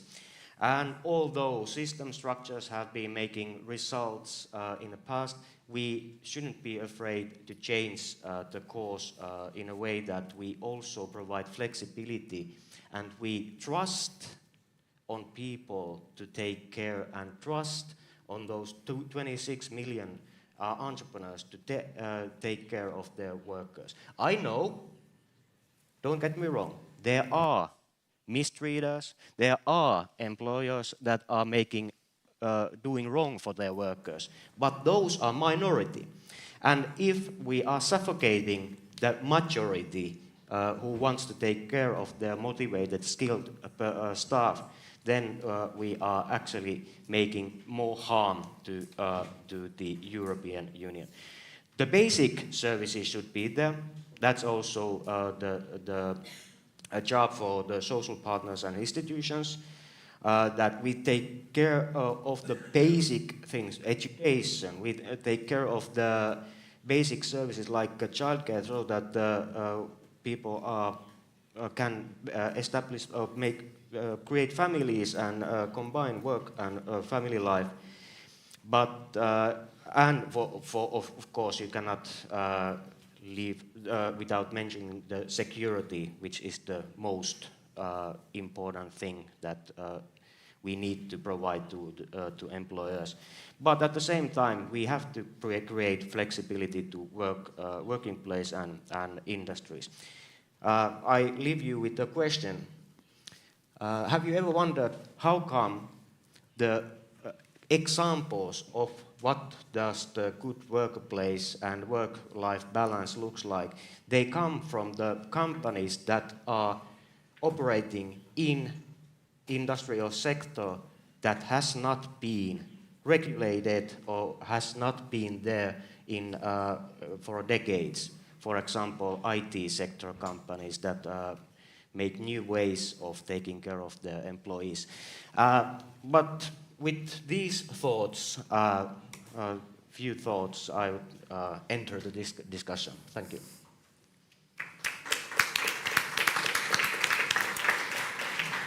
Thank you very much, Petri. So, turning to you, your questions and thoughts. Please put your hand in the air if you have any, including in this side. Okay, excellent. Let's start with the lady over there, right in the middle. And then I think there was a gentleman here. I'll move to the gentleman over there. And thanks for also keeping the time in mind. Go ahead. Hi, what's your name? I'm Francisca Sormanho. I also come from the National Association of Liberal Professionals in Portugal, and I have two quick provocations for the entire panel. The first one is how can all actors, EU institutions, partners, workers and employers, work against the insidious aspect beneath the idea of work-life balance, which is that there is no work-life separation. When we think of remote work and digitalization of the work sphere, sometimes we are stealing from persons' private time, from family time, to the detriment of a fair balance and fulfillment of workers' lives. Secondly, and bridging this question with a theme that was addressed by many of the panelists, and is the second question of the panelists, how can the directive be implemented and especially care for those that are multiply burdened, not only by parenthood and care duties, but especially those that have this in addition to falling outside of the scope of non-standard employment, such as liberal professionals and self-employed persons? Thank you. Thank you very much for your excellent questions. Yes, the gentleman over there, to the right, from my perspective.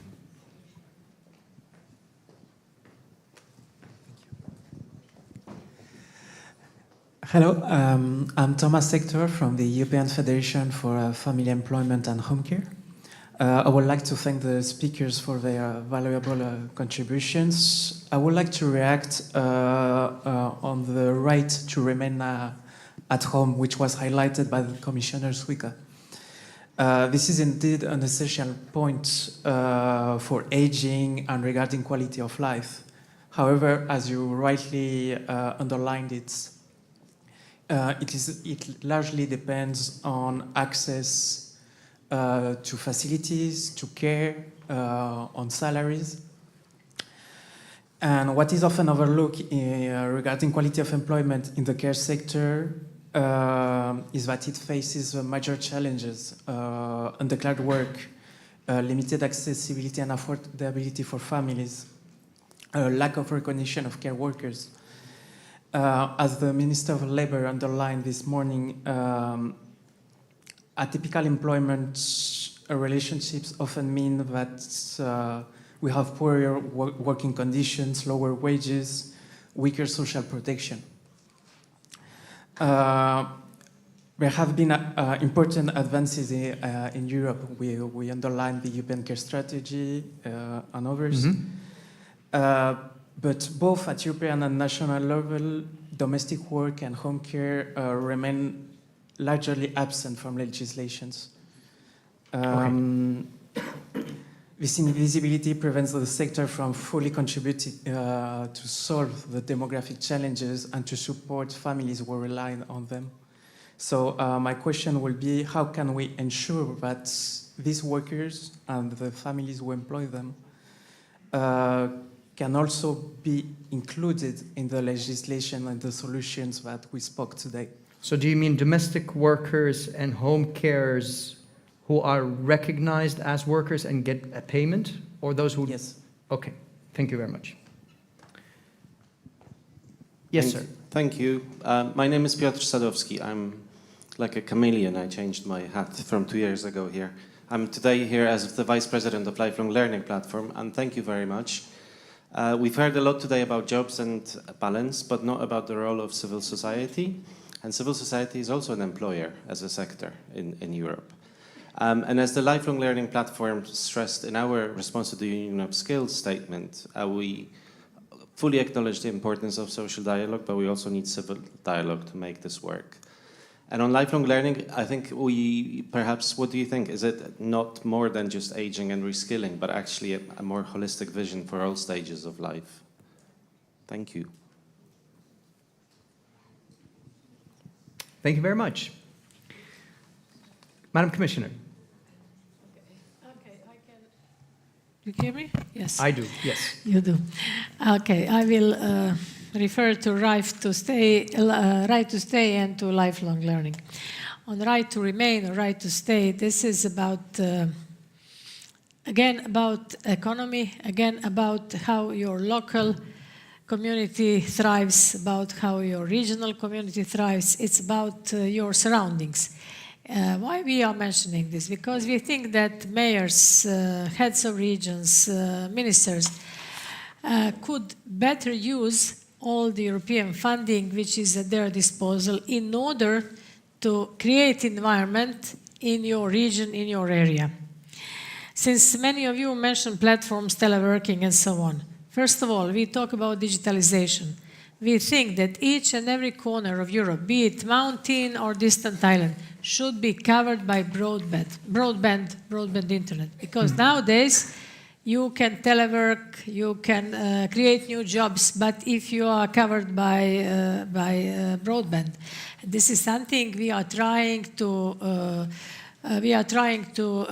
offer funding, and we are trying to make all politicians who are in charge to take their responsibility. And this is how they will create conditions for you to stay if you wish to remain, be it building kindergarten, be it creating new jobs, be it building schools, parks, environment, everything. Everything is about that. But of course, it is a very idealistic approach, but I think it can be achieved. So right to stay is something which I think we have to take into consideration. Of course, if you wish to move, you will move. And this is, Europe is the best place ever. So you have freedom of movement, you have freedom of capital, you have freedom of everything, but you have also freedom to stay if the living standard is adequate. And this is something which we are trying to achieve, not only European Commission and European level, but also in communication with others. You ask how others can be included. You know what, I was in charge of the Conference on the Future of Europe during my last mandate. So we included everyone because I personally believe in engagement of citizens. I believe in participative democracy. This is, I don't have anything against members of parliaments because I was a member of parliament myself, but I think that we have to include citizens to listen better, to listen to their ideas, and then we can better implement our policies. Otherwise, so this is also a forum from which we can get ideas and implement this into our legislation. On lifelong learning, of course, I mentioned this in the context of aging, but of course everybody should upgrade during his life, and because this is exactly what I said, that education is much slower than development of technology. So we have really to keep up, and we have to catch up what's going on in technological development in order to be ready to the labor market. So it's for all generations. On your question, which was life, everything is about work and life balance. We are trying our best. We have our directive.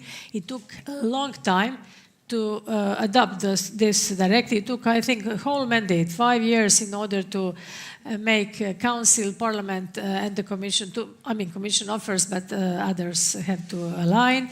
It was not easy, but now it's about implementation. We are trying to implement our goals, but of course, I'm not putting burden to member states, but member states have to implement what is there, and it's their responsibility according to the law. But of course, I'm not trying to blame anyone today, just make them aware that it's their responsibility. Thank you very much, Madam Commissioner. there's a concern, as was expressed by the first question, that the boundary between life and work is blurring, in particular for those who are self-employed. Can someone tackle that point, perhaps? Yeah, may I? Yeah.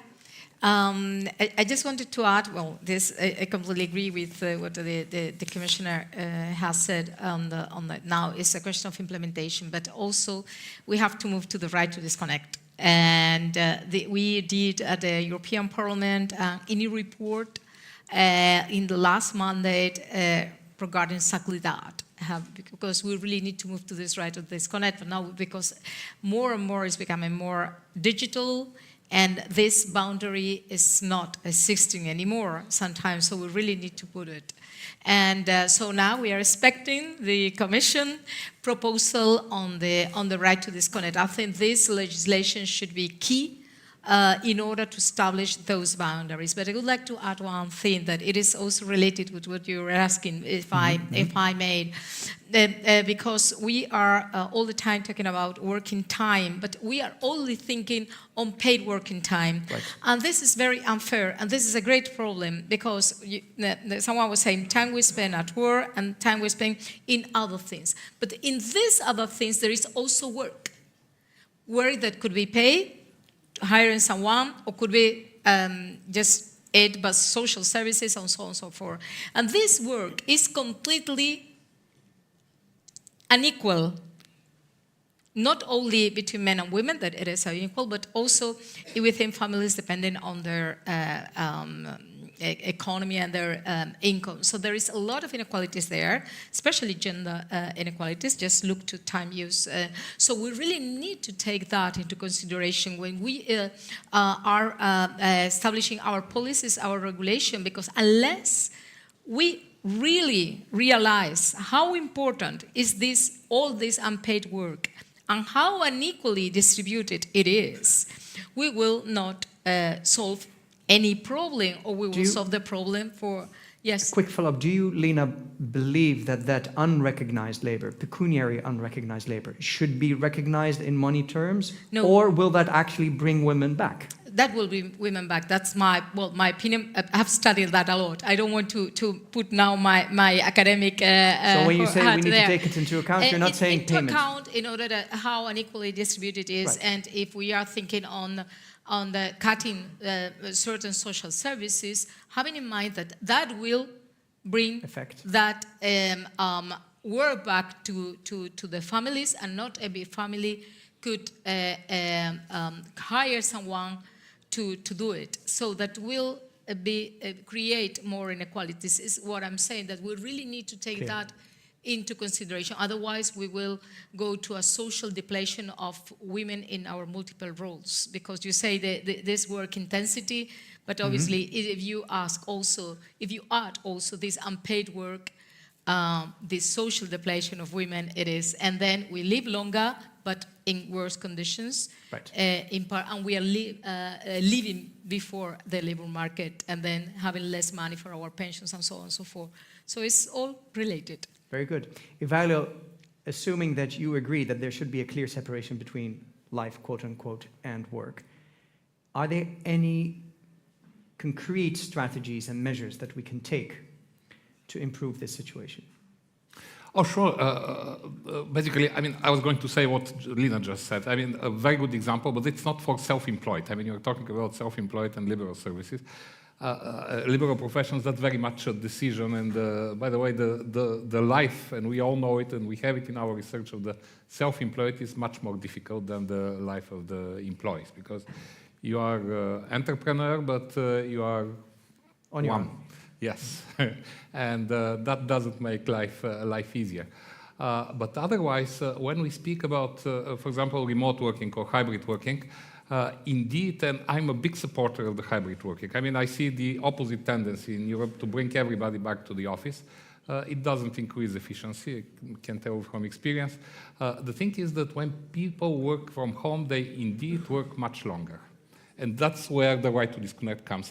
It's a very bitter experience. I really thought that this is an ideal topic where social partners, employers and unions could agree. They didn't. So now, eventually, I mean, there might be or might not be a legislation on that, but these are factors where you really can see that sometimes you don't need a legislation if there is a goodwill of the social partners and they could agree that. If you allow me just one more sentence to Petri, I mean, because you made the difference between the different sectors.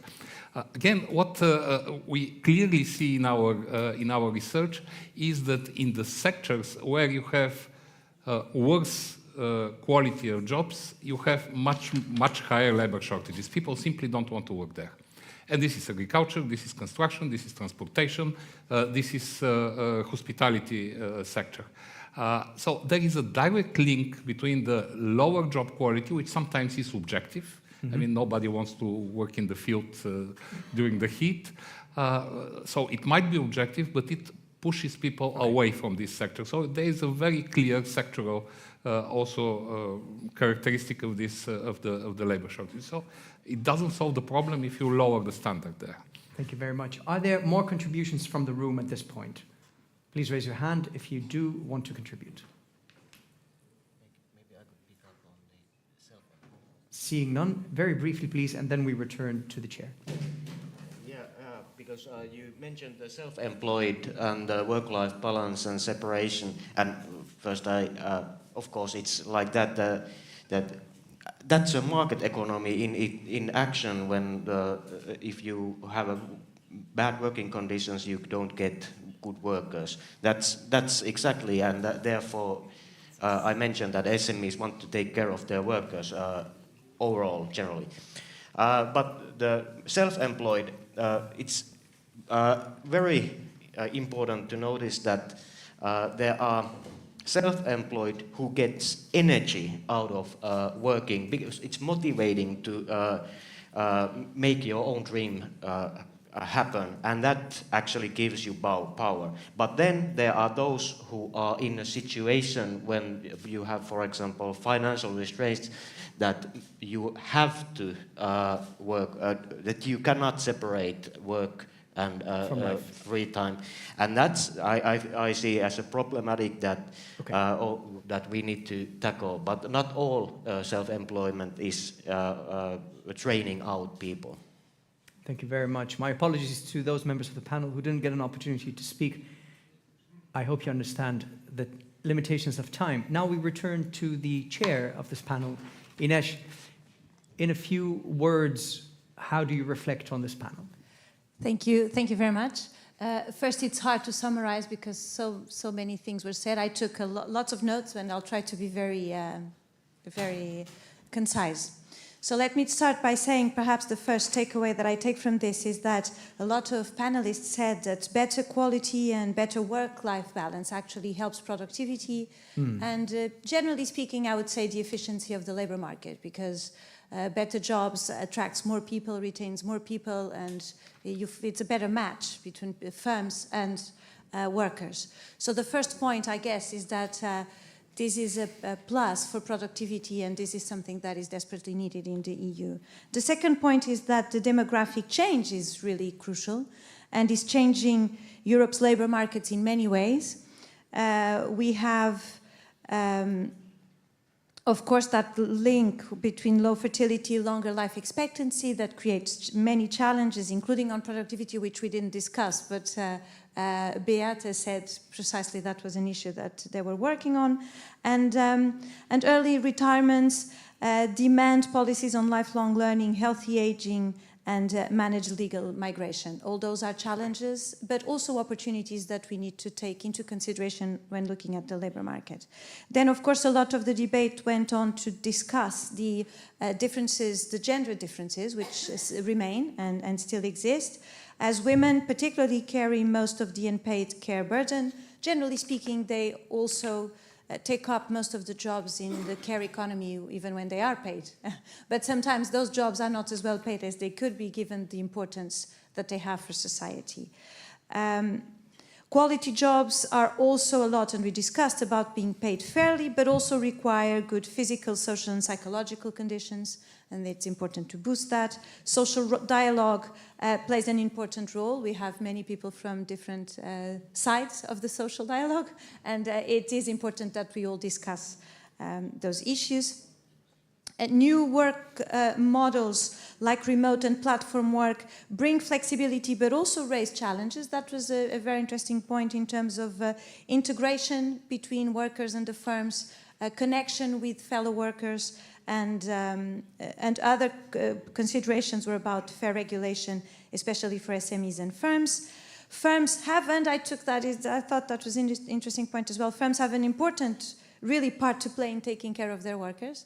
And particularly SMEs, because this is such an important, for them, workers are so important that they need to take care of them, and often do. And finally, I would say, and I guess from the debate that we had today, it is quite evident that collaboration is key, and that employers, employee, policymakers, we must all do more things like that, this debate, and work more together after debate. So we have the debate and then we go on discussing and implementing things to ensure resilient labor markets, high productivity, and workplaces where fulfillment drives well-being and growth. Thank you, and thank you all for being here.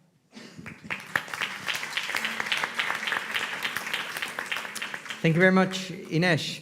Allow me to thank all of you for your contributions from the room and ask you to join me in thanking the chair, of course, Ines, Madam Dubravka-Suica, the European Commissioner, Lina, Ivalio, João, Tiago, Beate, and Petri. Thank you very much for your contributions.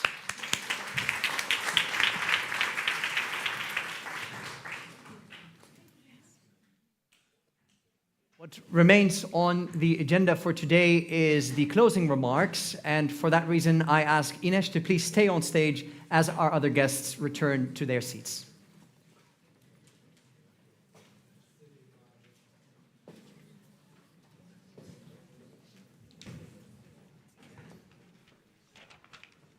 Thank you, Beate. Thank you, Madam Commissioner. Thank you so much.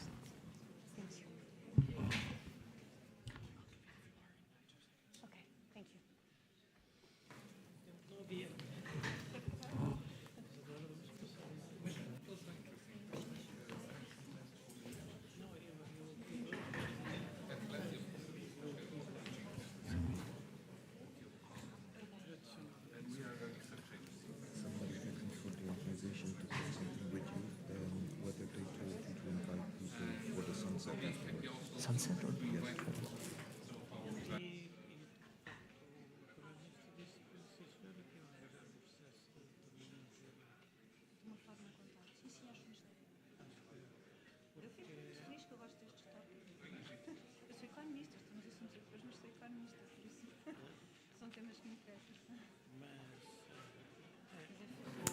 All right. So, what remains on the agenda, as I said, are the closing remarks, and then we move to drinks and networking. And so, you are in the uncomfortable position of being between us and the drinks, but I'm sure we still have enough attention to at least give you an applause and listen to you for a few moments. Ines Domingos. Thank you. Well, I'll be very, very, very short, given that a really crucial part of this meeting is about to start, which is drinks and networking. So just a few words to say, dear colleagues and members of government and all participants in this meeting. I'm sure I'm forgetting, the representation of the European Commission and the European Parliament here, other associations and institutions, and all the participants in this conference. As we conclude this first day of Porto Social Forum, one point is clear, is that Europe's competitiveness and social fairness are one agenda only. The two are significantly interlinked, and you cannot have one without the other. Our exchanges today showed how the European Pillar of Social Rights continues to serve as our compass, and it guides us to link productivity and innovation with inclusion and protection. We also saw how free and fair labor mobility and the quality of jobs themselves are central to building resilience in the face of demographic shifts and the green and digital transitions and the transformed geopolitical environment. This forum, it should be said, builds on commitments that were made in Porto in 2021 and 2023, but it does look firmly ahead to a new action plan for the pillar of social rights, to a possible fourth 2030 target on quality jobs, to the union of skills, and to the first EU anti-poverty strategy. Today's discussions will all feed into those objectives. Europe thrives when its workers thrive, and competitiveness does depend on fair conditions, strong skills, and quality jobs. So this is the core message that we will carry into tomorrow's work. And at this point, all that's left for me to say is to thank you all for your contributions, for your questions, and hope that tomorrow it will be a very productive day. Thank you very much.